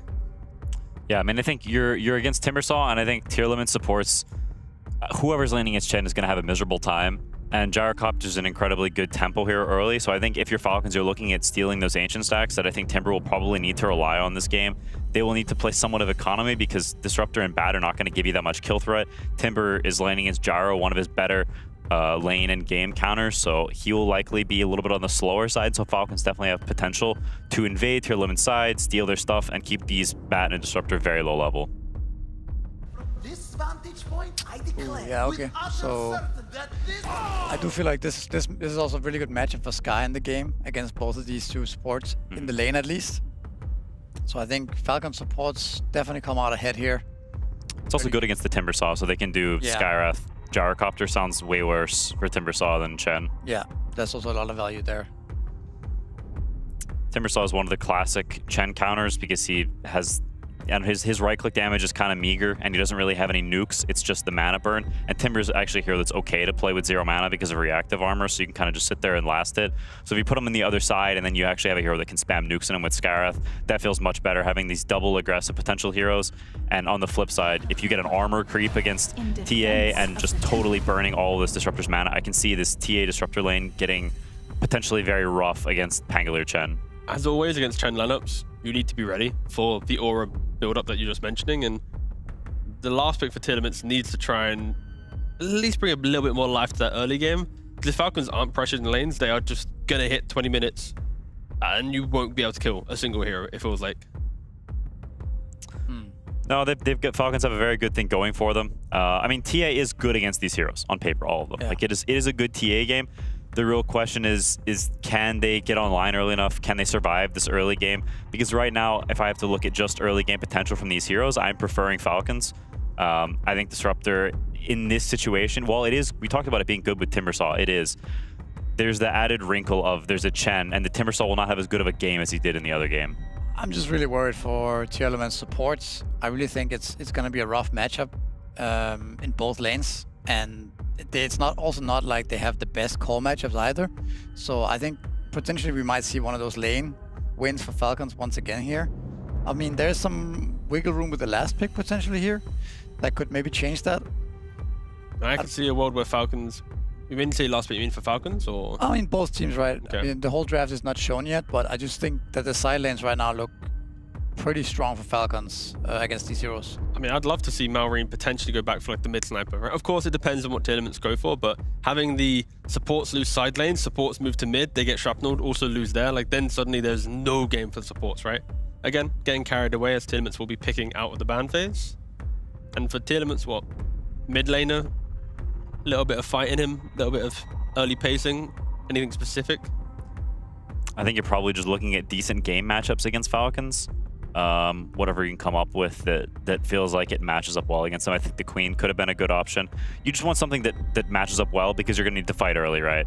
You've got these supports, you need something that supplements them, so something strong early game, something that you feel like can actually play well with those supports.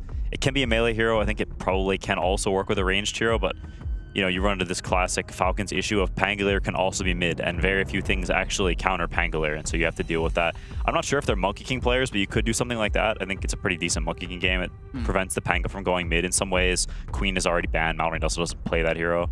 Monkey King is like completely dead right now. I don't understand why. Yeah. I feel like this hero was not bad at all. No. Like, especially for mid, I feel like it's quite powerful in some context.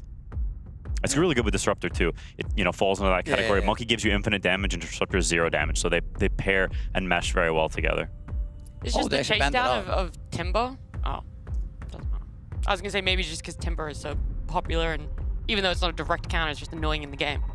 They actually banned it out, but I mean, it was Tearlaments who I was imagining picking Monkey, right? Yeah, same. See, okay. But I mean, it would also be scary if Malrine would pick it up. Yeah, that's what I thought. You guys were hinting towards. If they're gonna pick Primal, it makes sense they ban Monkey. I mean, Primal's always pretty good into Chen, right? Just killing off his creeps, stopping all those auras. You buy BKB Shivas and all this shenanigans. So yeah, I think Primal, in regards to for the matchups and what you wanted, it's there. But Ember is still available in the mid lane if you want to try and counter him that way. Pretty much anything with any root or slow hurts Primal's early game immensely. Malrine could use some practice on Ember, yeah. I think that's good. Okay. Any other heroes you think he needs to practice on, Matt? Storm Spirit, Okay. Anyone else? Invoker. Anyone else? Shadowfiend? They're the main three. Okay. Oh yeah, maybe Is Shadowfiend. it too soon to say Puck? Yeah, a little bit. That's what I was alluding to, guys, but we didn't get there. Instead, you wanted to call out every Misery other did. ranged hero. It's because he played Puck earlier and he had a really good game. Name a ranged hero challenge. Impossible. Yeah. Oh, 14 seconds left. Malrine him up. the I reckon you should let it random, Ember is actually. really good here. Oh, right? That wasn't I fun. hope they pick a hero to show respect to Tearlaments. Oh, you're gonna find out in 4 seconds. 3, 2, 1. Viper. Oh, he is practicing. Yay! There it is. I know it's pretty- Malrine. Me and him, we go at each other. Yeah, it's his Mind link. 42% win rate hero, by the way. Yep, for Malrine. For Storm Spirit, he has 38 competitive games, 42% win rate. It is only hero in the top 12-ish heroes that has sub 50% win rate. So I'm telling you, he needs to practice on it. I mean, he's going to potentially boost up that win rate ever so slightly if they are to win this game. It's a good Storm game. They have, you know, this heal from Chen and Pangolier helping to go in, so Disruptor is not really that much of a problem. You have some tank ability to help you, and the rest of the heroes don't really threaten you at all. It's kind of free to move around early game and pressure people. It is a good lane against Primal, and I also think Malrine, just on a player-to-player basis, is probably favored against 7E in lane, so I could see this mid lane also getting a little messy. I think it's also one of those heroes that can actually threaten Timbersaw throughout the game. I think it's also a nice kill combo with the Skywrath Mage, just buffing up that magic damage. So kind of interesting pick here in the end. It's Falcons versus Tearlaments, guys. All right, it's you know, seed 1 versus seed not 1, opposite of 1, last place. So uphill battle no matter what for Tearlaments.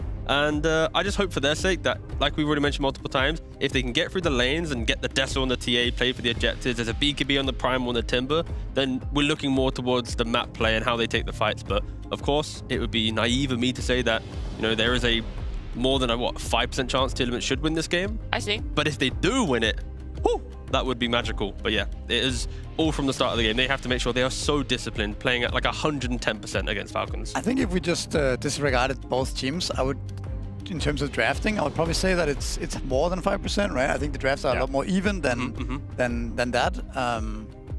But again, yeah, it's still Falcons massively favored here.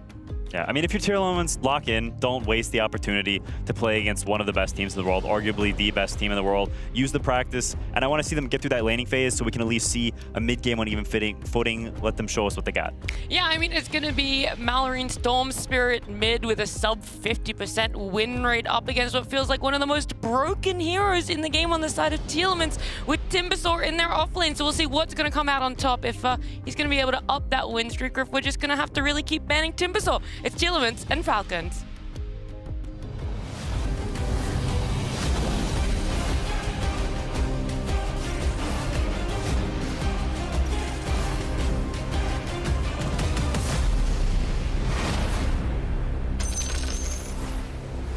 Welcome back, everybody. We're here for another match in this one. As the panel already talked about, and as I'm sure you could tell from the bans in that draft, this is a little bit more of a toss-up.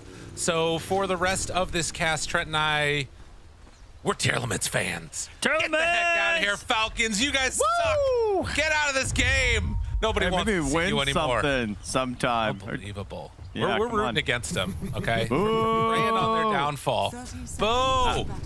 We did already have a nice little handshake moment here between Skitter and 7E, though. Obviously, if you guys haven't noticed, 7E's tag in game is Tundra.9. Big fan, and so Skitter said, oh, Tundra 9 fans unite, you know? Obviously, Skitter very much enjoying his time with the lad. That's right. Well, that's the only good words that hopefully will be said against these cowards who banned out the Spectre. How dare ye? They're so scared. That's right. The Spectre was going to come in, man. That's where it was at. And it does look like they're able to steal that one away on 7E. Yeah, good job, 7E. Good bounty rune get. Amar gets the other one on the other side. And it is going to be a Timbersaw game. Not what we were fully anticipating, but we're getting to see it again. It has already lost one time in this tournament. It's won a couple more times than that. What do you think about the drafts? Oh, I think that we've got ourselves a very cocky idea here from Falcons. How dare they? You know? Yeah.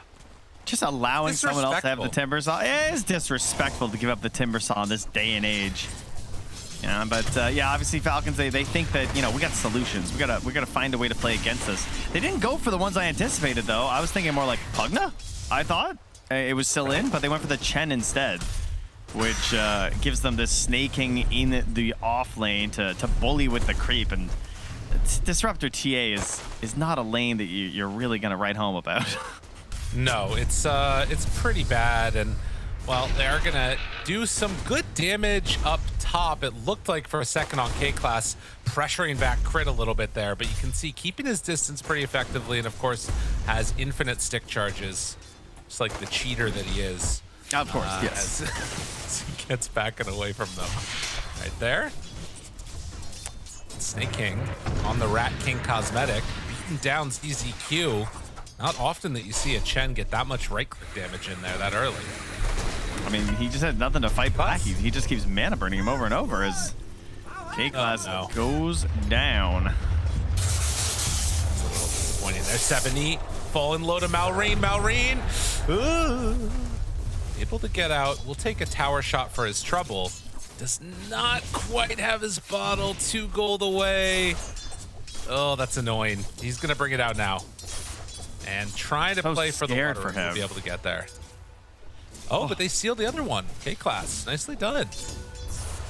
Okay, a little bit of help mid here. Much needed. No doubt about that. Yeah, 14-4 versus the 6-1. This is gonna be tough.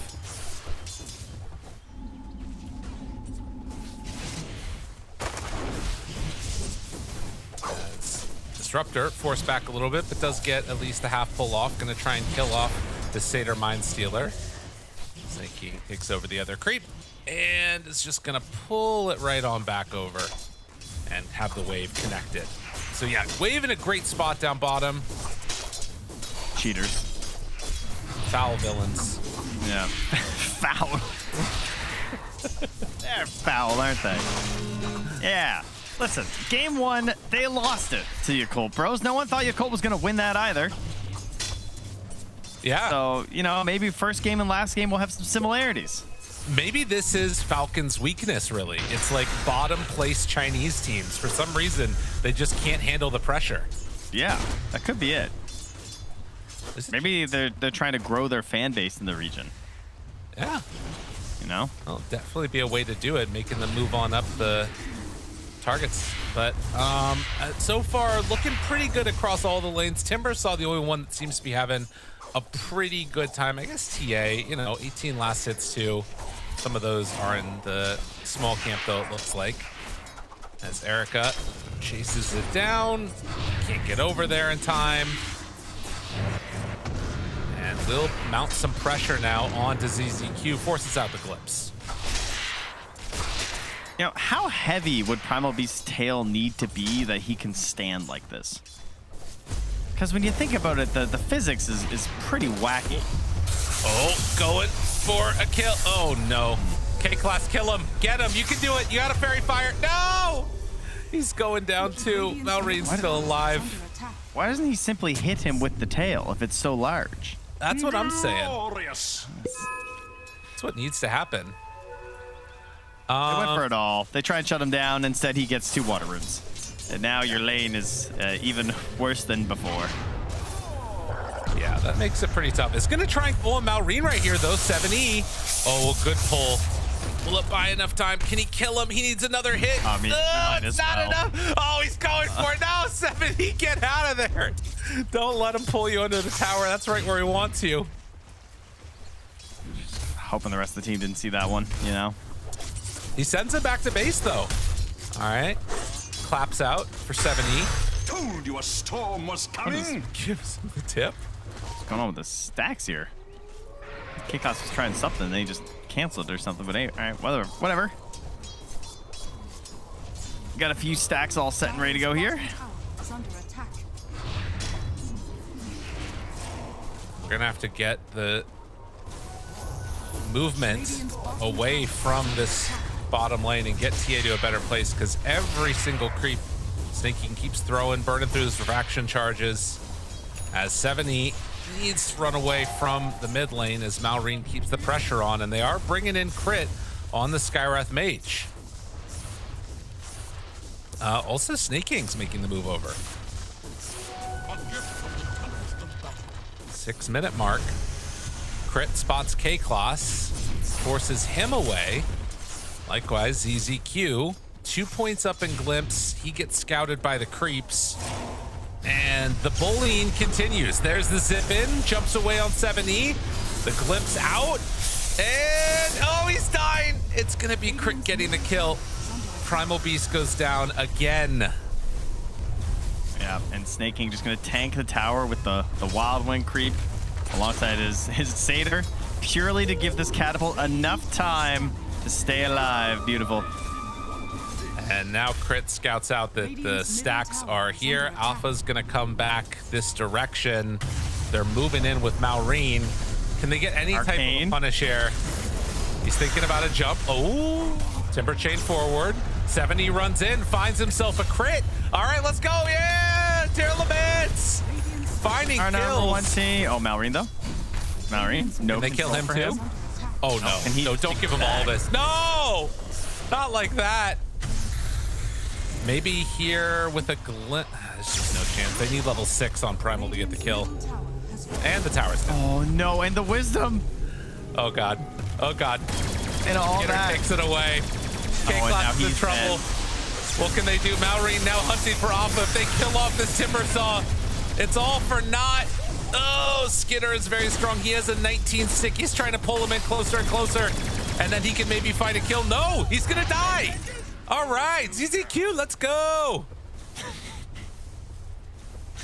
We lost our Timber, but we got to punish onto their big hard carry. Surely that will be enough to bring them back into this game here. Radiant's courier has been killed. As Erica loses his boots to Amar. That's pretty rough, man. Yeah, it's not fun. You know, I'm not finding a ton of reasons to cheer as a new Tearlaments fan now, but when it happens, it's pretty hype. That's what I'm noticing. They're getting some surprising ones.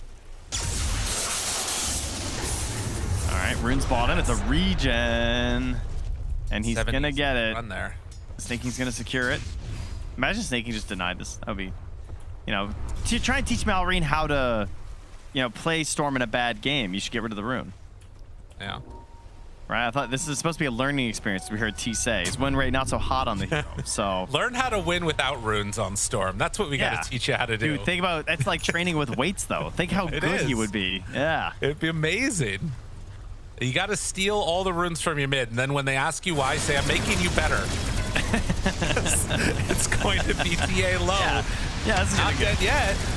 Oh, and it's going to fall as ZZQ also gets dropped. Malrine is Punish, fully kill. in mid here. Yep. Is he dead? Oh, yeah, that's a regen rune right there. Oh, but the pulverize! Get him! Get him! K-Class trying to do what they can, but Malrine's still living. He's almost out. That's what you get when you get runes. K-Class is too good. Tower is under attack.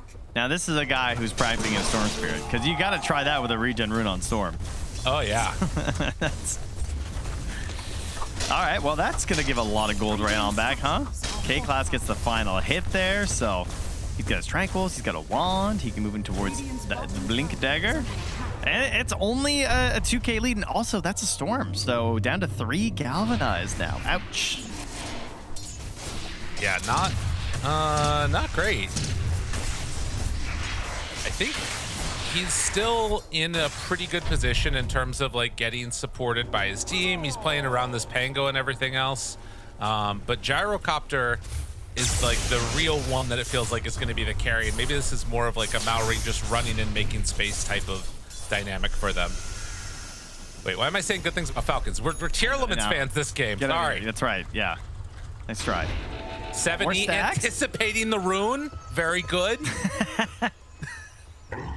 Damn, he can do it all, truly. He knew Storm was gonna gank onto that tower. He knew the room was gonna spawn top. True. And he knows that he's gonna leave those stacks up top there for his Timber Saw. And in the meantime, Amar, are they gonna be able to do something funny here? He does have Glimpse. It's about the roll up, trying to get out Amar. Oh, the blood grenade was tactically missed, so that way Amar feels more strong. Mm-hmm. Like he should stay, when really he shouldn't. Is that what you're going with here? Yep. Okay. Yep. Okay. Just turn and hit him. Oh, he doesn't have meld. Okay.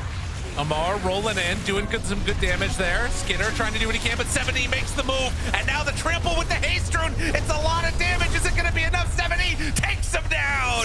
Oh, boy. Malrine now shows up, glimpse him away, burn that whole mana pool. Now Alpha shows up. Oh, Falcons. They don't know what they've unleashed. The pain, the pressure. All has been built up for Tearlaments to be unloaded on them at this moment because he saved the pulverize. Get over here as he takes him down. Oh, they broke that one. Oh, never mind. Not great, but maybe they can kill Amar. Alpha still chasing. There's not a tree there, sir. Amar is still going to drop, though. A triple kill for Alpha as he now realizes he cannot kill Malrine and is tactically going to back away from the Storm Spirit. Do you think this is like a display to like further try and get Timbersaw nerfed? I mean, maybe. Maybe that's why. Of course, you know, they're kind of big Timbersaw players, so I don't even know if they want it nerfed. They probably want it nerfed so that it's not so easy, so they can go back to playing it on Amara Malrine. Because like right now, he's too broken that all the noobs can win on Timbersaw, whereas before they were at least had some unique identity with it. Right, so they felt on Falcons like they were going to win no matter what. So they're like, we're going to pick it, and that way, you know, it doesn't get nerfed as hard. I get that. Genius. Fiendish. Well, Malrine has an amp damage in bottle, ready to battle. But nobody is home down bottom. TA backing out, going to farm up the jungle for a little while, trying to get into that Deso. Yeah, Crit's just lurking, waiting here, hoping somebody's going to show up, but nobody's coming. Instead, 70 is trampling the Ancients to get some safe farms. That's nice. Boost up their mid-primal. And they're trying to find Skitter, but he's gone. And they're going to see him down bottom here. Actually, they're not even going to see him. He's not going to show. And he's going to start looking for Ancients down here. All right. All right, now, wait, are they coming through? Oh, they're following the courier.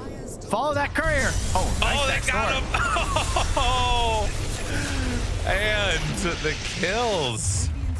Holy moly.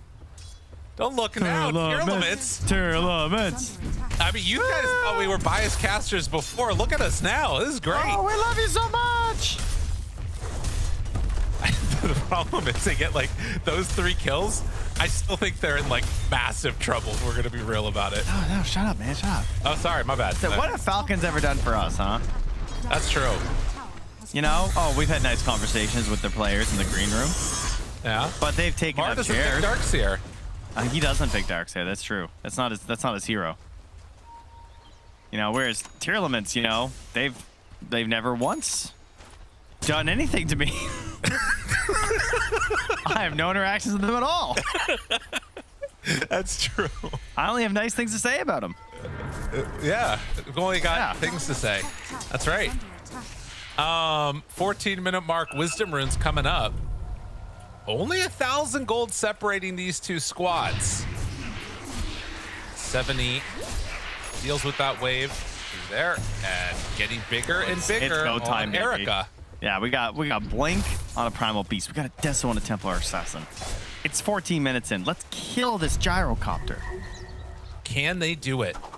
Will they be able to punish the hubris of Skitter? Well, he's running in a away weird from spot. now, so. Yeah, but he might run into a Timbersaw here because like Timber's gonna see him on that ward that they have. He's gonna see him go farm these Ancients. Their circle. That's right. Crit says they have vision here. That's what that circle said, I think. Are they listening to their buddy? They're thinking about it. They're going to go through the gate, it looks like. Scan, Amar was hoping to find him. Instead, they see Skitter running through this direction. It looks like Crit's going to be the first person they find. Would have loved to get somebody else, but still, they will take the kill on to the Skywrath Mage. I feel like that was a real Crit feed. I think he knew they were coming. They're going. Okay, Skitter, you cannot die here, brother. Oh! This is Lasso, so get deserved. over here! Get over here! They're coming for you! Skinner doesn't know what he's got in store. They take him out. If I'm Crit, my head is just in my hands right now. It's like, what did I die for, man? Like, what are we doing? Dude, I told you, it's Falcons' weakness. Bottom of the table Chinese squads. They don't know how to deal with them. Apparently not. That ward about to get taken out too, probably. Yep. ZZQ immediately removes it. Oh, this has been a frustrating couple of seconds there for him. Will Malrine jump on this primal? The answer is no. They're afraid. And snaking. Snagging? He's found. He's microwing. He's caught. He's gone.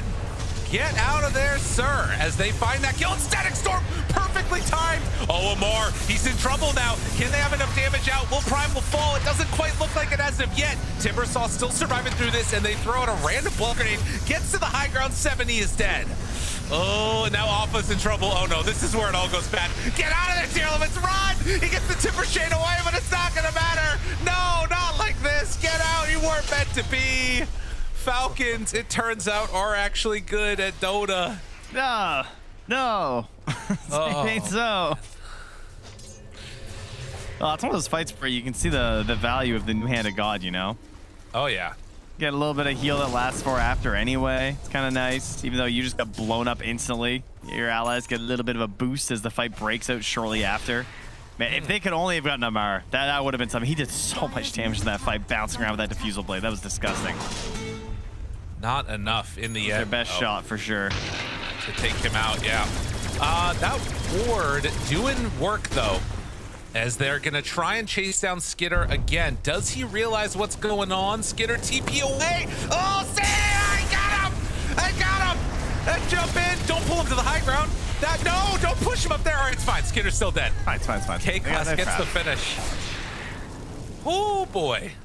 Instant revenge. That's a big kill to get right after. K-Class, again, getting the bounty here, too. So he's 4-4-8 now with 1,500 gold. What can he do to take this game over on this Batrider? Force Staff? I like he, it. Try and keep the isolation? Does he buy There it Yules? is. He went Force. Okay. I kind of like Yules the more I thought about it, though. But Force is fine. It's good. Dire's top tower is Afa, under after attack. going for the Kaya and San, just queuing up the Shiva's Guard next. Great vision in this area. Unfortunately, K-Class. it's for Falcons. Amar? Oh, he missed. Amar? Question mark him, K-Class. Question mark him. The Polaris, they got him. Now Erica tries to find it. No! Oh, that's bad. That's pretty bad. Do they have enough to kill off Amar? It doesn't quite look like it. They glimpse him back into the field, but they gave, Erica already blinked and TP'd away. They're done. Double kill for crit. Falcons strike back. He didn't even hit his spell. Didn't even need it. Oh.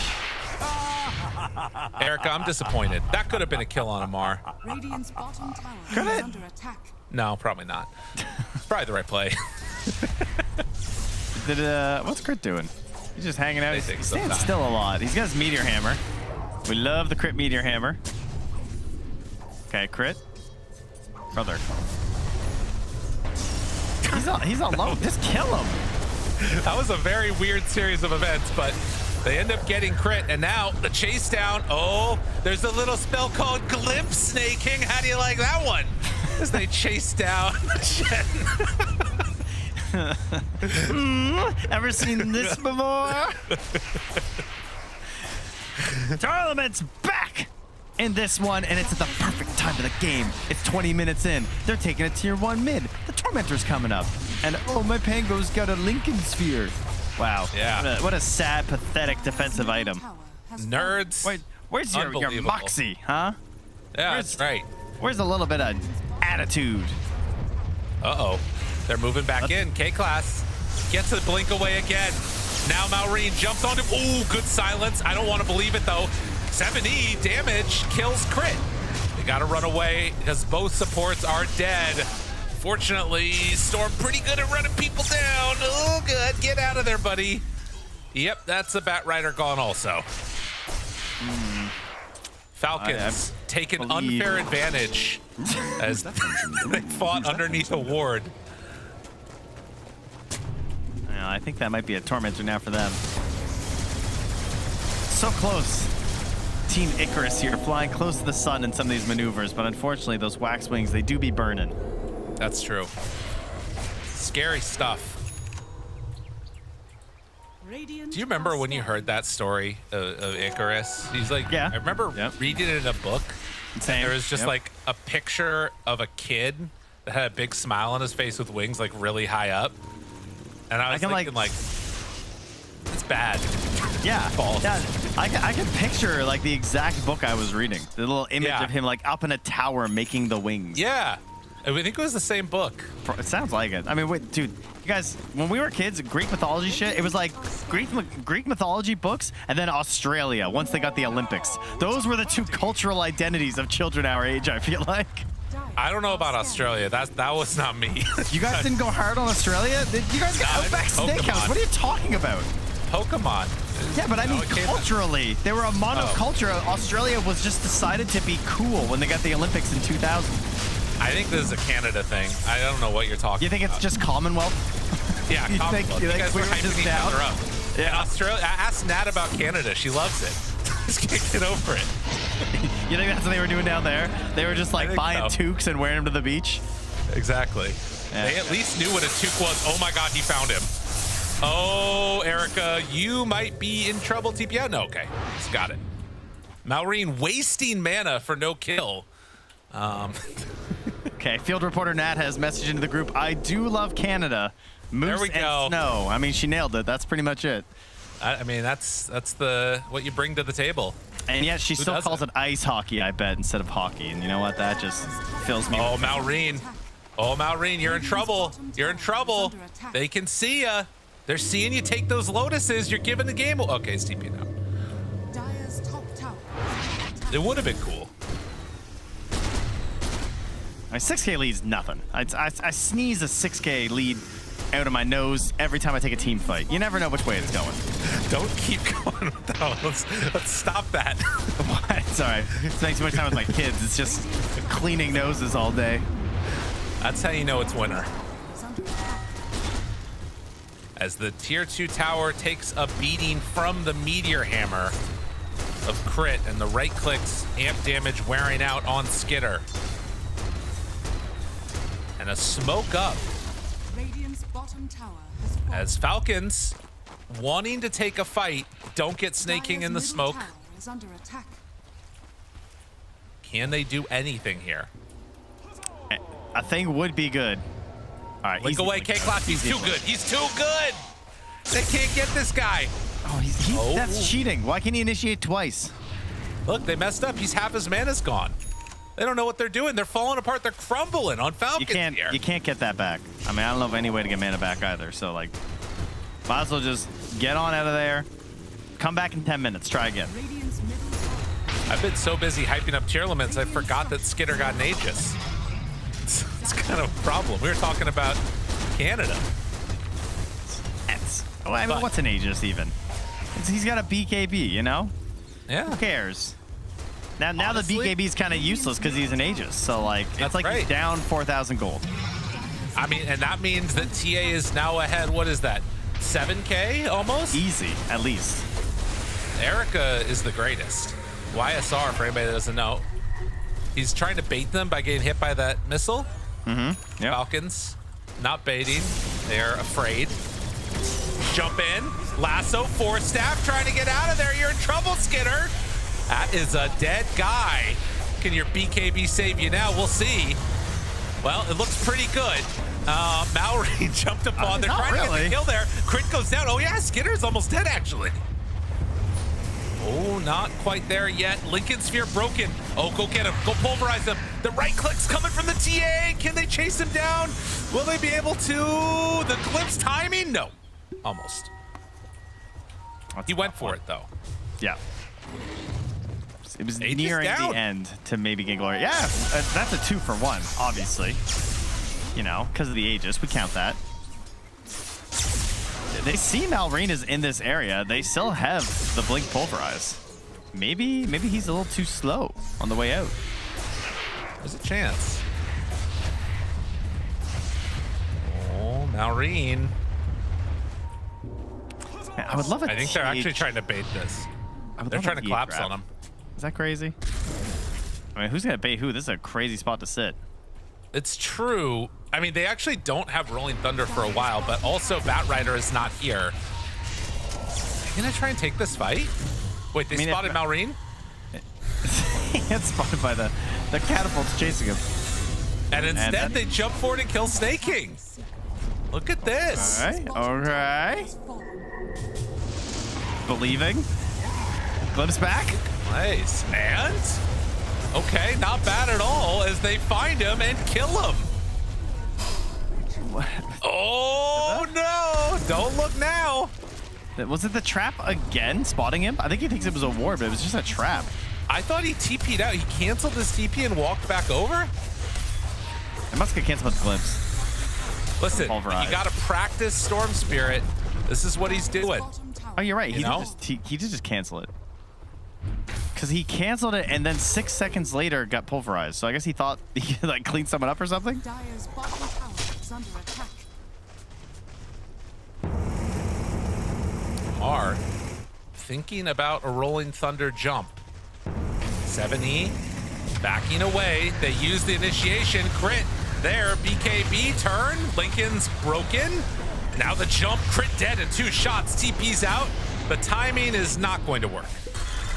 All right. I mean, the Lincoln Spear cowardly item does come into play.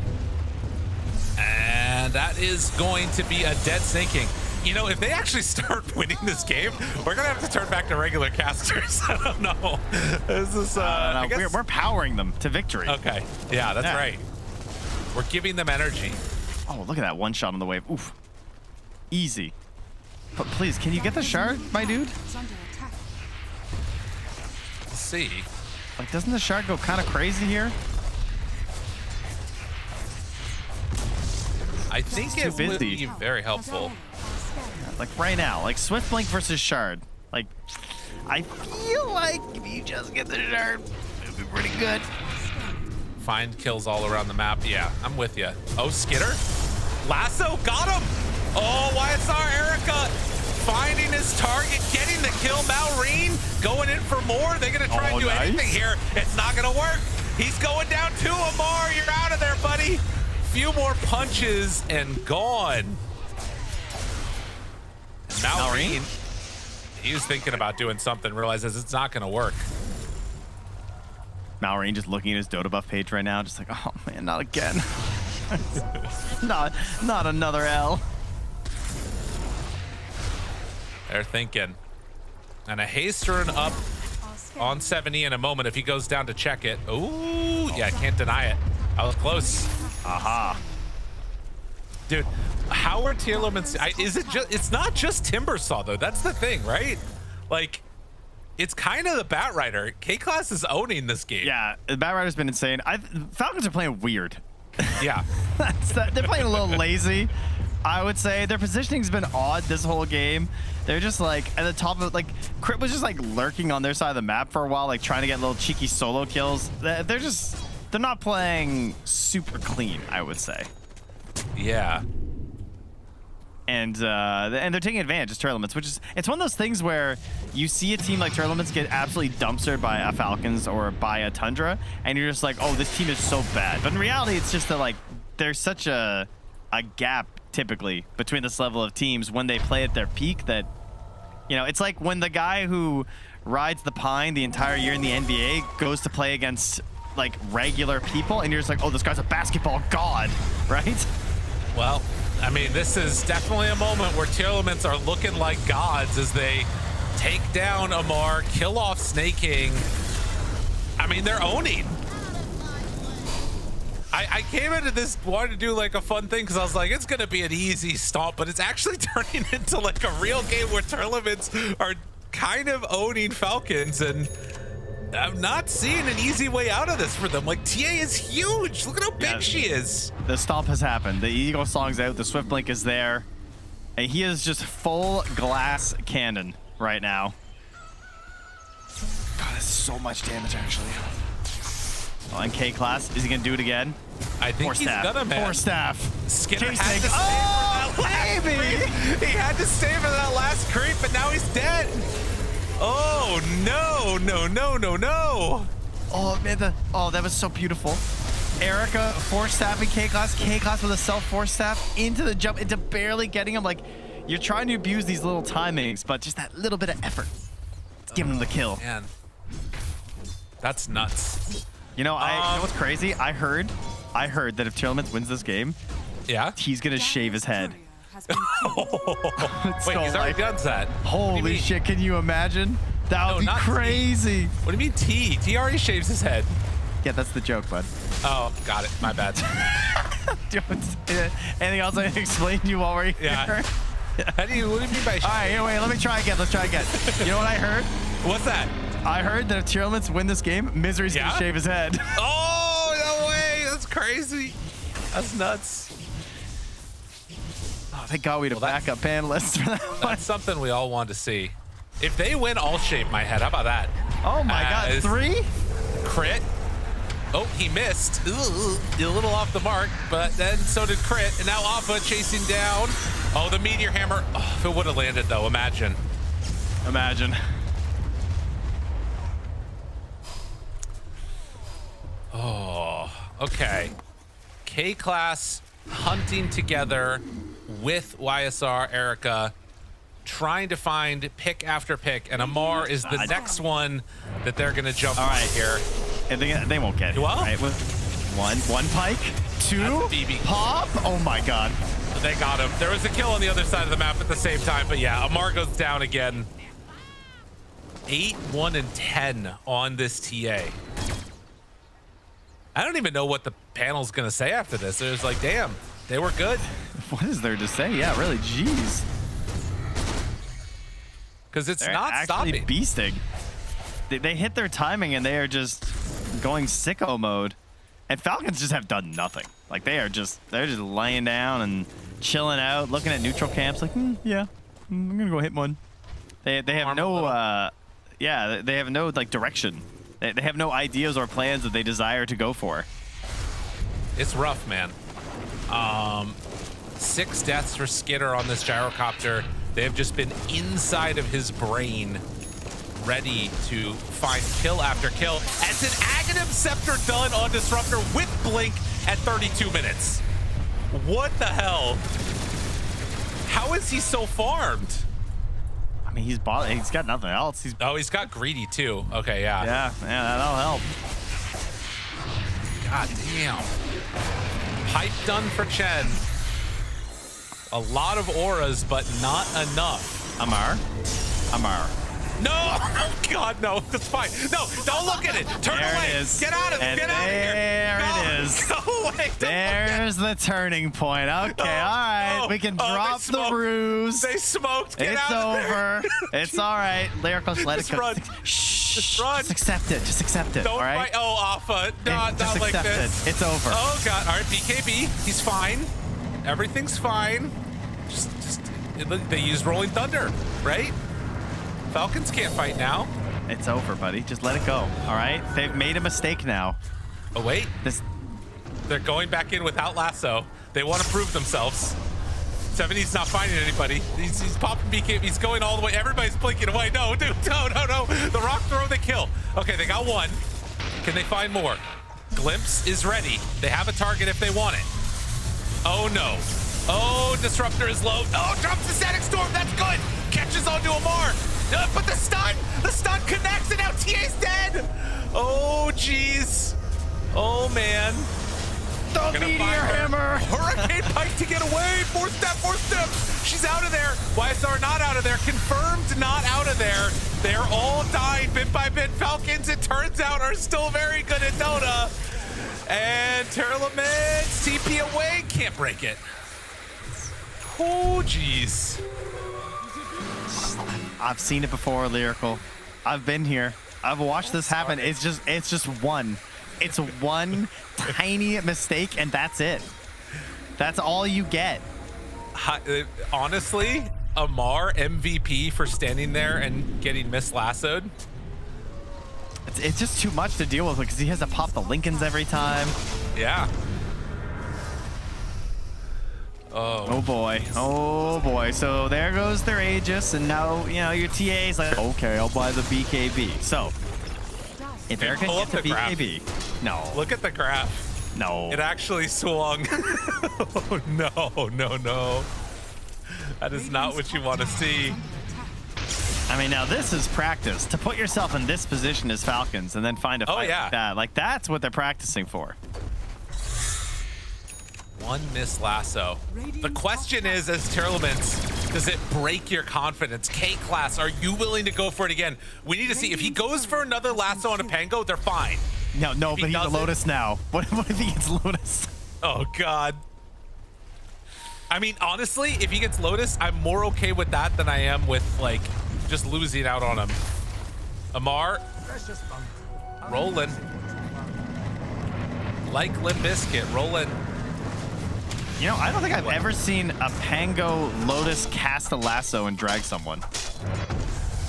Ooh. Have you ever? Interesting idea. How have I never seen that happen to a Batrider? Oh boy, there goes Crit. Crit, not having a turnaround game though. I will say he's struggling in this one. Every time I look at him, he's in a dangerous position or dying. I guess it would only happen if the Lincolns. Does that work? Yeah, I think. Oh. Because otherwise you stand still if you're lassoed as Penguin. Yeah. Well, you could still be in Rolling Thunder. Yeah. Yeah, it should work, right? Okay. We'll see. Maybe it'll happen. Maybe it won't. But you'd think we would have seen it by now if it worked like that. But it should work like that. Amar. They realize that he's over here. Need to find him. They got their man. Static Storm. He jukes away. Amar caught. Chased down by Alpha. He still has roll-up ready. Lotus is out. Now the Glimpse pulls him back in, but the blink away after the roll-up.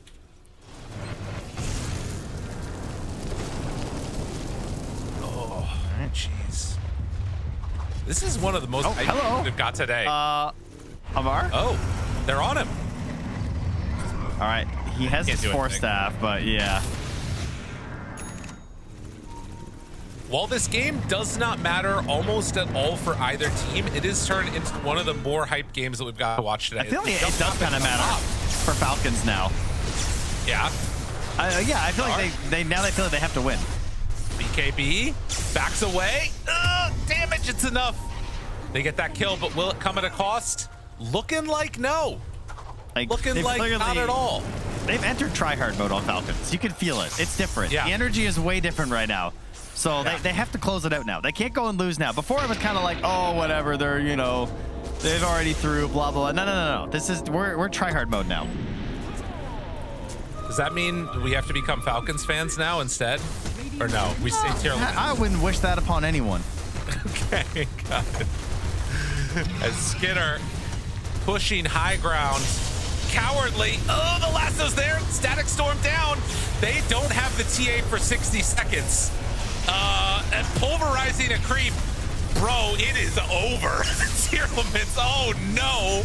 Oh, God. They lose another. They got buybacks, but yeah, the worm has turned. It's looking pretty bad for the old Tearlaments. They're ending it. Yep, they're looking for it. Jump forward onto Alpha. Maureen pops BKB, hits, gets back to Fountain. Oh, going into the Fountain. Maureen needs to get some separation before he gets glimpsed. They can't quite get into range. Will instead glimpse back crit.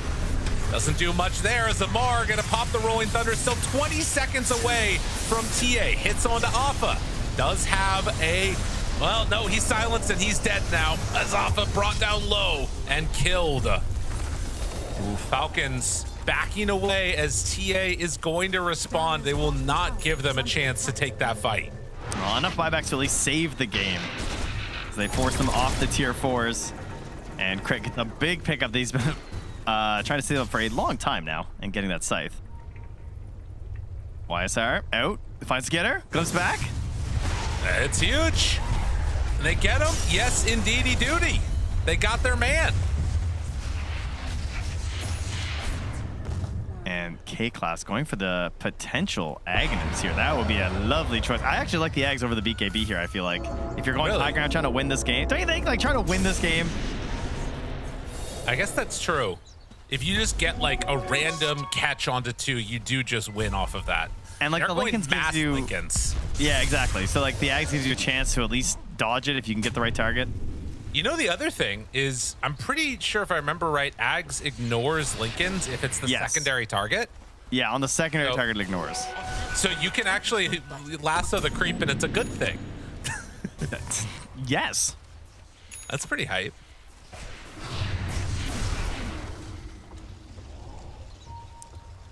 So Skidder dead for another 45 seconds as Timbersaw is going to respawn right now, rejoin the team as Falcons smoke up.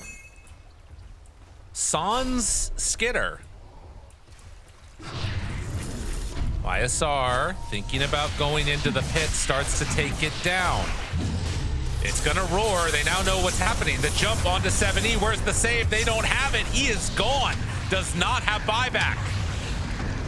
Now Alpha trying to get away from Amar in the Rolling Thunder, but without Primal for 100, they can't take Roche. They've had gotta back away. Unfortunately, all these force stats, but he was facing the wrong way. So the attempted save just pushes him into Falcons for the kill. Oh my god, TA's queuing up Rapier. I love this team. This is sick. Yeah, this is the way to go about it.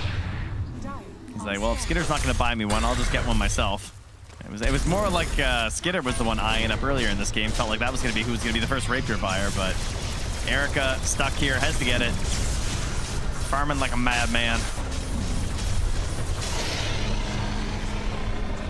Roche is there. We're over halfway to the Rapier as TA is going to go and take the Tormentor.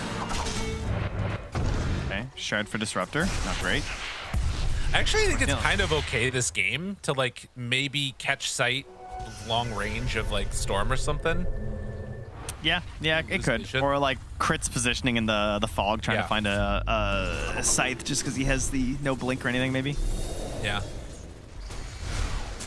It's gonna be BKB for K-Class, and it's a butterfly for Gyrocopter, as TA does not yet have an MKB. I mean, his career's at the shop. He can wait. Now. I don't know, man. They're giving this up without Primal. All right, You're hammered down. He's got enough. He's going home. He's selling. And he's buying. The Rapier's coming. All right, here it comes. Go, Courier, go. Oh no, they're going up there. No. No, it's fine. All right, Rapier not gonna be revealed, at least for the moment. He got rid of what? Treads. Okay, treads. Yeah. The scan connects. If TA is free to just hit away at this fight, it's looking great for her. If she immediately gets brought down, it's really bad. It's such a Linken's fight right now. It's just like trying to manage this mass Linken strategy is so difficult as a Bat Rider. It kind of feels like luck at a certain point. Also worth considering, like, if Storm gets caught with a lasso while there's a Lotus, that's an Ag's lasso going back on Radiant. Okay, all right. Could be game winning. I don't think TA is shown yet, but she will in just a moment here now. So they may have seen the Rapier. Falcons doing what you would expect, standing high ground. Just like the cowards they are. We're back on that. That's good. All right, good. I like to imagine the people that just tuned in right now were watching any of the rest of the game. Are there any Ghost Scepters? Yes, you've got one on Crit. There is not one on anybody else. K-Class has one. I'm sorry, unless you're talking about right. Fire. Yeah. K-Class and ZZQ for the Radiant has them. Thinking about going. All right. Oh my god, he goes way back. The lasso! They got one. Is it enough? Pulverize out. The damage is there. Skitter trying to heal up through it. Now the turn. Malrine doing what he can with this shield rune. ISR backing out, trying to survive through this. A 4-step, get some separation.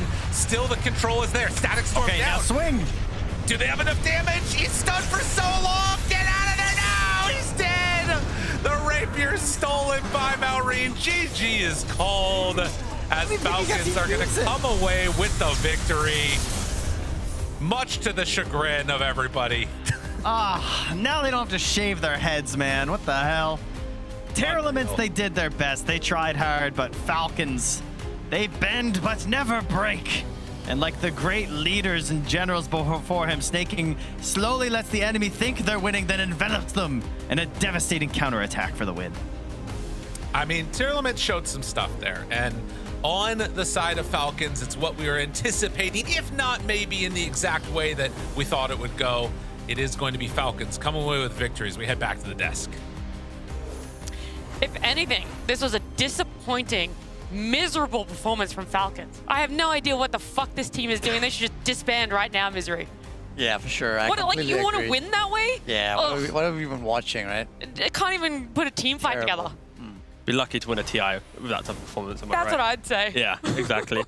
Amen. Yeah. To be fair though, Tearlaments, right? They got given a lot of the meta heroes, right? Timbersaw, Primal, even the TA, and they had a really good early to mid game. Of course, we can summarize it to one Aegis on a TA, a double death, and then a little bit of despair kicked in. But you got to give it to them. They made Falcons sweat. There was probably moments in that game where Falcons realized, wait a second, we actually need to, properly, communicate in this one because, yeah, Falcons, they looked like they were losing for a good portion of the game. Yeah, unlike Falcons, Tearlaments actually able to team fight. It felt like this combo of the Bat Lasso, the Primal, Pulverize, the Static Storm from Disruptor, it really rendered a lot of their heroes useless.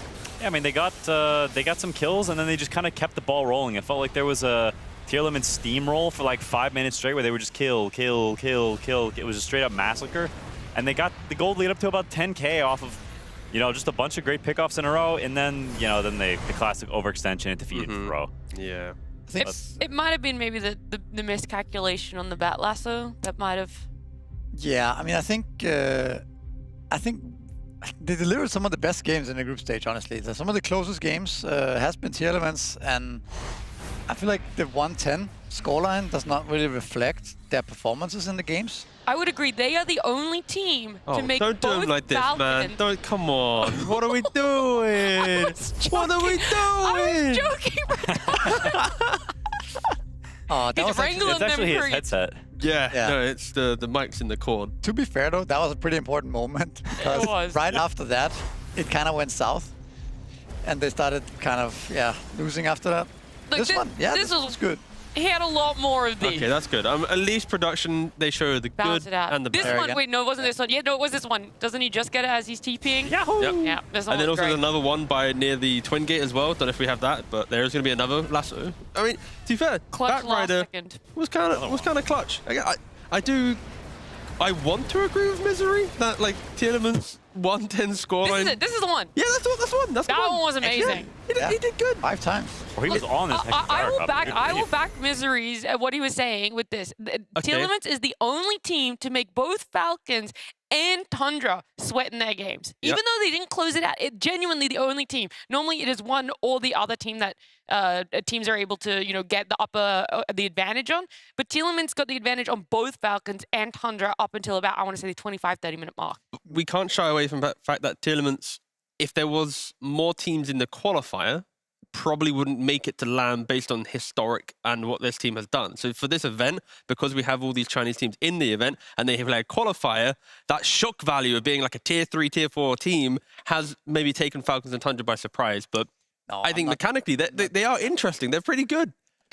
Come on, I'm not buying that. You're not buying... I'm not buying it either. I'm with Misery. I come on. stand strong with Come on. Misery on this one. The stats don't lie, guys. Look at the Wikipedia but page. you All right, Nahaz, chill out.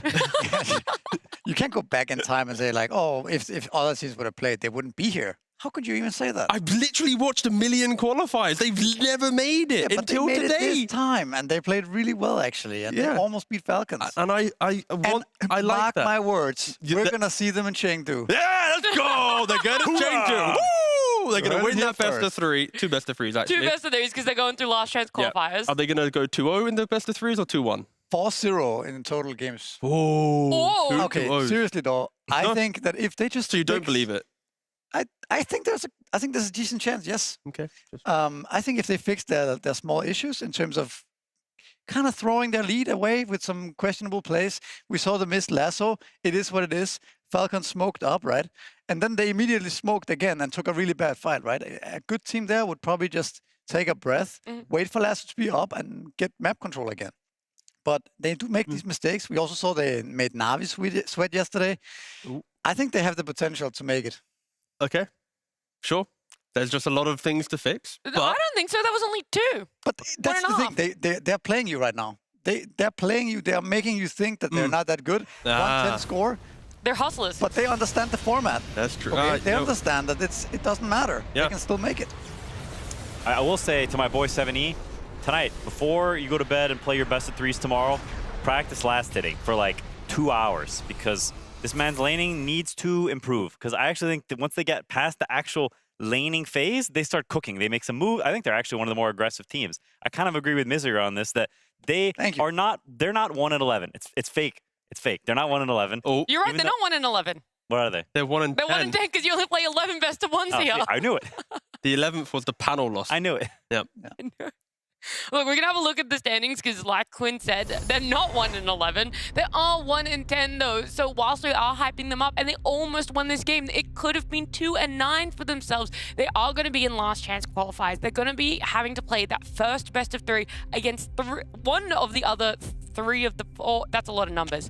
I'm just going to keep talking. Keep it simple, all right? try again. 9th, 10th, 11th. Okay, don't worry. Now, I got this, okay? All right.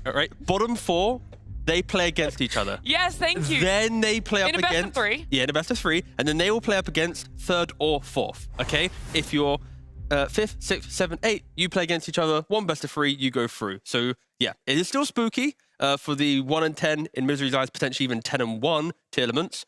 It is just a matter of fixing both the macro, the draft, the laning, the last hitting, the XP gain, the wisdom, the smoke. No. It was only last hitting. Crosshair placement. Crosshair And placement, resetting. yeah. DPI sense, yeah.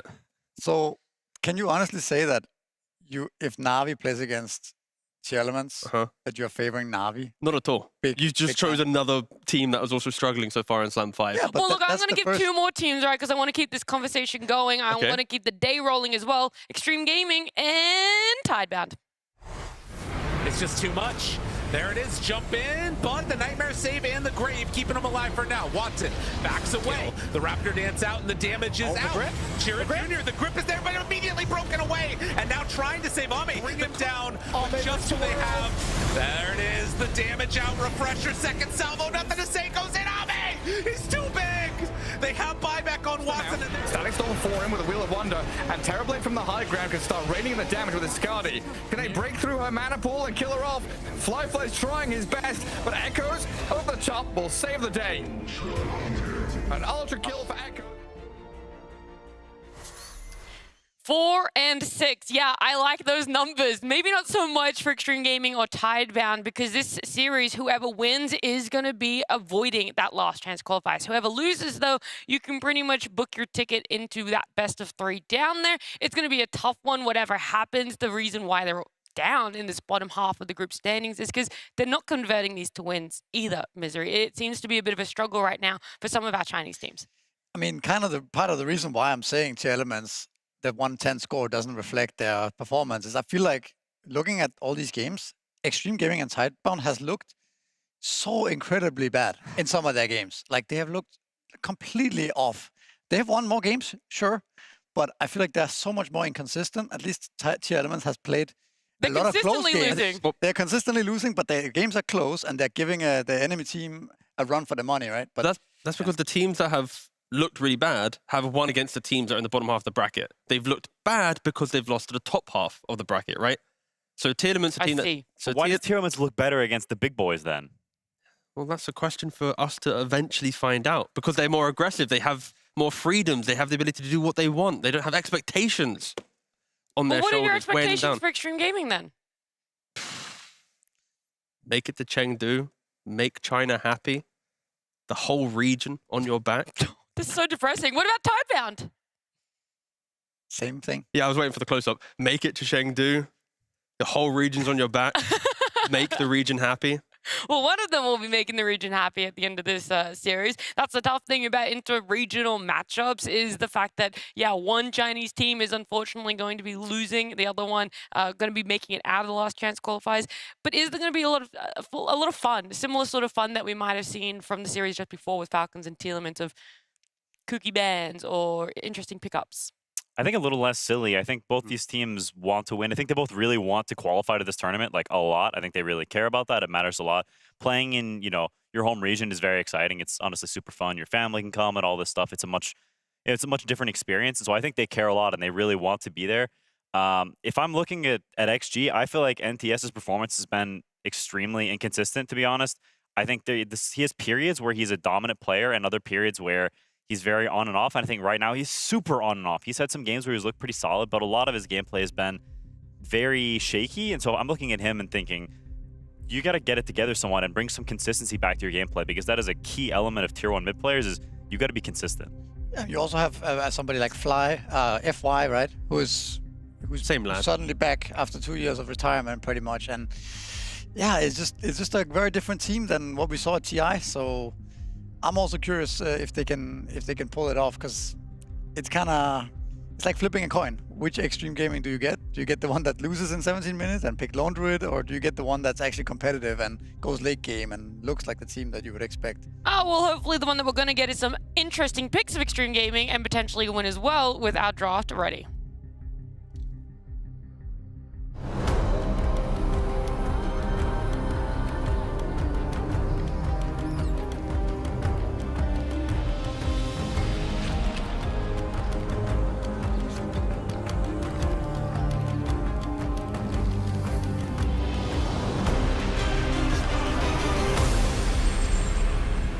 Well, we got our fun of seeing Timbersaw in our previous series, but it's not going to be showing its face here as it is banned out along with Naga Siren, Marcy, Slaughter, Primal Beast, and now Jakiro, leaving in either the Centaur or the Dragon Knight to be looked at. Yeah, those are the classic guys you would expect. I don't know if these teams prioritize Dragonite as heavily as some of the other teams like Maus or Falcons do maybe. I know they definitely like the Centaur. We've seen that many times from both of these teams, but I'm not sure the DK will be lauded as highly as maybe other squads. Yeah, it's been banned against XG in quite a lot of their games, but even when it wasn't banned out and XG was first pick, they would even ban it against themselves. So teams are respecting against XG, and then XG also bans it. It's quite a weird one. Maybe something that you could just leave through the pool, as we of course see here. Yeah, so they just full ignore it. Ooh, the Sand King. Dude, what is going on with all the Sand Kings today? It got picked up like twice yesterday or something, and I feel like every game on B-Stream has seen a Sand King now. Yandex was just playing it, right? Yeah. I don't know if that game ended yet, but...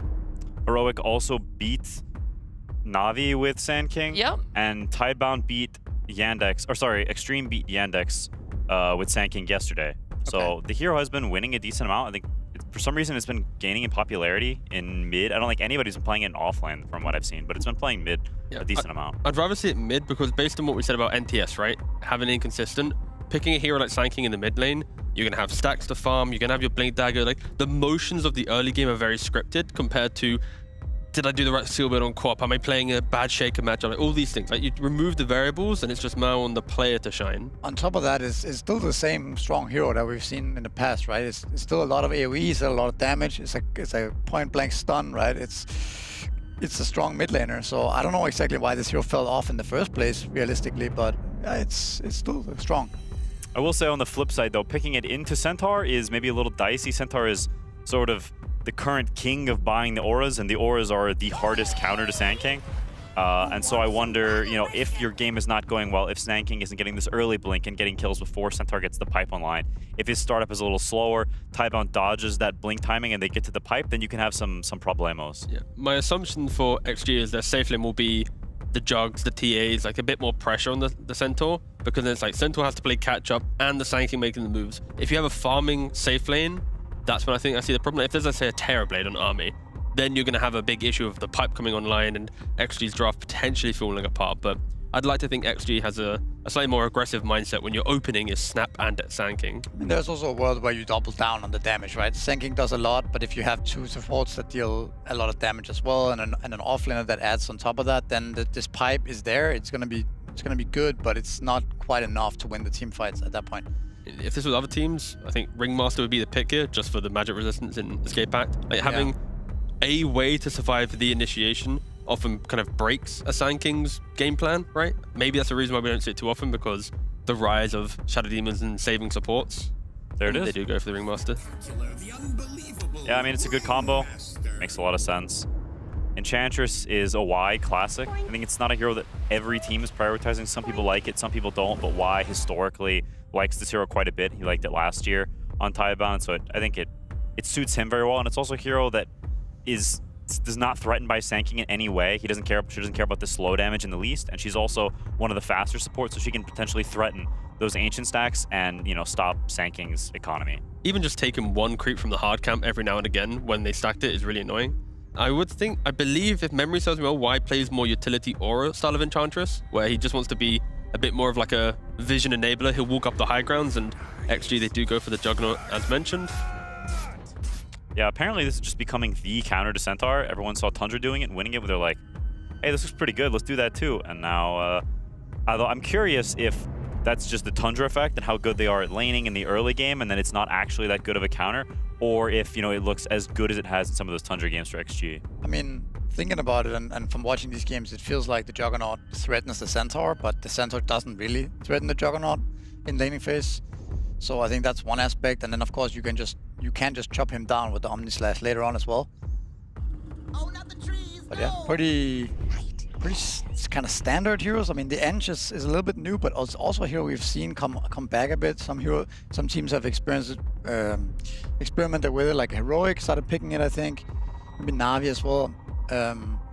But yeah, this 18 pick is pretty important for Tidebound here. Holy cow. Ooh. Right. Oh my gosh. Void. Very low damage draft right now for Tidebound. It is. Like, who's gonna kill people here? Nobody. They the definitely mid hero. Yeah, the mid hero. It has to be the mid hero. Mid hero needs to, because yeah, I mean, like Void can have some of this skirmishing, like sort of slow kiting fights where he can actually kill you early game if his lane goes well. Yeah. The issue is I think Void as a hero can be very prone to being counterpicked in lane. He has some really bad matchups. Slardar, Doom, to name a couple. Beastmaster, Zoo, Enigma can be really rough. Zoo's the big issue, because when you look at XG's lineup, normally to deal with a Void is break down the early map, don't let them scale. I don't see XG actually being able to do that. Like, they have pick-off potential. We have the Epicenter, the Mortimer Kisses, a Fiend's Grip, but outside of that, you're still waiting for Jug to get a Battle Fury and an Ags. Like, he's not breaking everything, right? Unless there's another hero to mix, but again, Zoo from XG does bring that, but I think Tidebound, they might be able to get away with the Void. Do they play Invoker? Because that's a pretty good hero for them here. I do not know if Echoes plays it. I mean, they do have something against the Zoo, as they have Enchantress, so you're not really too keen to pick Offlane Beast into Ench. Like, I don't know if you're actually going to pressure this Void. He's just going to steal the boar off cooldown, and I'm kind of doubtful if there's really going to be that much pressure there. I think Enigma is a problem if they were to pick that up. Yeah, I can see that being more threatening. I don't think the Ench really count as Enigma that much in lane. Ban out the Ember. Okay. It's fine. I mean, both these heroes, I mean, Sand King as a mid hero is very difficult to crush, but he also gives most mid heroes a free lane. So if you feel like there's something that's good for the enemy team in the game, then you kind of just ban the stuff that you think they want, because Sand King just doesn't really counter much in the actual lane. He just gets his. It's a really interesting path for Tidebound. I think that even though they don't have that much damage, I think if they win their lanes, it should not really matter, because they have a lot of tower damage with the Centaur and the Ench, and they can invade areas and kind of take away farm from Xtreme Gaming. So they don't actually have to kill enemies, they just have to like take the map. But does that happen if XG then lock in like a Tidehunter last pick, right? Yeah. Just the Mage Slayer pipe that we just saw 33 play. Tide would be really Doesn't that cool here. fully combo break Tidebound? Even Underlord. Yeah. I think one of those two is pretty good here. No, for sure. I think those look like the best to me. But at least Tidebound picked damage, right? We mentioned that they need damage. Queen of Pain is always going to be the answer when your draft lacks damage. But it also puts a lot of pressure on Echoes. A bad Sonic Wave, a bad rotation, things can come crumbling down for them. Yeah, I mean, in terms of the actual pressure Queen can exert, though, it depends a lot on how those side lanes go and what the supports are able to do, who's stronger and who's, you know, taking control of those woods areas. Because Queen, if you look at her and the supports, they don't actually have any real start. Like, their best start is Queen blinking on a guy and daggering him if he's out of position. So if Xtreme is careful about their footing and they're managing these areas well, they have defensive wards that see the supports running in. Like, there's a ward where XG can kite the early pressure, and Sand King can be totally fine. Okay, I mean, now they're picking. Yeah, okay, they do rotate. So yeah. What about the mid matchup though? Quab against Sand King should be pretty fragile, right? It's a lot about who kills the other sentry and things like that. If Ench comes and bullies Sand King, I think it can be really grim for Sand King. Yeah, it can get very bad, and it can also be totally fine. Yeah. Depending on how the sentries are handled. Who wins the block matters a lot. Ideally, you can get the sentry somewhat in your tower range as Queen, so you can see the middle of the lane, but it's hard for Sand King to come and kill the sentry. Okay. Is like the general ideology of it. But if you lose the block, then maybe Sand King gets a free first wave, and it can get like drawish.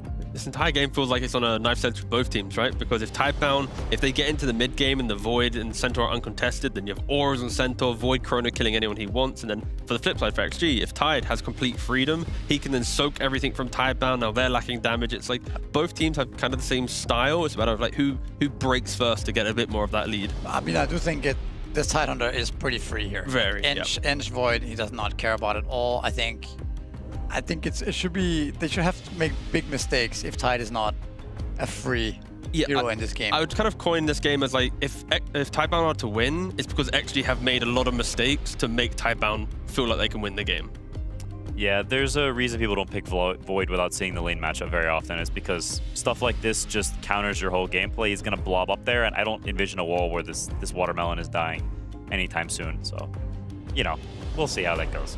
I don't like all this negative energy coming out of my panel. Faceless Void, all right? That's all that matters. The hype of getting to see a new carry hero picked here. It is a high-stakes best of one for these two teams because a win here brings them one step closer to Chengdu.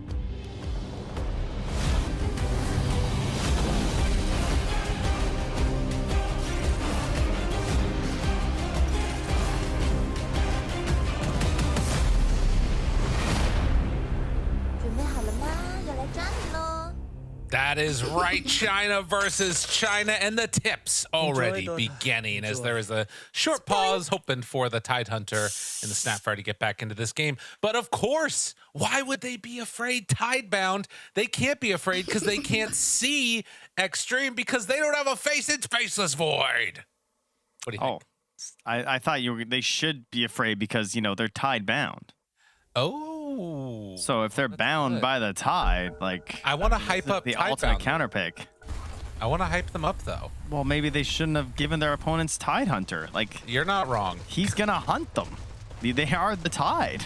I don't know what else to say. In fact, I have nothing to say even. Oh, that's another good one. This is the first game that we're gonna have Faceless Void at this tournament. We've now got, how many is this left? 1, 2, 3, 4, 5, 35 unpicked heroes, or 34 unpicked heroes with Faceless Void getting through. So still a good spread of different heroes getting picked. I do still like think back to those days of just having a Faceless Void become the be-all, end-all carry that's like way too strong later on in the game, and we've seen this Helm of the Dominator build out of him before. What do you think? Is there potential here? Yeah, it was a bit of a weird Void pick. I was a pretty big hater on... in my eyes, if you don't last pick Lina or Sniper, I have no belief. And those aren't particularly great heroes, and I understand that they're hard to shove into a draft, but that's why I don't like the Void pick, because I feel like he's going to Chrono, and they're not going to have any damage, and it's going to be sad. I don't feel like Chrono boosts the damage of a Queen of Pain very much. I don't think the rest of their heroes can take advantage of it, unless Y plans on doing some max impetus build or something, which, I mean, not the typical Ench gameplay. So I feel like people are going to get chronoed, and they're just going to live. Like, they're already relatively tanky, survivable heroes, and they can just buy a couple heals and saves, and I don't see it. I don't see the magic. To me, I feel like this says we are going to play for like 60-minute items. That's what it feels like Tidebound are trying to say with their draft. And if they can get to that territory where, like, eventually Faceless Void gets the damage, maybe things would work well. Oh my god, no. Not like this. You're supposed to be big and tanky. You're a centaur. But to no avail, it will not end up mattering. X-Nova draws first blood. Ouch. Yeah, that's little Shredder do be shredding you in that one, huh? You tank the whole thing, lose the armor. Already an armor issue for that hero. Just goes down. You know, maybe I'm being too harsh. Maybe it'll just be Planet every single time will be there to follow up with the Ringmaster, because that's a pretty crazy amount of damage. Yeah, it's true. There's some cool stuff. Maybe you can get a Wheel of Wonder after the fact. There's some chances there. So we did see a pretty good Burrow Strike and harassment onto Echoes, who, I mean, you know, we talk about all we want, the idea of like this Faceless Void and stuff. If there's one hero that needs to have a good time, it's going to be Echoes. The Queen of Pain cannot afford to fall behind in this matchup. No. That would most certainly not be good. And right now, it's not looking amazing. Obviously, it's early times, and Queen of Pain level 1 dagger, pretty poor, right? You don't really want to spam it too much. Gets twice as good pretty much at the next level, so save your mana for then. The main concern, I would say, would be the stacks for the Sand King. Try and make sure that the stacks are not just given for free to the Sand King and the Tidehunter. They're both very greedy heroes. They really want those stacks in order to be relevant in this game. So if you could find some way to invade and deal with that, which is typically a prime Enchantress behavior, maybe that could be the key for Tidebound. Yeah, try and disrupt what's going on there to the best of their abilities. Well, the thing that's going to be hard to do about that is that in a little bit here, XXS is not going to have any more worries. And then FY can just kind of head out and do whatever he wants. As he is trading some hits now onto Y, forcing back that Enchantress a little bit, but as soon as the Wisps come out, and then getting a creep, FY running into some issues. But does manage to get the pull off. Nicely done there by FY. Very helpful. I mean, you know me, I love Snapfire. This hero, just too good. FY, you know, he's had some good games on the Hoodwink. I feel like Snapfire and Hoodwink are like the two modern day supports you need to be really good at. And it's like a low bar for skill, like to make sure you're getting the right spells and stuff, I feel like, about those heroes. But, you know, as long as you hit your spells, because they are skill shots for the most part, then the heroes are just absurd. So, yeah. Agreed. You can see there the continued sound effects of the tornado just going to continue on for forever. Perfect. So that's just going to be here now. That's what we love to hear. It's like we're already flying to Chengdu. That's right. Yeah. Close your eyes, put your arms out. You can feel it. In the mid lane, and actually in all lanes, Xtreme getting the better end of the deal against Tidebound right now. 20-9 on the Jug, but it's the Quap that's fallen a little bit behind and still somewhat even on nothing to say. By one. Yeah, well, it was worse earlier. Now it's better. It was. Yeah, now she's got the wave coming in. The levels stack up on the dagger. Life's good. And no one going for a stack here as Y is running to the rune. This is good. This is what you got to do is edge, right? If you were going to make use of your nuisance, it's by running to weird spots. On the Oh, tame that beast. Got him good. Now, X-Nova trying to get away. Not so easily going to happen. Oh, yes, never mind it is. It's very easy. He gets home. A couple of uphill misses there. He's going to sit in the healing ward, not get denied immediately by Ame. Would have been much funnier. But he hits 3. He's going to stick around. And Y is investigating, making sure there's no stacks in there. Good, he says. Gonna put a sentry block just right in the middle of camp. No hiding, no messing around. Why? He just plants it. Got to get things back done up here in the top lane. As Echo's starting to have a bit better of a time now. Does clarity up. Creep wave coming in. Nothing to say. Level 5 to the 3 points in dagger. And you can see immediately just taking a beating. Super annoying to play against. But again, only 1 kill apiece for each team. Well, I mean, good news, they haven't made stacks and you're checking them out with the Ench, but bad news, Tide is doing Tide things. I mean, Boom has been the one to really been pushing this hero, but now everyone's picking up on it. We've had 3-3 Tide, looking unkillable today, and XXS just staying in the lane and having that typical Tide success, because you just get 2 points of Kraken, and what are they going to do? FY checked the deep in spot, and now we'll get the D ward on the camp, so he'll be able to make the stacks happen.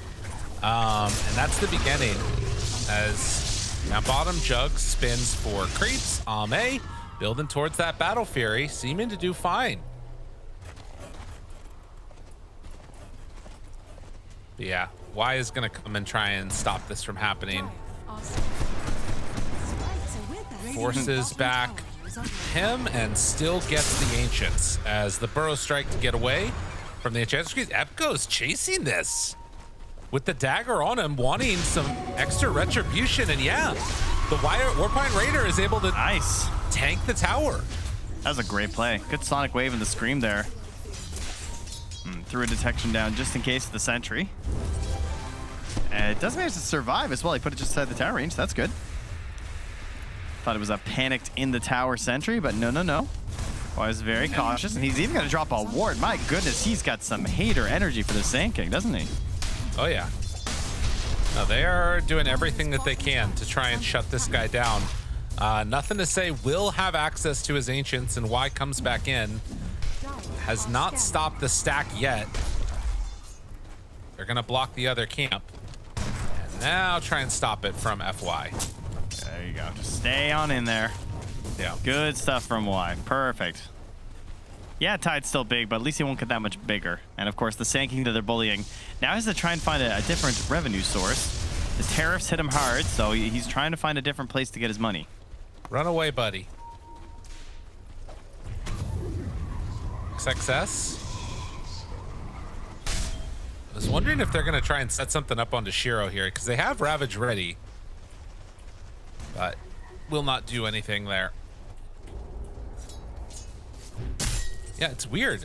I guess Ame, we shouldn't really expect to be moving that much, to be fair.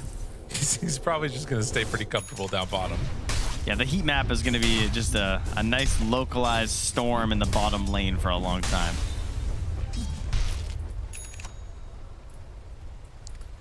Shiro walks on out. They have Nightmare and gonna attempt this. This is not an easy kill. Ravage, oh, gets him alone. Well played. Mid lane, they're gonna try and get him. Get him! Ogre smash him. not the best creep for going for the gags. No, not so much. Yeah, it's 8% of their current HP. Whoa, that could be a hefty nuke, you know. Thinking about it. Sonic Wave at the ready. Passes on over. And now on to X Nova. The hits keep on coming. FY up on the high ground. Echo spots him too. Another dagger spammed and he gets down to the low ground. So all the squad's still alive as Echoes blinks forward. Burrow Strike comes out. Still managing to connect onto him there with the dagger. Sonic Wave at the ready. Would love to use this with the Arcane Rune online. But it is just going to be a dead Enchantress for all their troubles. Like, this is so awkward. Echo's just abusing this Arcane. Oh, good deny. Yeah, that was a weird one. Yeah, and then they're still holding this space, like, in the midst of that FY. Did get a stack off on the Ancients. And now Echoes is just like, so what are you guys doing up here, huh? I got Sonic Wave. Easy. You want this one? Freebie? Jason, Sonic Wave used. Oh, wait! Oh, that really dude, cool. if he'd have denied him, that would have been unreal. He sees the stacks now. Trying to take it, but nothing to say he's coming back in, and this is not an easy go. Tame the Beast. They actually got a good amount of them there on planet. And yeah, they're gonna blink out. Now, is that the one time where the other facet would have been helpful? Would he get increased attack speed on the deny to then get it during the Sonic Wave? I see. Is that, have we found a reason? Sounds really bad.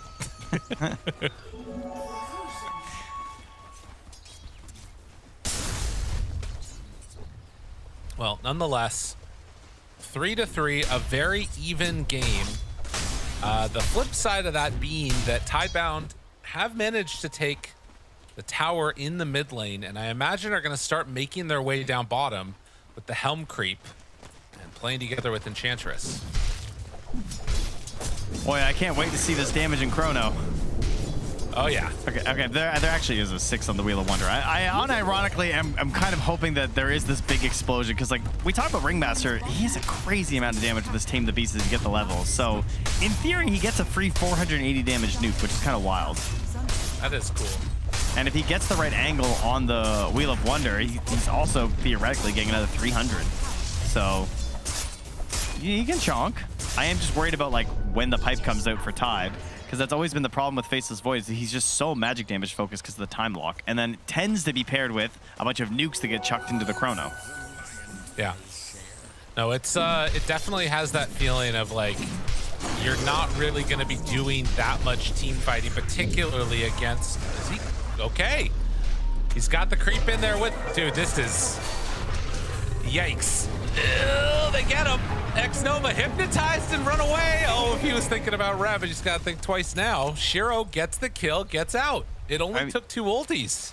We gotta respect the fact that at least they know their limits and they and they only chrono a Bane because anybody else is getting out of that one. Yeah. Okay. It's a very interesting game that we're watching here. It feels very different from what I feel like we've become accustomed to. It's a bit slow. Yeah. They're just chilling, you know.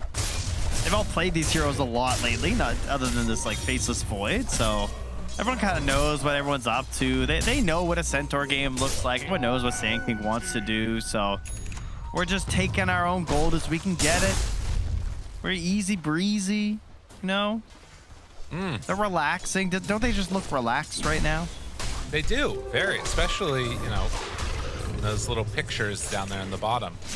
I think, like Hawaiian shirt jerseys could go really well for Tidebound, don't you think? Like this big tie-dyed Hawaiian shirt, full 5 players wearing them. I think like they would look so relaxed and so good. The Hawaiian shirt it's fallen out of fashion a little bit, but I don't think it should have. What a statement that would be to come out in Hawaiian shirts on stage. Oh yeah. I wouldn't know what to do as their opponents. I'd be intimidated. I mean, they're too casual, you know? They're too comfortable. Yeah. All right, look into it, organizations. Let's do it now. Also, I think that, like, the fan base is getting to the age now in Dota where, like, we're ready to wear Hawaiian shirts. Introducing the new Team Liquid cargo shorts and Hawaiian shirt lineup. You can get it in polo. XXS and a smoke. They're looking for somebody. Who will they find? It's a TP away from the Centaur. They have an idea of what's going on. Apparently, it's not a good enough idea. The Wheel of Wonder comes down and hypnotizes. I wonder when it will do something. Can they do anything? No. No, they cannot. But they will. Healing Ward. And hit the tower. Sometimes I don't get the wheel. What don't you get? Like, I feel like he was facing it. Didn't it kind of look at XS? Like, what is it so much? Is the angle worse than Medusa? It feels worse. I mean, maybe. It's at very least Medusa rules. But potentially it's like worse than it. I guess it's for 0.5 seconds as well, which, I don't know. It's a long time. That's a long time in a team fight, that's true.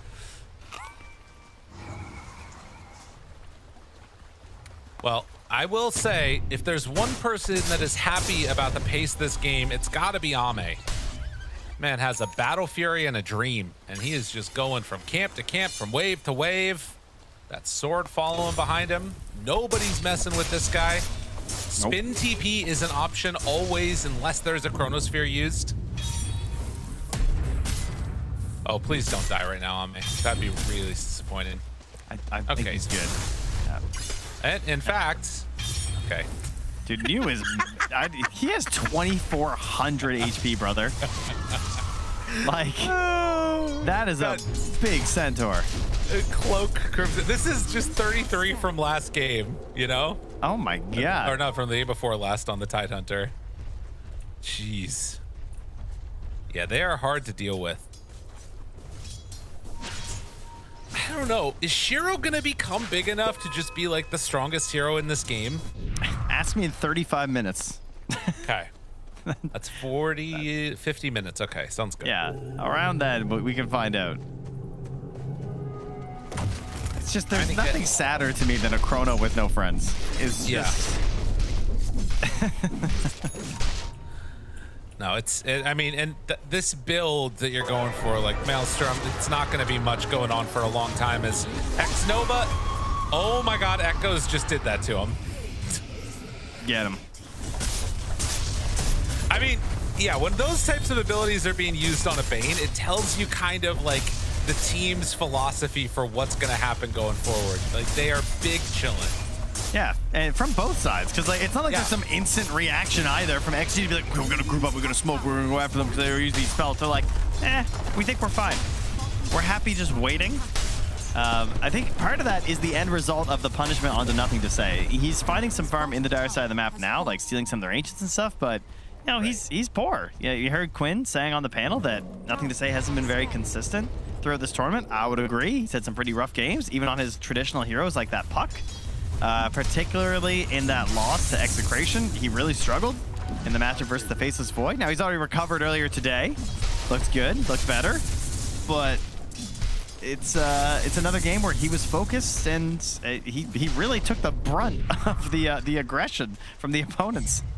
Yeah, they bullied him. They spent a lot of time trying to make him feel bad. And in that context, Ame and XXS have thrived. You can see top net worth in the game right now. And, you know, just using that net worth to try and make themselves harder and harder to kill. I will say if XXS gets caught down here, there's 3. Actually, you know what? I actually don't think it matters. He would not die. He does not think it matters. No, it really doesn't. Now that I think about it. That is He walked into 3 of them. Just no cares. He sees them on the wave and he's just like, yeah, what? That's not good. It makes sense. They have no damage. No, and he has 75 damage block. They're about to Chrono X Nova again. Oh, maybe not. Maybe. It would, well, I mean, it would be very funny. And you know what? He can't chrono him because his Ringmaster took the Nightmare, so he wouldn't have the damage to kill him. If his Ringmaster was Nightmare. I mean, I will say that, like, as Echoes, this Queen of Pain, you want to be finding, like, more kills around the map for sure. But, like, what you're playing with Centaur Faceless Void, like, what are you to do? You've got Crimson Pipe Double Bracer on new.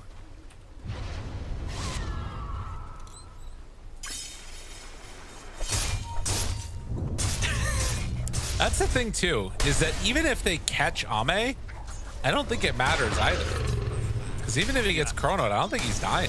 Well, he also bought this Blink Dagger, which is pretty interesting this game because we're not playing any sort of aggressive play style.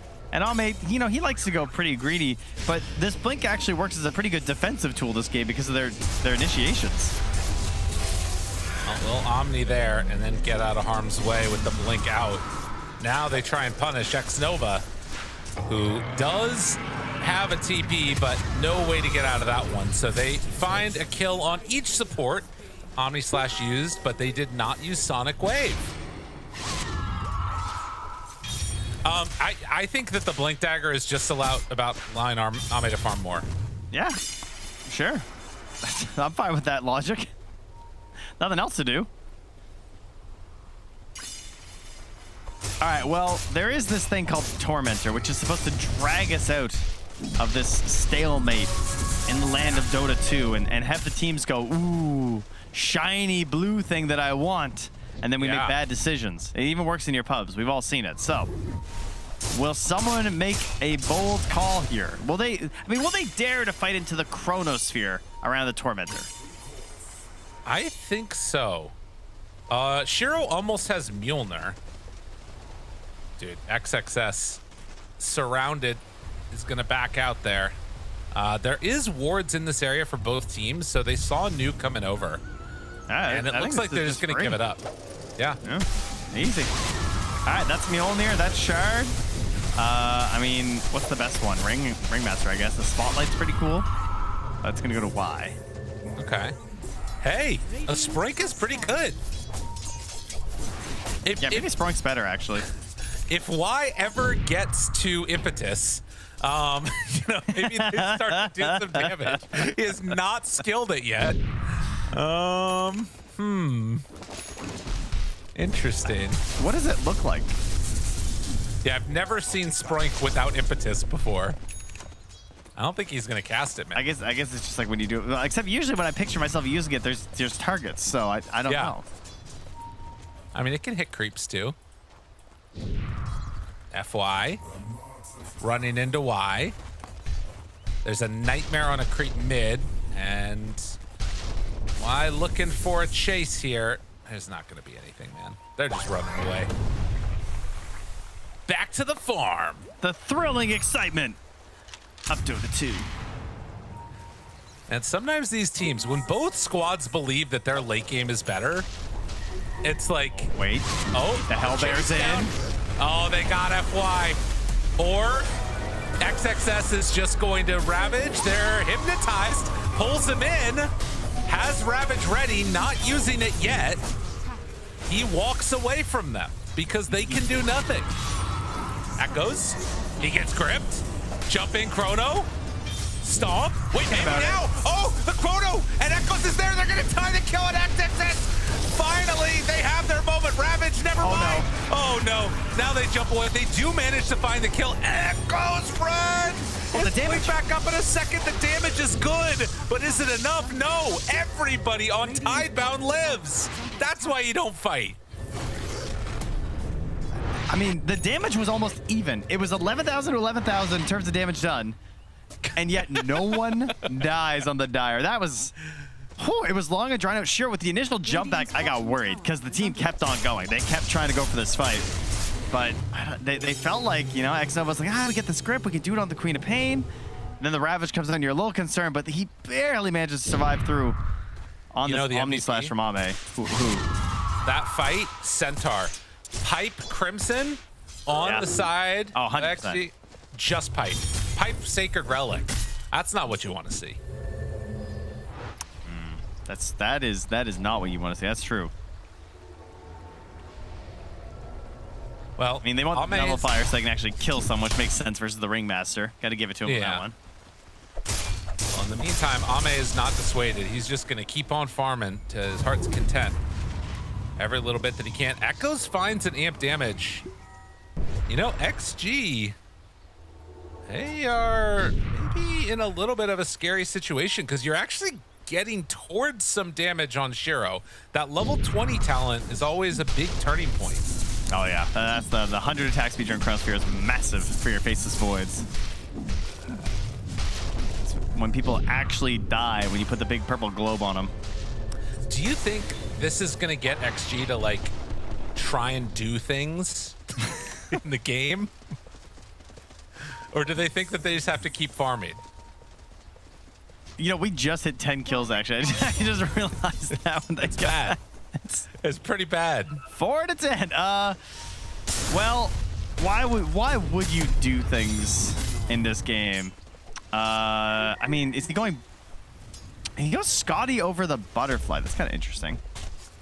Yeah. I mean, I saw the Scotty and I was thinking like, wait, wouldn't Butterfly be kind of crazy this game?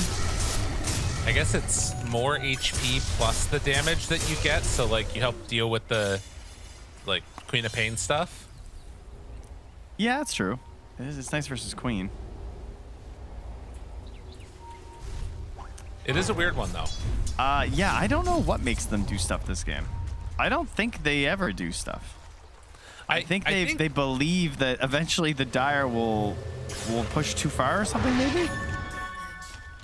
It definitely has a feel of like they are confident in whatever their game plan is going to work, and like going late is good. And I just worry that like you're gonna run into a Faceless Void with Refresher at a certain point, and you're just gonna lose the game. But maybe they're consistently believing that they're gonna be able to outplay Tidebound.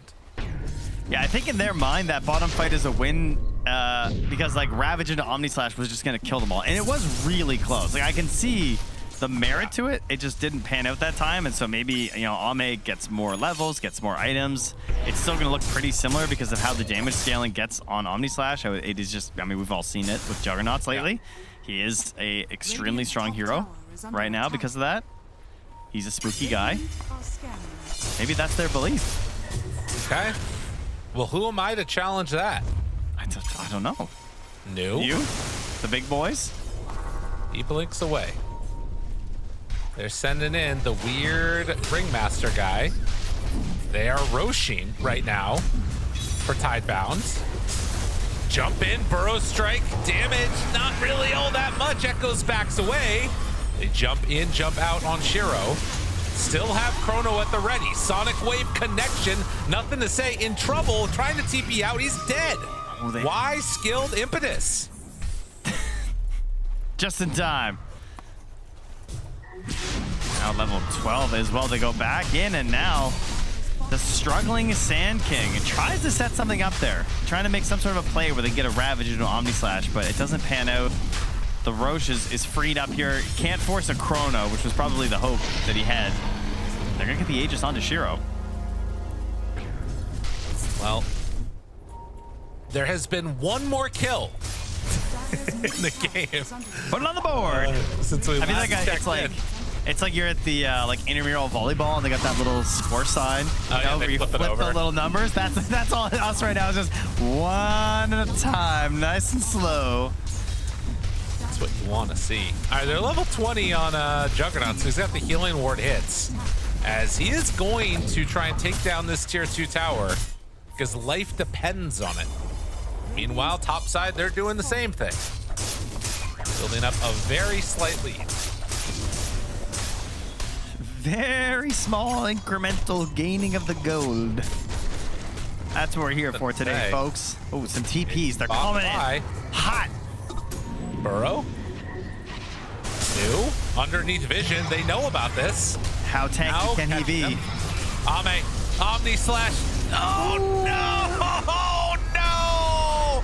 Oh, Ame's gone. All right. Sonic Wave. That's a dead nothing to say. Now they catch New. Oh, that feels bad, man. That feels bad. Why? Running out of mana as they throw out whatever damage they possibly can, but a Stampede forward in trouble. XXS, how much damage do they have? Ame tries to kill off Echoes. It's not going to happen.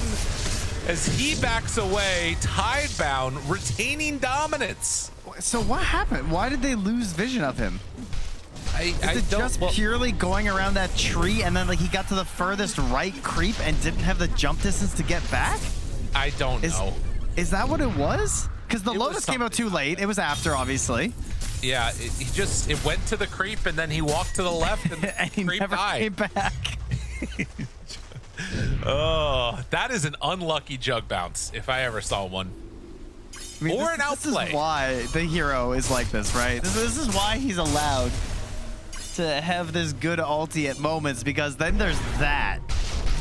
Hey, I mean, you remember TI? I do. You I remember? do. Oh no, and over here, another one bites the dust. Feared XXS getting body blocked by New, styling all over him. Oh, come say hello. Planet looking for a Tame the Beast. Doesn't have mana. Echoes is godlike. All right, Tidebound are owning. They're getting everything that they want now. They've found their damage. They have farmed their damage. This has been a common theme throughout this tournament where teams identify when a draft is held together by a single hero doing shit. And in this game, this draft was held together by Sand King being able to make moves on the map to give free kills to Snapfire and Bane. And the Sand King got killed and owned, and Ame wants to farm for 20 minutes, and Tidehunter wants to farm for 20 minutes, and Sand King couldn't make moves, and so he's like, well, I gotta recover and get some farm. So the supports just lag out of the game and can't do anything, and the Dire just starts walking at them. And even though Chrono damage was pretty dog, they just walk at them, and it didn't matter because they could still at least get kills and get objectives, and that was fine. Yeah, and now there is just so many issues currently going on with the draft that, I mean, you're still gonna have a very farm juggernaut, you know. Ame, he's getting his creeps, but this is a very tenuous point in the game. Nothing to say he's gonna have to catch this wave without dying, which he should be able to still. Y finds him to the side as Ame goes for the storm. Is he gonna get it? Yeah, he got it. All right. Give some gold to nothing to say. Nightmare. New. Still fine. He has that 20 talent. Attack speed during Chrono. Got him caught. Punch, pummeled, beaten. Can they kill off XXS? Do they even want to? No, they're going to hit the buildings. They also have an Alpha Wolf right now, so giving a little bit of extra damage even. The Nightmare pulls him in. They do have Fiend's Grip ready. They're thinking about it, waiting for their moment. 20 seconds on Aegis. They need just a little bit more time. Shiro jumps away. 15 seconds till the Aegis is reclaimed. And Shiro is going to be fine. Yeah, it wasn't worth wiping that out there, like burning a grip or even trying to. I mean, he was protected by a Lotus either way, so I don't think he really could have found something. Oh, yeah, no. But better just let him get out of there. Like, the Rax is gone. Don't force the fight. Let Ame keep farming. It's your only hope. Ame won. He almost has Butterfly. I mean, in the context of all this stuff happening back at home, Ame is 3,000 gold ahead of the Faceless Void and almost has Butterfly done. Yeah, and he finished a Scotty, too, on the Faceless Void, so, like, he can't immediately MKB or something. Yeah. Radiant's bottom Yeah, tower. like, he is going to go for it now, so that's really good news. All right. All right, this is their best chance. Can you do anything? Jump in, Chrono down. Now's the time to fight. Now's the time to fight. Now's the time to fight. Omni, Lotus. not out. Oh, okay. Wait. Nope, they're just gonna try and Wait spin for it. to win. Wait for it. Wait in. And then he needs more. Shiro jumps Now away. go. Needs to chase down. We're waiting for that Omni Slash. It's coming out soon. Oh, looking really good. Omni out now. Oh, God, no. Make it stop, please. No, they It did. can't happen again. The spin to try and get away. Oh, God. Oh, no. Just longing at that beautiful portrait of Terrorblade right now. Ame again wondering to himself, why am I picking this hero? Radiant's bottom Why am I playing Juggernaut? When will I learn? Oh, jeez, man. Yeah. I mean, he did a lot of damage. The spin was crazy. He was spinning all over it. Just he didn't. Do you he think got they- the first half, the spin, but he didn't get the win. Do you think that they picked Faceless Void Quap because they knew he was going to Juggernaut? Like, they knew that they were going to be able to blink and jump away? Is that why? If they did, they were right.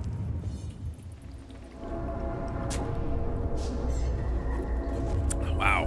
All right. Now, 5-17. should you just take the 50% Blade Dance lifesteal if your Omni Slashes only last 1 second anyway? That's a good question. Isn't that a fair thought? Wait, isn't this the same thing, too, that happened previously where he doesn't like Ags? Ah, I think you're right. Yeah. Yeah, and everyone's like, why did he just buy eggs? Yeah. Yeah. I mean, he doesn't buy BKB on TA either. I don't know. Ame's got some plans. Okay. All right. Well, there's definitely a good chance that they can do solid stuff here. They leash up one. Good damage out onto the Enchantress. They end up killing her off. This is where it turns. Okay, there is Chrono. So they have to, measure themselves a little bit here. All right, I'm back. I'm a believer. They can do that. You're back on Team Ame. Let's see it, XG. Just imagine if he just buys the eggs right now, though. Of course, I how's he know. gonna fiddle in? That's the problem. That is true. Only 6,000 gold lead. We're 15 minutes away from that point where you asked me if they're going to win if they go late game on Tidebound. Yep. How are you feeling about things right now? I'd say pretty good, considering the lead they have and the likelihood that Ame is going to be able to string together the right maneuvers.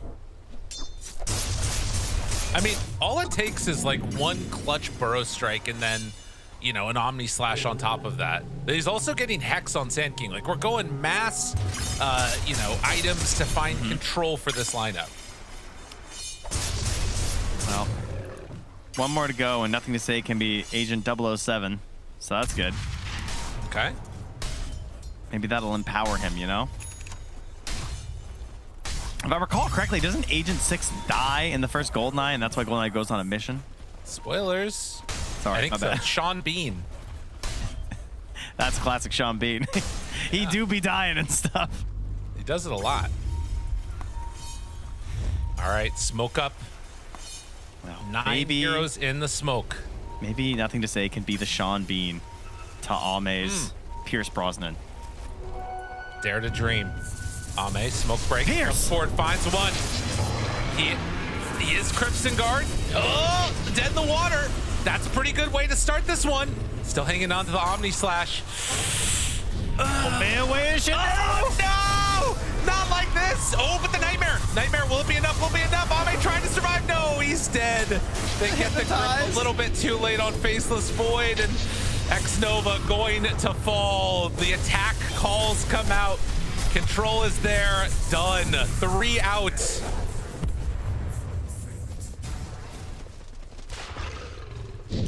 That was an awkward one. He was trying to find the Omni Slash, trying to figure out what the situation was to use it, but it's just this little this like horse cart in front of him. Like, what do I do? And then the chrono. Look at this, the combo. The Nightmare tried to save him, but then the wheel, as Quinal would say, the wheel for the win. It's beautiful stuff. Gotta take a breath here. Just gotta take a breath. It's all good. We're, you know, at a pretty strong point in the game right now for the old Tidebound.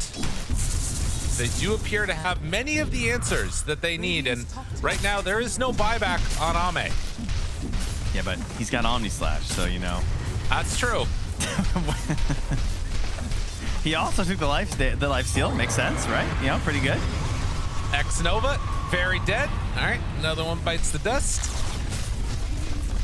Yeah, that's true. The life steal. That works all the time, not just Omni Slash. It's good. True. That's why he's, you know. Yeah, smart cookie. It. All right, here we go. 10 seconds. Ravage up. They've Just, got Blink you know Ravage. What? They'll never expect you to just let it rip. Yeah. Okay, no Lotuses. Just. Oh, look at this TP for from Ame. There it is. Go. Do it. Do it. Do it. Do it. Do it. Don't get hypnotized. No. Oh my. No. No. Not like this. No. Not like that.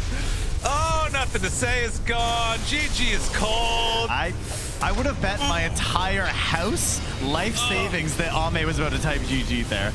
It was just like, I knew whose name was popping up first that time. Team Tidebound with the victory. Tidebound. Oh, they are not bound by the tide, Lyrical. What a performance. My honestly. goodness. They knew exactly what they needed to do to win, and they did it.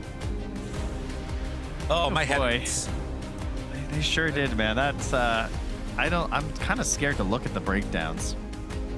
I mean, I guess the good news is that that's the panel's job, so they're the ones that can find out how many times the Omni Slash. Enlighten us, right? Please make us understand. A solid performance is Tidebound win. I'm not really sure if there is any understanding right now about this game because Xtreme Gaming, I just don't know what words to use here. It felt like it was an uphill battle that they could have won, Quinn. There could have been a slight bit more aggression coming out of Xtreme Gaming. There could have been better executed team fights, and yet here we are. Unfortunately, they just don't win it. Yeah, I mean, they kind of signed a peace treaty for like 25 minutes. They just decided we're not going to cross the river. We're just going to farm. And I don't really understand why they had a pipe on Tide. I feel like they had plenty of timings. We talked about Tidebound having damage issues, and they definitely did. And for some reason, Xtreme just decided they were not going to attack anyone or kill any heroes. From this moment here until the end of the game, Xtreme got 2 more kills. Like, it was an incredibly weird game. Just for like KDA as well, we think about nothing to say on his Sand King. He finished the game 0-7-0. Like, it's just a weird game. I feel like for XG, like, if you want to play in this style where you're scaling and farming and then you want to win that fight, you need to at least show us a good fight. They just didn't show us anything. Like, the first clip we saw, Ame's throwing an Omni Slash onto an Enchantress because he got a bit bored. He click, didn't get the kill, goes, guess I got an Omni Slash now. And then, yeah, it's just really weird. This entire game just made me uncomfortable. I don't really know what XG did. Yeah. I mean, great from Tidebound, though. Great from Tidebound. Wonderful. Great scaling. Wonderful. What they did, good stuff. XG, huh? I mean, I don't know if I can add anything interesting to that. I feel like I just agree that it was a very weird game to watch. Just a farm fest, nothing really going on. And yeah, no real synergy between Xtreme Gaming at all. How does one end a game with no assists? mean, they have in a 6 core kills, role. but still, it's very weird that he has that scoreline. Yeah. I mean, I literally can't give you an answer because he kind of got about the fights. He was there, but yeah. I've never been speechless before at the end of a game. I've never seen so much of the panel speechless because I'm also in that same boat, T. Yeah. I have nothing to say. I mean, I will say I am impressed with Echoes. I think he was 11-0 and 11.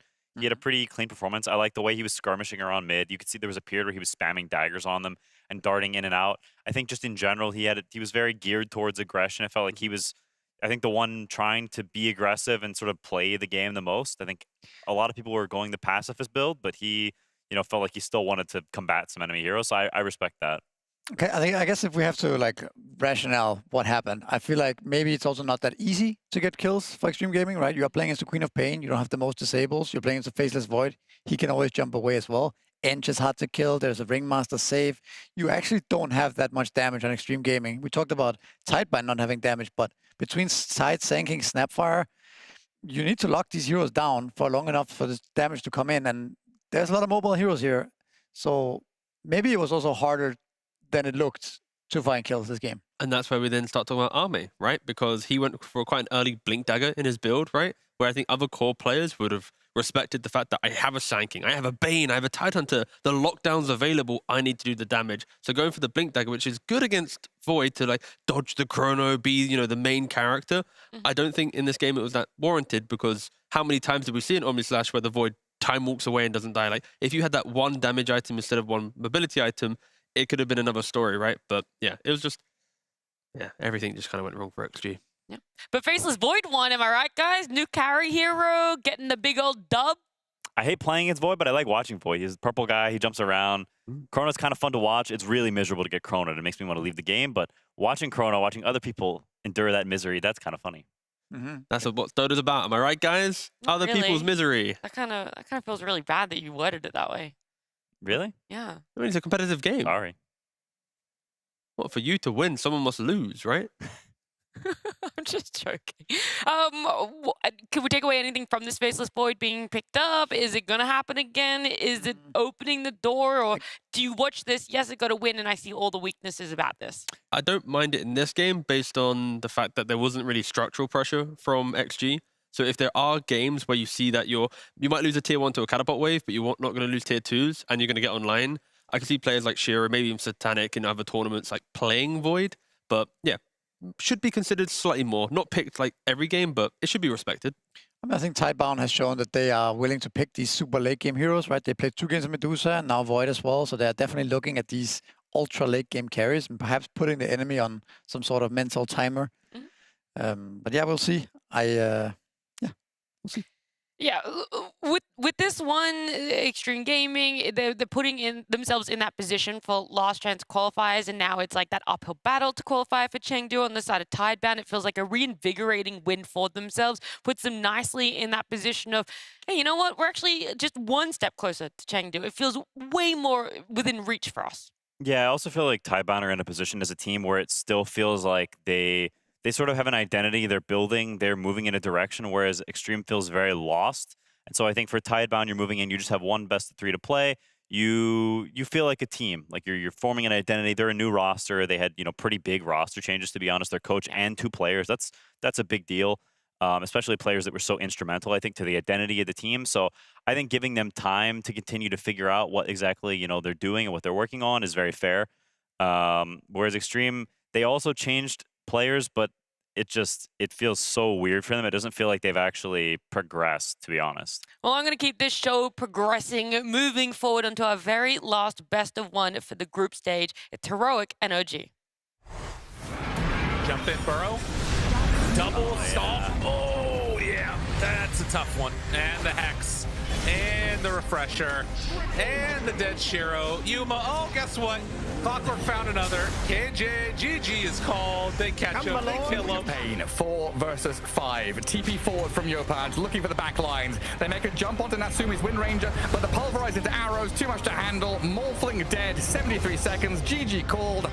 It's all over this best of 1 for Na'Vi as OG absolutely slapped him. What a dominating performance from OG. Heroic had a really rough start to this group stage. We weren't really sure where this team's power was going to be coming into it, and it disappointed. I think that's the only way we can really say it here. But slowly and surely, as the days have gone on, Misery, it's looked better and better. This team is finally getting their identity underway, and it feels like we are seeing parts of the old Heroic, the Blastland 4 Heroic that was doing so well here at number 5. Yeah, it's kind of a weird trajectory this team has taken in this event. They had, were they 0-5 or Yes. something like that? Yes. And then since then they've recovered, and that's good for them and good for the tournament perhaps, because we need some teams to challenge the big dogs on top. And Heroic is a team that potentially could do it if they manage to make it all the way to Chengdu. I mean, OG and Heroic kind of feel like the same team where they're both middle of the pack. They both had some tough moments, but giving them putting into a best of 3, they could technically beat any team in the tournament if they are on their best day. So I think this best of 1 will be quite interesting between the two of them because it kind of fixes, okay, you know what? We have a positive win rate in the group. We actually can get to the next stage of the best of 3s and really stamp our authority and hopefully get to the playoffs. But yeah, this is kind of like a confidence best of 1 for both of them. And yeah, we'll see how it goes. Even teams, I feel. Yeah, I mean, even while they're, I think, even relatively in terms of potential, I think their styles are very different. Heroic strikes me as a team that plays their stuff always. I think Whisper has, since he's transitioned from offlane, has a relatively small hero pool. And I think in general, Heroic likes to play their things. You see Skywrath in like every other game. We see Clockwork in every other game. Like they're going back to a lot of the same stuff. Whereas OG feels more, we see something and then we're responding to that. I think they have more variance. Natsumi's shown a pretty wide hero pool, whereas I think Yuma is sticking to 3 or 4 heroes generally.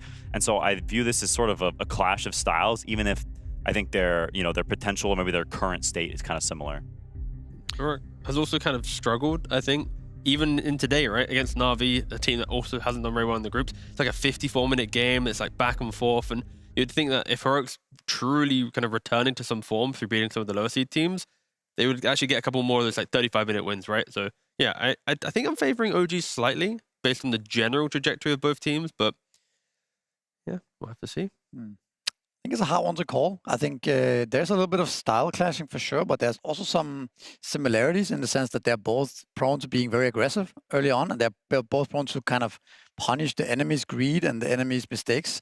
So I think we have a game that could be like the opposite of what we just witnessed. It's not going to be like a slow farm fest. I think it's going to be a lot of kills and a lot of action.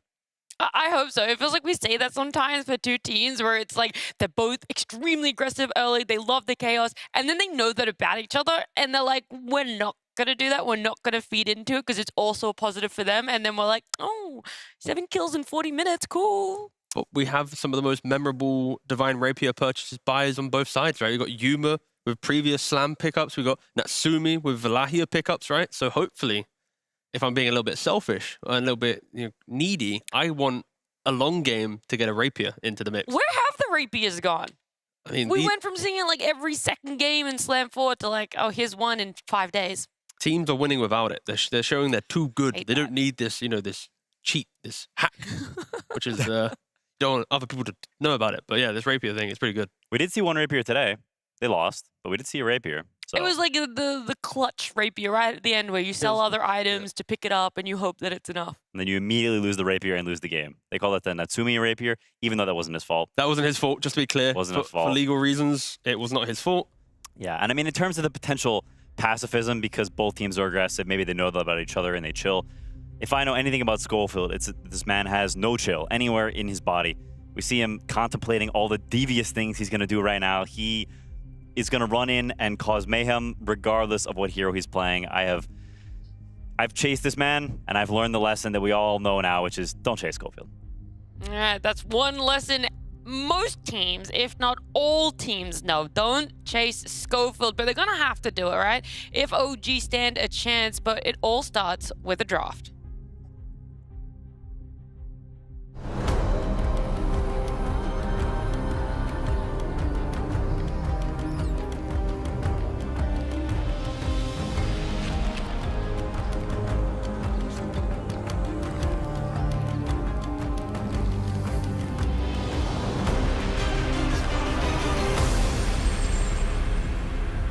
On paper, these teams are similar when it comes to wins. They are both 5 wins, 5 losses, 10 out of their 11 best of ones. And so this last one for us today and for both of these teams is extremely impactful. It impacts their seeding a lot and what could happen in the standings. So OG and Heroic, they're definitely not going to be taking their foot off the gas at all with Nagasiren, Timbersaw, Gyro, Abba, and Centaur banned. Now with a Shadow Demon. He's crept his way up from not being looked at day 1 to now being a first phase ban in day 5. Yeah, I mean, I think this hero has looked really strong for both of these teams. We've seen them prioritize it quite heavily. I'm a bit surprised that OG thinks Heroic would first overall it compared to some of the other heroes we've been seeing. I thought it would be more of a 9-13 or, you know, second phase type hero. So honestly, somewhat surprising from OG. But Heroic has banned their own Centaur, so maybe feeling like, okay, we don't care about the DK. This is a luxury ban we were considering, and now the first phase bans we thought they were going to do have changed, so we can slide this in. I do wonder where the Primal... Oh. There it is. Okay. I was going to say, I do wonder where the Primal ends up sitting, right? Because Heroic have been picking up time and time again for Divide, mixed results on it, and then you're kind of a coin toss. Which one is going to be more impactful? Which one offers a little bit more to the draft? And Dragon Knight's the choice, Misery. Yeah. Could you pull up, Robson, the Heroic games? Oh, I cannot really remember. Could you please load up the history of Heroic? Of course, sir. Thank you very much. I shall load them up now for you. Yes. I do not quite remember Heroic playing that much Dragon Knight at this event. They have, might brother. be wrong. I promise you they have. Okay. They have dabbled with the arts. They have dabbled with the arts. 3 hours ago against Na'Vi, they have won with Dragon Knight. 2 days ago, they beat Execration with Dragon Knight. 3 days ago, they lost to Yandex with Dragon Knight. That's it. Only 3 games. Yeah, 3 games. That's cool to know. So it's not a new hero for them. Nope. Neither is the Mars for OG, right? We've seen this hero being flexed to mid for them twice, I believe. And I think they have also played in the offlane. So that's a very cool pick also from second pick, right? Leaving that flexibility all the way through. Heroic clearly done their research. They banned the Nature's Prophet that was paired with the Mars, and I think getting that, you know, early vessel and, you know, potentially putting the Nature's Prophet in multiple different positions could have been really good against the DK. We've seen people prioritize that, and I think it's not a bad counter by any means. So Heroic they've looked at the Dota buffs, they've printed their papers. I just want to see pacing, right? When I see Dragon Knight, especially in the safe lane, I want people to collapse through the map, make the DK join fights before you get to the big timings. I know I say it pretty much every time I see a DK, but it's the thing that works against it. Don't allow the game to be stagnant and him suddenly getting BKB Daedalus and Blink Dagger and, you know, standing his ground, doing everything.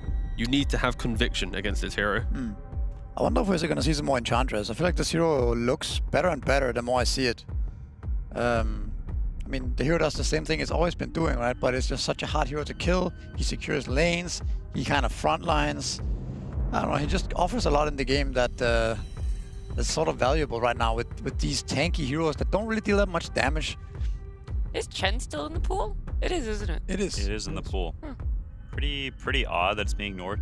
We see the Snapfire, and while it's very good with Mars, and I think it has good things against DK, we've seen the hero losing a lot recently, and has not looked like, I don't know, this sort of top tier hero. You also look at teams like Falcons that, you know, massively prioritized this hero in the past, but they're kind of sleeping on it a little bit, which makes me think, maybe it's not what it used to be. It certainly does not feel as impactful as it did maybe 2-3 months ago. So yeah, I'm also a bit skeptical on the Snap. I think the win rate is also pretty low. I mean, it does open up for the Storms, the Pucks, the Co-ops, Embers all to have a pretty chill game, right? You never really cared too much about a Snapfire. That side, Heroic continue down this line of just very, very strong heroes, right? You've got Chen, DK. You know the DK is probably going to be able to farm through most lane matchups now.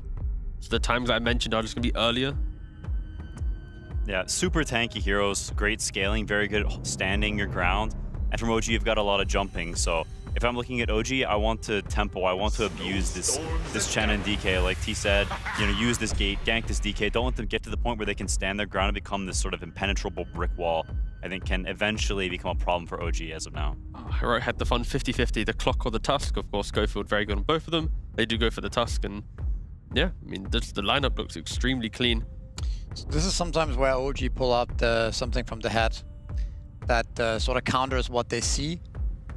We've seen them do that a couple of times. Not sure what that could be this time, but they're definitely not afraid of being creative in this spot.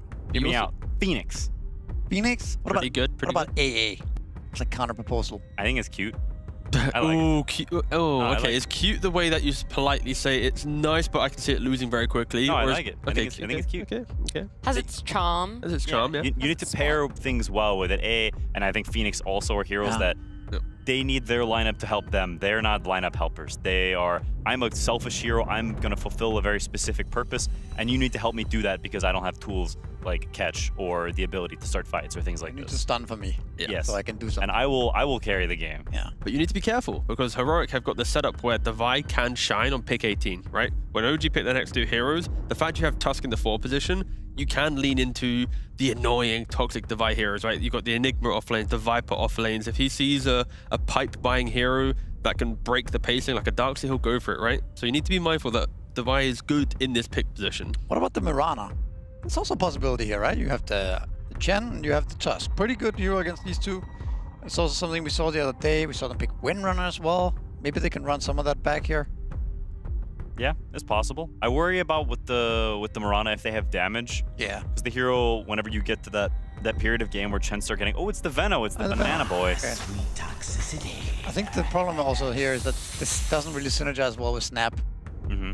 or Mars even for that matter, I think. But Venoman's also kind of cool here. It's just ground damage, right? Like when you walk into an area, you've got like Mortimer Kisses getting thrown around, you've got Plague Wards and Never Toxins. Everything's just getting... No, not Never Toxins, sorry.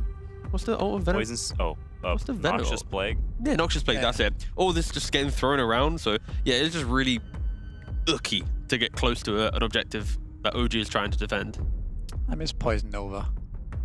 Poison Nova was kind of fun. Yeah, me too. I cut that. Oh yeah. Little spin. I do think You go blink. it's, Sorry. Anyway, sorry. You hit I nostalgia. was gonna say, you sacrifice yourself just to get your ult off on like Yeah, 4 boys. heroes. You like 25 talent was like minus 60-second respawn timer. So you Poison Nova and you just ran in and died. And you respawned and did it again. What's that? Anyway, Anyway, an axe that comes out now. I'm surprised that they just give up their flex like this. They have last pick, so they could have flexed the Mars till the end, but they decide that we think Axe is too valuable here. We think it's too good against the Chen, against whatever else, and we're going to pick it right now and give up our flex. Could Mars be carry as well, potentially? That's also something I believe these guys have ran in the past. I might be wrong, but somebody ran carry Mars, and I think it might have been these guys. But that's at least an option here. Imagine having like Venoman's a Mars safe lane. That sounds pretty dirty, I think. And then you can also get a last pick kind of cheese in there. Ooh. But yeah, if they don't do something like that, I am also a bit surprised because that leaves kind of it leaves all the cards in Heroic's hands to sort of counter the matchups right now. Yeah, I mean, there's definitely a very juicy looking Quap right now, I will say. It's very good against Mars. It's good against Axe, and it's good against both the supports. Not to mention, I think it suits Heroic's draft very well, having this aggressive magic damage hero that complements Tusk and Chen, lower damage, physical damage generally heroes. So having some magic damage, amplifying that here fits them very well. I can confirm, Natsumi just hit 16k. So he tweeted his 16k picture, but the fool then leaked his last 20 pub games that we don't see because of no pro tracker. In the last 20 games, he hasn't played Mars on his pursuit to getting 16k. Okay. He played Shadow Fiend, Bristleback, Terrorblade, Nature's Prophet, Troll, Medusa. It's good info. But we only will get that every 1000 MMR because that's when they'll screenshot it. So thank you, Natsumi, for helping us slightly more with our jobs. Thank you, Bobson. I got you. Anyway, congrats as well, by the way, on 16k. Woo! 16k is not even big news anymore. Shut up, be Quinn. honest. What do you What the hell, have? Quinn? Relax. 16.1. I'm going here 16.1. Yeah, 16.1. Yeah, All right. that 0.1 extra, of course. Classic. Yeah. Also, don't forget, you know, SEA leaderboards, any leaderboards, other leaderboards aren't as inflated as EU. So to come to the EU pubs, to have to climb through unnecessary MMR where they're already rank 1 in their region, that's pretty important, Quinn. That's pretty important. To each their own. Yeah, nice comeback, I'm bro. gonna beg to differ on that. All right, mid laner picking Huskar for MMR. Anyway, moving on. We got Sniper Storm Spirit from enjoys. Heroic. Yeah. Oof. We saw a bunch of Storm Spirits today We did, yes, Misery. with mixed results, I believe. But yeah, it's pretty good. Not much easy stuns, at least for the Storm. Also pretty good hero to snipe that Venomancer in the back line. There is one slight issue with Heroic, though, is their damage comes through kind of Tusk being in the right place to enable a core, right? Tusk plus DK, you kill. Tusk plus Storm, you can kill. Until then, it's more about kind of map efficiency and making sure that you're not getting ran at. And OG, we've seen how Axe can go for straight pipe, for example, and just enable his team. Both Veno and Snap are incredible damage dealers, so there might not be much control on OG outside of Arena, but they're just a tempo OG can bring can annoy Heroic. Somehow all 3 Storms we've seen today across A and B stream have won. Okay. I like how you're saying mixed somehow, results. with the asterisk Somehow. being Falcons tried to I was do going to for say, them. because Mallory Storm Spirit. Yeah. Tearlaments, They won He is that. the one that you thought we had mixed results over. No, somehow that one also won. That was such a good game, actually. Like, on paper, it looked so... If you want to watch a banger game, guys, after this one, go back and watch that game. It was pretty hype. I'm not fully sold on Storm in this game, though. Like, I think it's a bit low damage with Tusk Chen. Like, Storm infamously has damage problems. Axe is very good at buying pipe, especially if he has a good early game. If we think Venomancer is going to have high impact early game, he can use that gate. They can gank this Veno, or gank the Chen, gank the DK. If your map starts to fall apart a little bit, suddenly Axe gets a very fast pipe. Like, there's a world where Storm, I think, can be on the lower damage end this game against all this sort of annoying crap. Yeah, I can kind of see that as well. Holy snake. They do go for the Viper. Ooh. So Tusk and Viper. Snake on snake action. Yeah, 2 green snakes in the mix. I don't necessarily understand why they picked this. I mean, it's a ranged hero that pairs well with Tusk, but I feel like picking it blind without seeing the carry is a bit strange. Is it like it's a bit like a Davai type of thing, right? They used to do this at Malaki as well, just some Viper. You have the Tusk as well. Maybe it limits what kind of carry you want to pick as well. To some extent, he likes to play it on poison attack more so than the Nether Toxin, I think. Oh, okay. Terrorblade. Terrorblade. I mean, it's a great Terrorblade game. Yeah. There's one Storm in terms of like traditional heroes that would be considered good against TB, but Storm, even if you have a pipe on your side on the TB side, then the Storm is not that big of a problem, and TB will become the ultimate boss of this game for sure. And I just worry about this Viper hero. I feel like if it doesn't have an amazing early game, which I have my doubts on if it will this game, then the hero becomes a massive burden. It really does. I really think that this Venomancer Terrorblade lane can absolutely like feed on this Viper. And it's really hard for Chen to enable that, to help this type of hero as well. What stops Axe just being solo for a little bit, right? Axe into DK, Chen, it's like kind of fine. You're not really going to feed away by yourself. So there's a world where the OG can create a tri-lane. But for Heroic, Davai has had a rough couple tournaments, both Valahia and this group stage. He's not been in his A game compared to when they first made the roster changes post-TI. And when you give him this pick priority, it is because he's confident in this position. So this is, I think, a game more about Davai, right? You have the pick prior, you know what lane, or sorry, what type of game you need to provide. This is what you've called for. And sure, your lane, if it goes poorly, your team might just lose. But if his lane goes well, they are going to keep playing through this Viper, and it'll be everything of the game, right? So just a lot of pressure on Davai. We haven't had the chance to actually see Davai's Viper offlane this tournament. I know it was played in the past. In fact, we're rarely seeing any Vipers unless it's that counter to Husker. So what's the item progression? How do you see a snowballing Viper? Just go for the Axe Shivas and just jump on top of the Terrorblade and just try and reduce his attack speed and be as annoying as possible. Okay, all right. Sounds like that's a solid plan if they're able to get it going for themselves. It's coming down a lot to lanes these days. Heroic, they throw that mix in with the Viper or OG. They're going to keep it nice and simple with the support Veno for our last best of one in the group stage for Blast 5.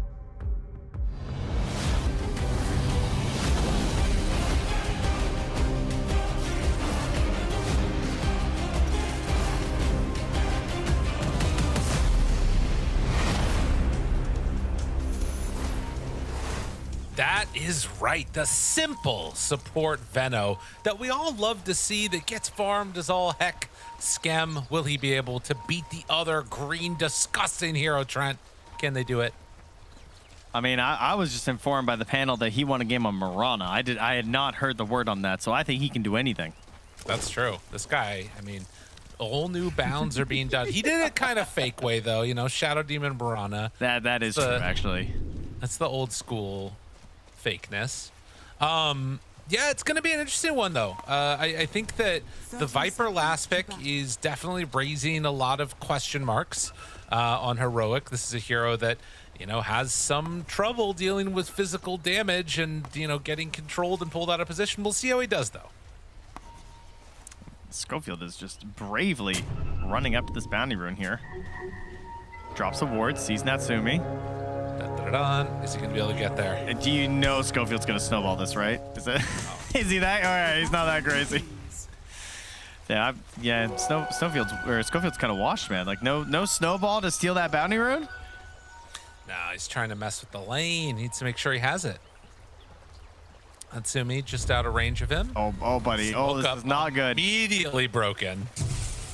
And Schofield trying to run away. Can he get to the far end and Shards block himself off? He doesn't even need to. It's fine. Just back out of there.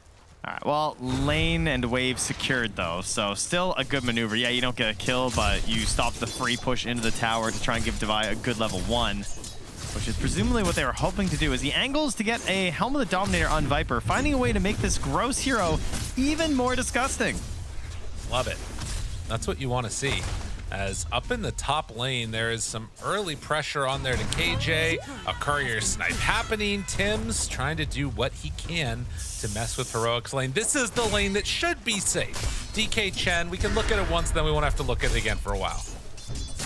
Well, there is an axe and a snap. You know, that's some volatility, though, right? You know, you get a cookie into a call, and suddenly it's like, oh, my goodness. That was a lot of damage, you know? Classic Nico. Man, that hurt. Ow, that was punching me. What's going on? He's doing the quick math. Make sure it's not a bug. Exactly. And he was angry when he said grrr. But that's one thing to keep our eyes on if there is going to be some chance for a kill there. Meanwhile, down bottom, Natsumi is going to be playing continuously on this Terrorblade, hoping to have a better result than their match earlier where they were close but not quite capable of taking the win off the back of his Abaddon against Tundra. Yeah, that was an interesting one. We're all over the place in that game, but yeah, back to the old faithful. Mr. Terrible. You know, I was reading some of their comments about OG and their recent success. Everyone very excited. Obviously, it's a treacherous org to play for. It's much loved across the world. It's C fans, as we know, very passionate as well. So it's a dangerous combo. And I felt like Natsumi was getting the brunt of the hate. Whenever something didn't go well, all I saw was, oh, Natsumi walked. You know, if they hit a real carry, maybe. But now lately, it feels the opposite. I feel like Natsumi has been doing quite well. I think he's been quite stable. Very good. So I don't know who the haters are going to target next, but I'd be watching my gameplay if I'm his allies. You never know. It could be you. This is bad because now you've just convinced a lot of people that if they spread hate, then a player's going to play better. What have you done? This is the worst possible outcome. Ah, well, you know, that's life. All right, fair enough. What can you do? We got to find motivation somewhere. He subscribes to the whiplash style of helping people. You know when you get recommended to watch a movie and like you don't really want to watch it, but then and you're just like, I'm not even gonna like it, and then eventually you watch it. Whiplash, I think, was the only time where I did that. I was like, well, shit, I'm really glad I watched that movie. It's good.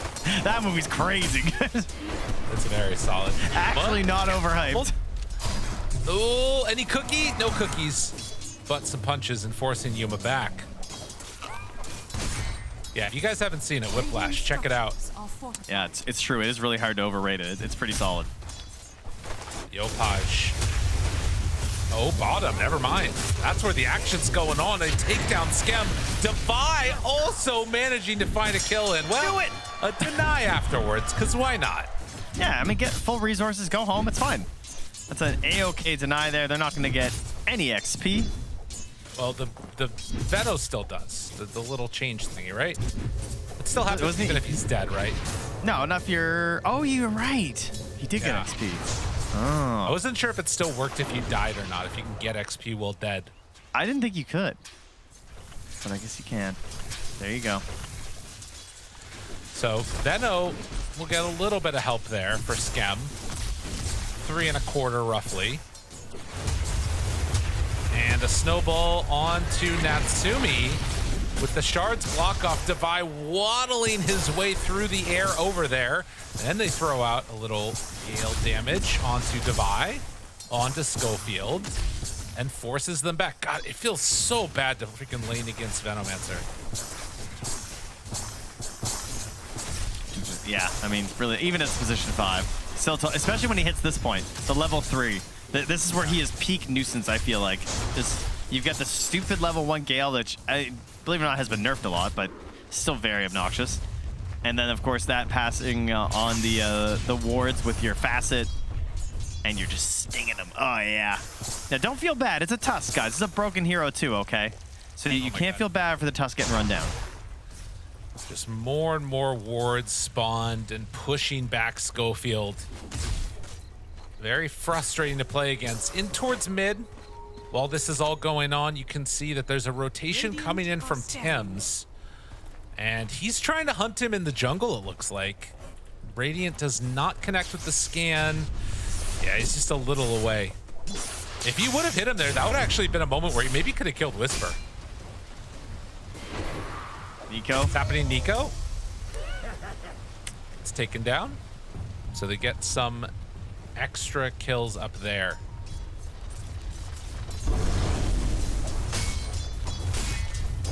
3-0. Good start here for Heroic. And I mean, of course, the panel was talking a lot about the idea of this Venomancer, or this Viper, sorry. It's very strange to pick it without knowing the carry matchup. That's fairly unusual. You gotta be very confident in the hero to just slam it down like that. And when we see that, it's usually like the start of the draft. So to do it so late into it was very interesting. But so far, so good. Nice juke from Whisper. And that's, I mean, I gotta say, Yopaj has been pretty good on the Mars. But not going for the spear there first was a bit rough. Oh man, that was brutal. He killed the creeps, got level 6, and then immediately able to zip out right as that spear was about to come towards him. And now they're gonna get punished. Skem looking in some trouble. They turn, try and kill Schofield here. Will be beaten down a decent chunk, and Whisper low on mana, still willing to chase Yopaj a bit. The Remnant will not connect.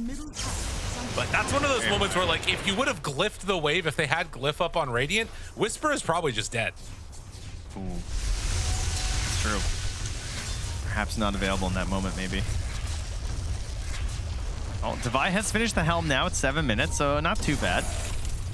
He's about even with his opponent in the lane of the Terrorblade, and quite a bit ahead of Nico, who is in the jungle stacking, trying to get a little catch up here as Tims will go and grab the shrine for the squad, while Devi does the same on the Dire. Yeah. Fortunate they're having the hard camp blocked out by KJ. So gonna need to open that one back up again.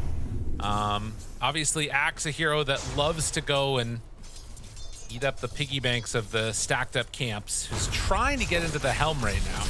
It's definitely been the most hurt out of all of the cores in this game so far. Yeah, at least he does have a mid-Mars, so certainly someone else who can take the mantle of early activity, which, again, we don't really look to Axe for that right now anyway, as he has become an aura hero, as opposed to this blink initiator. He's trying to, like, back you up, and we just see him kind of sauntering into the fights and getting his calls. Somehow it has been working well. It looks really weird to watch after more than a decade of playing Dota and watching Axe, to see him just like walking and calling people, but that's where we are right now. Yeah. Likewise, where we are right now is Skem farming AFK on these two camps right here while Natsumi was farming out the lane. All of a sudden, you have a level 6 Venomancer. So might not have a ton of farm, but is very much on top of it in terms of getting those levels up.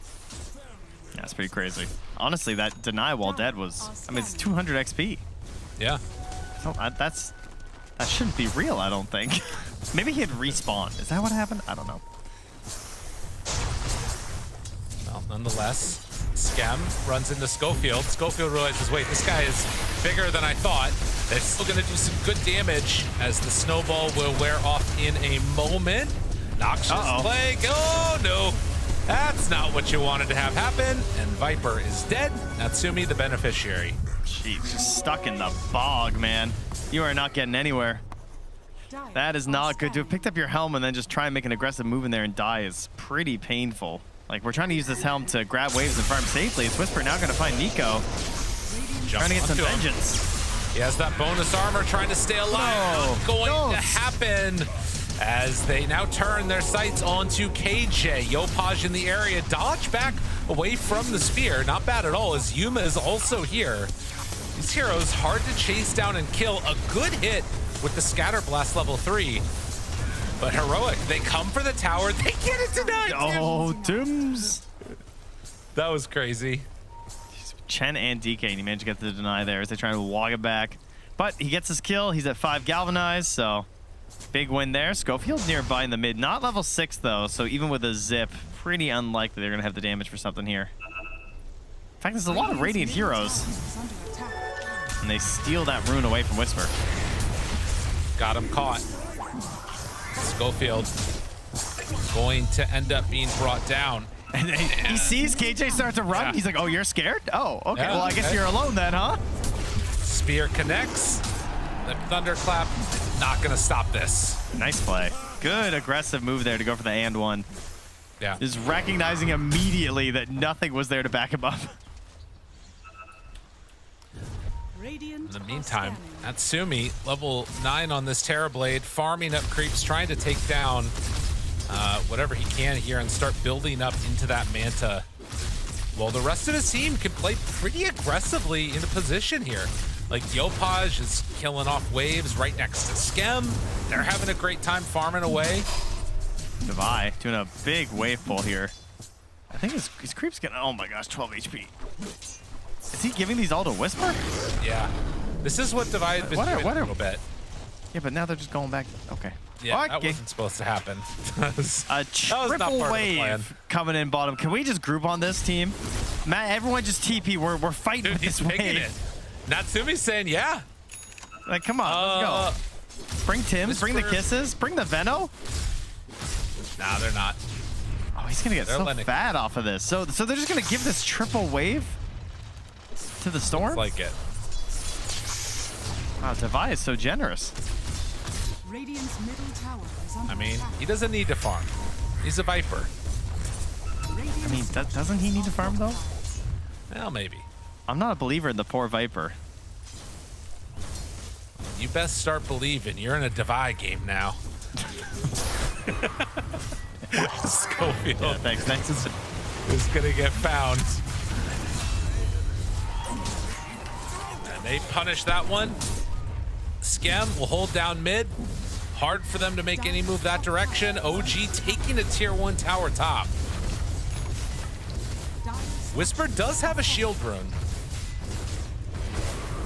Not the one you're looking for. Yeah. Skem with some very interesting warps. Dire's top tower is Just under guarding his attack. own Radiant Dire's jungle top here. tower has fallen. Trying Yeah. to figure out exactly where they're playing. I mean, if Skem doesn't die and, like, you know, you've got the Snapfire sort of constantly playing with the other cores, Storm's not going to sort of scale in the way that Whisper wants to. Yeah, he does want his pickoffs. And right now he's kind of stuck because, you know, part of it is you have a Chen, so it's not a real smoking support. He's doing his own thing. He's farming the jungle a little bit. He's trying to build you these auras. That's always good. And Schofield isn't on this, like, easier to execute, like, Sky or something for, like, the zip pull. He just has this physical damage burst. It doesn't seem like they're getting the link. Is this just going to be like last game where, like, we're no rush 20-minute in? Like, what's going on here? I mean, we have a blink on Mars, right? He's He hiding dropped it on the ground. He's done. He doesn't want it anymore. Can you imagine if Whisper just somehow had a ward and stole that? That was risky. Honest to God. That would that be game ending, do you think? No, they just keep farming. It's fine.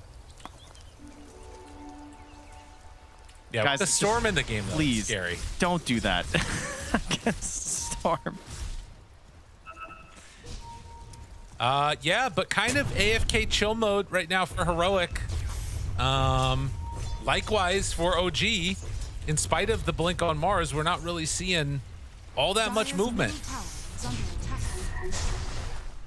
Well, the Radiant have a Venomancer and a Snapfire. Like, if Tim just gets a shard, like, I mean, you guys can just farm forever. Who cares? All right. That's the end of that. And now the tower's gonna fall down. Any defense? Defender? I don't want to do this again, Lyrical. I don't want to go down this road, man. They're kinking creeps up top. Dire's middle tower Oh, Nico, your little satyr went down, buddy. They took it out.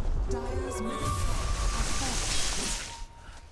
fallen. Okay. Dodge, duck, dive. He's feeling something. He's feeling that little tingle, you know? Yeah? Yeah. His blinky senses are just tingling all over the place. Oh, Yuma. All right, no, they're like, well, Yuma could run away. This tower, though, this thing's not going anywhere. No, it's stuck. Dire's bottom tower has fallen. Okay. All right, Roche, you know, he also doesn't move. We could fight him. Listen, the panel promised me blood. They said these teams like to fight. Dire's That's what I bottom was tower told. is under attack. Now they're just sitting back, farming away, willing to split up the map. Unbelievable.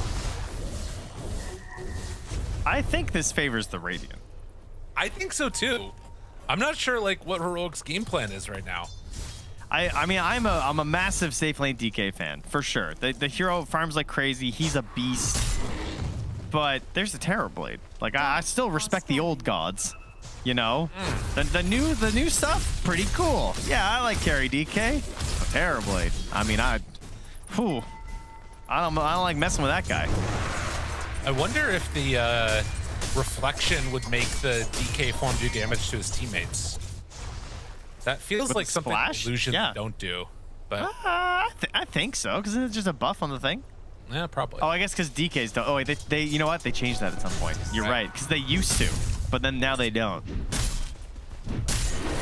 Well, in the meantime, OG building up their items. Mech on Snapfire. Skem is going to, at some point in this game, become just like an impossible to fight core that's super annoying to fight. He's got the Spirit Vessel coming out right now. And I think with that, they're ready to smoke and make something happen. The Spirit Vessel's grossly good right now. Get back over there. They actually don't have a charge yet. Oh, well, I know an easy way to get one. Radiant are scanning. KJ. Look out, buddy. They're coming for you. Just follow the creep. It will lead you to Devi. He must be this way, they thought. And they're hunting. DK, quick little pause here. Hopefully, we'll be able to get back underway in just a moment. Some slight communication issues. Got to make sure they can hear each other. Hello, are you there? Has been a lot of pausing. There has been. Just got to make sure we have some nice crisp communication here. You know, you don't want to miss out on figuring out what's going on in this game. I see a lot of talking though, so hopefully they're fine.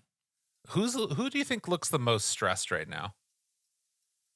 Can we get 343, but he's off camera. Definitely not Devi. No. He doesn't look stressed. He's like, whatever. Yuma's looking a little stressed, I'd say. Don't you think? A little bit, maybe. Or He's playing focused. DK. Oh, Tim's locked in. We're back into the game.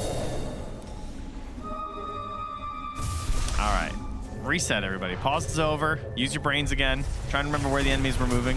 Reflection, Spear, Arena, both caught, and Heroic in a ton of trouble. TP away, not gonna happen. Oh boy. Yeah, that was pretty good. The sad thing though, What? no Spear Vessel charge. That is pretty sad, isn't it? But you know what? I think they'll be okay with it because they're going to get those 2 kills and they're going to start hitting this tower. And yeah, it's going to bait a response here from the Storm.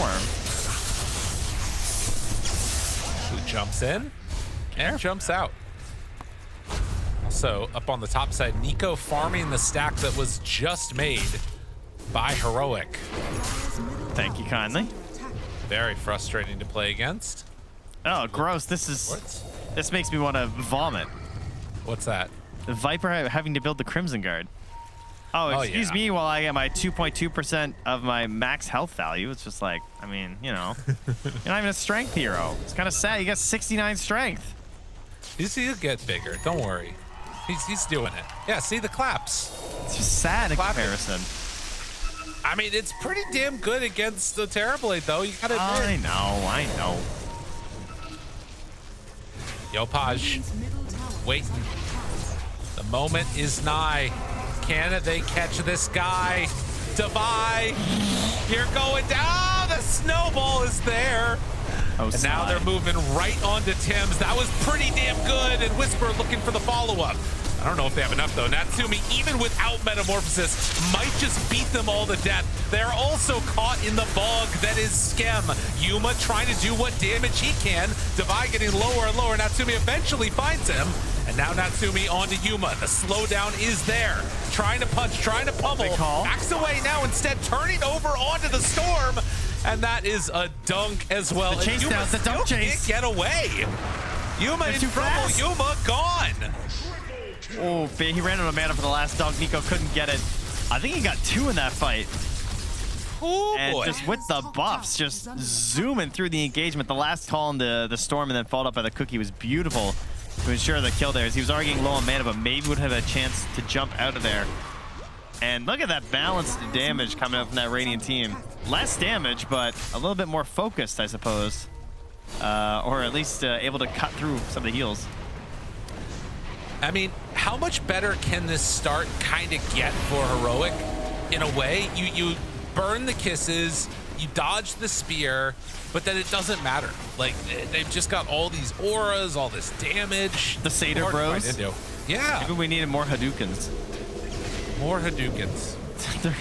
3 Satyrs looks excessive. I don't know about that one, KJ. I mean, I think one of the problems in this game is actually this Schofield Tuscan away, right? Like, no hate on the guy himself, but in terms of what he's bringing to the table, it's just a snowball save right now. Compare that to what Venomancer is doing. Compare that to what, like, this Snapfire mech is doing. Yeah, I mean, part of it is that you would think they're hoping for a pairing with the DK. The DK's now bought the Blink Daggers, so the idea is, like, DK jumps in, there's minus armor, there's punch, we get kill. And we can do that right now on Tim's, but he's looking for the next target. He's trying to find, like, Nico. Well, they do find the neck one. Natsumi is there. The eyes on him. Does have Sunder at the ready. Nico took Schofield, just takes him out. They're ready to fight, and the spear back again. Yo, Paj, give this man Mars every damn game. He makes it look good.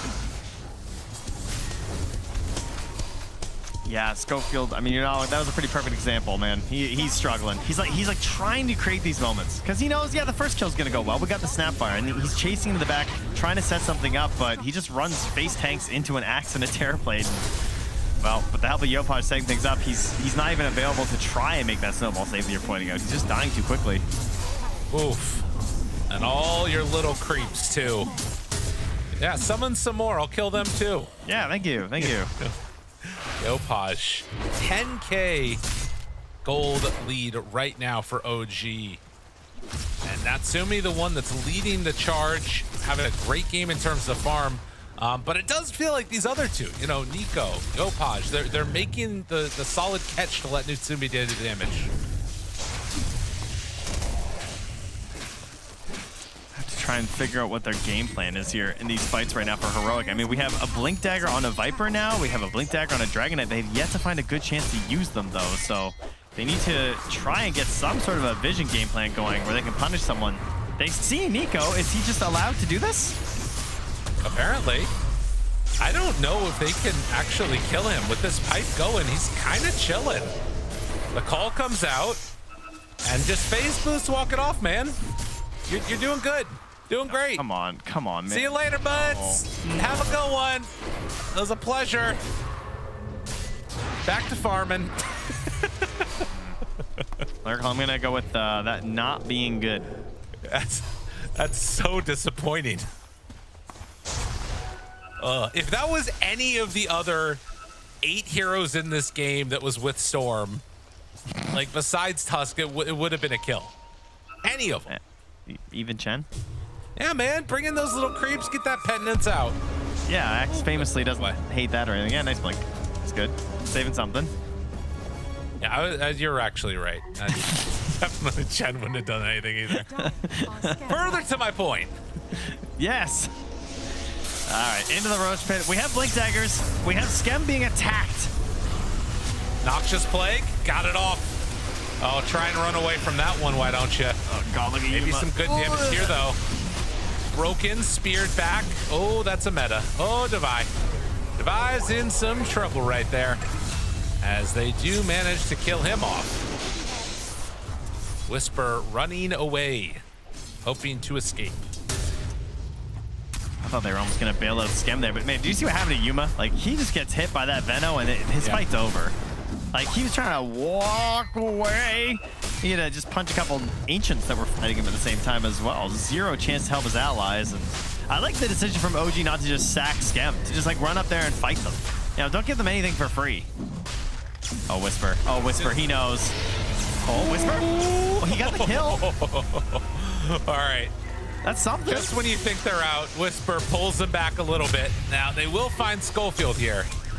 They did say earlier, don't chase Schofield, because he's going to style on you like that. But he needs more plays than just surviving. Actually, they need Schofield to die. That's when he looks his best. When he's feeding relentlessly? Not dying. Yeah. He has 6 deaths. How many more does he need? Like at least 10. Got to run him all over the map, make him chase you. I think he's out of his Beast Coast era. He's less die now. Yeah. Now, coming through the gate, but it is OG pressuring down bottom. And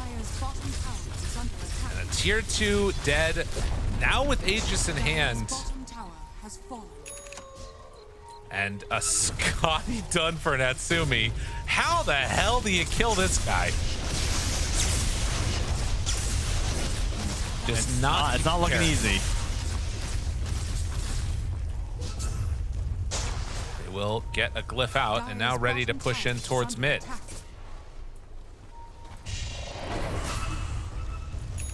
Hadouken. They got some sort of a Satyr Tormentor obsession on Heroic. They've had like 12 of them this game. Well, with that one done, it looks like they're going to go up high ground now. Oh, just call him. Ooh, buddy, that was close. Okay. Now the BKB finish for the DK. He's ready to come back in here in a moment, maybe. Natsumi broken. There's the Sunder and the walkaway. Sunder down. Yeah, my brain is actually... Oh, sorry. 35 seconds. My brain is unable to process Axe without blink. I just keep expecting him to blink, and I just have to remind myself that he's not holding one at 26 minutes. Oh, yeah. Well, Whisper has full mana again. They almost have Sunder, but not quite yet.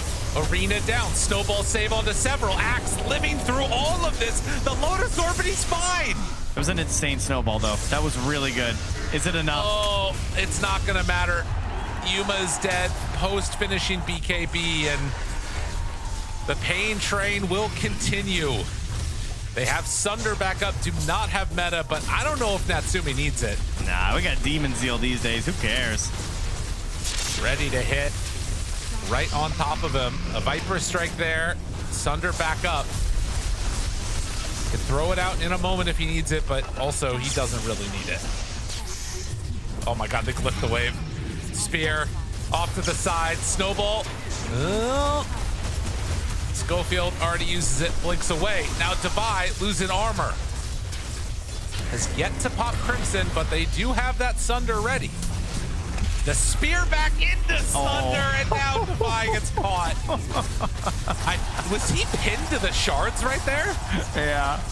Oh, jeez, man. Oh, help. OG, way too strong. Even if you kill him, he's got an Aegis. KJ, what are you doing? There's nothing for you there. That is going to be another lane down. OG putting the finishing touches on what is our last game of the day. Will it happen and end quickly? Or will Heroic be able to somehow pull themselves back from this? Yeah, we're looking to get our matchups all set for tomorrow. And then the next day after that, of course. We're almost there. Oh, yeah. OG ready to be done with it now. Metamorphosis back up again. All the abilities ready. And, I mean, you know, they're just farming. Like, Whisper's trying to get an Aghanim Scepter. It's not going to happen. Devi found. Pops the Crimson. Does not appear to be helping that much. Yuma stun. Oh, the Lotus. Yeah, the Lotus does it. And there's the arena down. Natsumi still living. Nico looking for a big call. Manages to find it. The Sunder is out. Everybody is dying. Natsumi will be brought low, but still has that Aegis. GG is called. OG, it never looked close. No, it did not. They were unable to get anything going with this idea of their tricore here. We kind of went into a stalemate that just was not it for them. It just didn't seem to be benefiting them. Like it just looked like it was going to go the way of OG, and they took the reins of this game and they just didn't let go. Really good punishes on Whisper whenever he tried to initiate these fights, and they ended up having a Viper that was just kind of a worse schem by the end of it here through the OG just steamrolled a win. Yeah, an impressive showing. I think to me, I like to see the schem in Venomancer in this instance, because like there just wasn't a real opportunity for a punish there. He got super farmed. They ended up taking the game. OG end us out in style as we head back to the panel. Yeah, I mean, this team pushing the high ground, they committed to it. They got the mega creeps, ended up being able to just push in one foul swoop without Aegis for themselves, Quinn. Yeah, I think, I mean, OG, I think they had a great draft, and I think they played very well. I really like the way they're setting Natsumi up. I think they've identified that this guy is really on right now. He's really in the zone. And you can see they're drafting a lot of heroes to help him. You look at, they have Mars mid, they have Axe off lane. They are trying to make their other core roles the stars of the show. They know that Natsumi is the star of this team, and they're drafting for it. And I really like that they've identified that. I think it's a great TB game, and they played really well. I think it's also pretty cool how OG has identified their own sort of niche core picks, right? Like how Falcons has Pangolier and things like that. Suddenly you have Mars for OG. It's their flex pick. It's their playmaker, their solid hero. So it also shows that these guys are building something solid for their team. Yeah, I'm just always a fan of watching Axe players go for pipe and just be aggressive, right?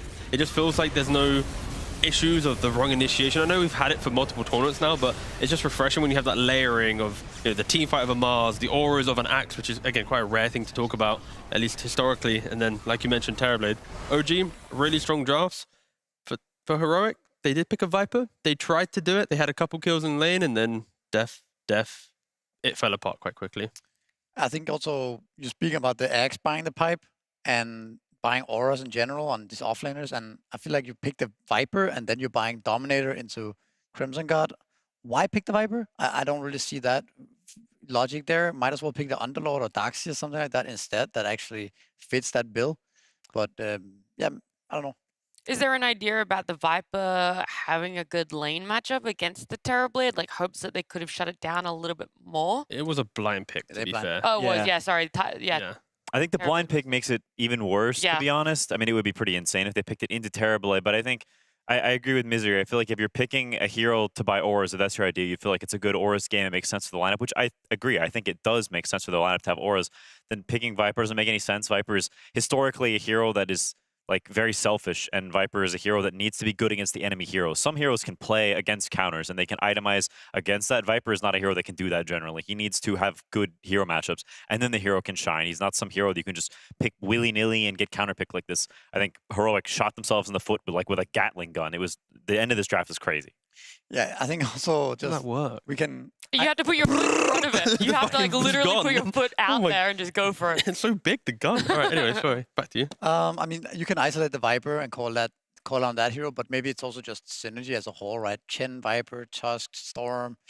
Again, you don't have much team fight in the lineup. You don't have much damage burst. It's only kind of Storm that has to kill everybody. So maybe that's also a little bit the problem, that it didn't really fit the lineup as a whole either.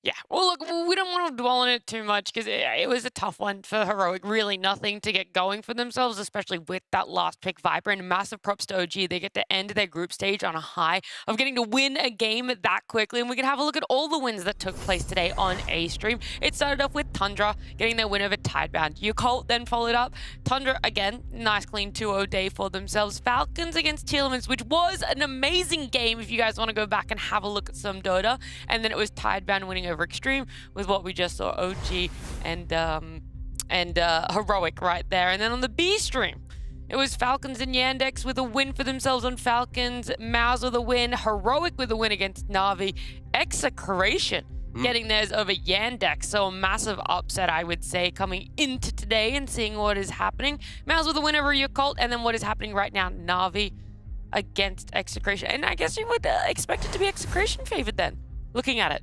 Perhaps. I think the cool thing about this series is that it is actually a very important series because the winner of this one dodges a whole best of 3 tomorrow. So that's something for sure. Yeah, we can have a look at our standings, which are going to illustrate exactly what you're talking about there, Misery, where the top 2 go straight to the semifinals. They know they're making it to Chengdu, China already. That's for Falcons and Tundra. They get to take their Sunday a little bit easier. Mao's, Yandex, OG, and Tidebound. Heroic. That's, you know, we're not really sure exactly if they're going to be making it up, but they do have one best of 3 to play tomorrow. Tearlaments, Yakult, and yeah, one thing.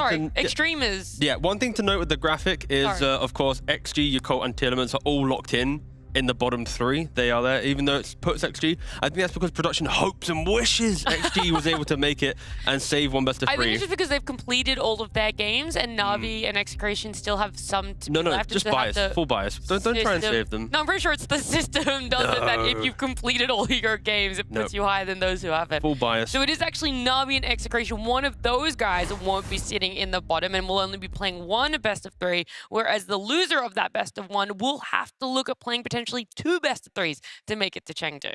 Yeah, it's a lot of pressure. And I think, honestly, I feel like I favor Execration with the pressure. I think Na'Vi has been, they've been crumbling, to be honest. They have not looked good. They've looked like the pressure is getting to them, like they're in their own heads. Like they're just looking off. These players are better than this on an individual basis. I think this is an instance of the whole being worse than the sum of its parts. Yeah, but on the other hand, Execration, they look freed up. They're smiling, they're laughing, they're having a really good time playing all the games. So I think they look like a good contender, I would say. I just enjoy watching Execration draft. There's such a wholesome like family vibe. The game, sure, but like the draft, like how often do you see like everyone around one PC, like community drafting? Bows and arrows, yeah, bows and arrows. Like one guy picks and you have like restaurants. jokes behind you. Like nowadays, like people don't throw jokes around, right? So it's Definitely more not on this panel. very disciplined. No, Never. Extremely serious, right, Misery? very serious. Wish. It's all in good fun. I know the players had a lot of fun over the last 5 days for themselves as well. And like we said, Tundra and Falcons already going to Chengdu. But the playoffs bracket is going to be an interesting one, seeing wherever Na'Vi and Execration land for themselves. Because, yes, it is that original with the format. 4 teams playing some best of 3s. And then they're going to have to go up again and play another best of 3 to qualify. Do you think best of 3s favor any one team more than another? You'd hope so, based on some of their showings in best of 1s. Yeah, I mean, I That's valid. I feel like a team like XG actually looks better in a best of 3 than a best of 1. Even though I think they've been very shaky, they're also a team with a lot of storied and seasoned players, and so I think they'll be more accustomed to best of 3 format compared to this best of 1 thing, which is not super common in tournaments. They've played I don't know how many best of 3s, innumerable amounts, and so I think that prepping and that more structured sort of we're going into the series, we have more time to prep. Things are more known, I think does favor, sort of the more legacy teams like that. I think perhaps there's also an argument made for just who's better on the day, right? Who wakes up and who is like having a talk, who has like a motivational speech perhaps before the game. I don't know who resets better from the quote unquote bad group stage, right? So yeah, it's all up in the air. I think it's just who's better tomorrow. We'll see. Who do you think is better right now, T, in the Na'Vi Execration matchup? Execration. I mean, Na'Vi has just let down themselves. I was about to do another close up to the camera. Please don't do that. No, they've let themselves down. I was going to say, I believe we get to have a look at exactly what's happening over on the B stream right now. It is slightly favoring Execration. He doesn't have his glasses on it. It's a I can't see 2K anything. net worth lead to Execration. See, not, told you. Not a lot. Yep, that's it. How I was going to follow that one up there. Not a lot. I respect you for moving the monitor closer, brother, but I ain't going to see anything. You're going to have to put it on the desk for me to see it. But thanks for trying. He's going to put it on the desk. I respect him moving the monitor. That was really nice. But anyway, back to you, Nat, who can see things.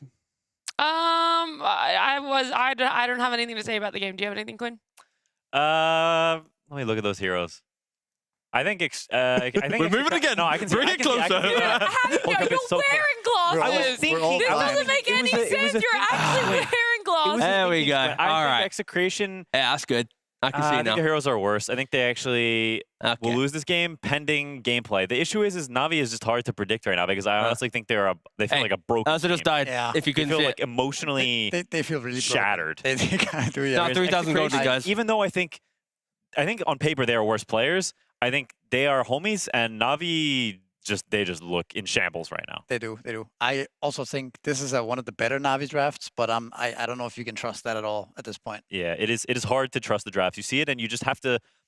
Sometimes you get in a state as a team where you can just see when you watch them play that they're just not in it, that they're not clicking, they're not in the zone, they're not like trusting each other. It's hard to tell exactly what it is, but Na'Vi has that anti-sauce right now where it's just hard to believe. I'm surprised you're saying that you like the Na'Vi draft more when it's the mid Dragon Knight, and I definitely could quote you guys on saying that you don't like mid Dragon Knight unless it's Malrine. I might actually take it back a little bit. That's what I don't actually like the Na'Vi draft that much. I also think that I knew it. I knew you were lying. I also knew think the Bane Warlock support duo is a bit guys, sus. Mars just died if you couldn't see it. And they're really low damage, so yeah. Everyone needs to put on their glasses. I think Execration, I still believe in my boys, Execration. They just bring fun to the tournament. They do bring a lot of fun. And we haven't really seen them too much on the Xtreme, but if they do win here, we probably see them tomorrow, so that's pretty cool. Yeah, I'm hoping that we're going to get a little bit of a look at the bracket. It's so hard to know exactly, considering, is Na'Vi going to be doing that last chance qualifiers best of 3, or is it going to be Execration? And then where exactly are we going to have the seeding? Because all of that factors in to it. If we have teams with similar score lines, it's Neustadt also, it's the... There's some admin right now crunching some numbers. No, that is genuinely what is happening. That is what we were stalling out for, because we want him to do the maths as quick as possible. Oh, there we go. So, what do you want to talk about? Good thing it's not us, because math and us, You remember last? That's not. Don't show me a number. I don't even know what a number is. Remember last slam? We had we had to learn the alphabet together. We had to learn numbers together. That was a rough slam. Yeah, then it was. I'm just eating away at the time that you guys could be playing pubs. That's so true. Back at home. Also, production want to play pubs as well. I ain't playing pubs. That's you're actually the only one on this panel that has not been playing pubs. That's right. Oh. Anyway, there's a new position opening up as a panelist for Blast Slam 6. If you'd like to put in your resume, Quinn will not be returning as he's not playing pubs. But there will be a $1 million deadlock tournament to be announced. We're so back. Funded by Quinn. No, we're not back. We're anti-back. Well, look, while we are waiting for this, we'll give you guys a little bit of fun and some action to get to watch. And that's our play of the day from yesterday. And Tormentor is up.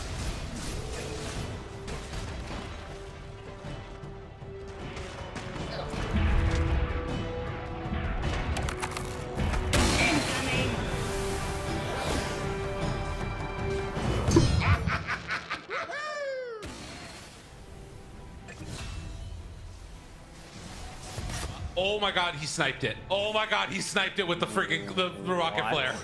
Oh my god, he sniped it. It could have been today that Heroic were having these play of the days, but unfortunately their last series didn't live up to the expectations that we had for them. It's a tough one for Heroic there, and a tough one for you viewers, because I know that we said we were going to have the the play-ins bracket for you. That's not going to happen. It's just too difficult to predict where exactly the Na'Vi and Execration match is going to influence all of the team matchups. And so instead of just making something up for you, instead we're going to say, go over to the B stream, go and watch the action, and then they're going to have the play-ins bracket at the end of the day. But for now, we're going to say goodbye to you, and we'll see you tomorrow much earlier for some best of threes. Earlier? Huh?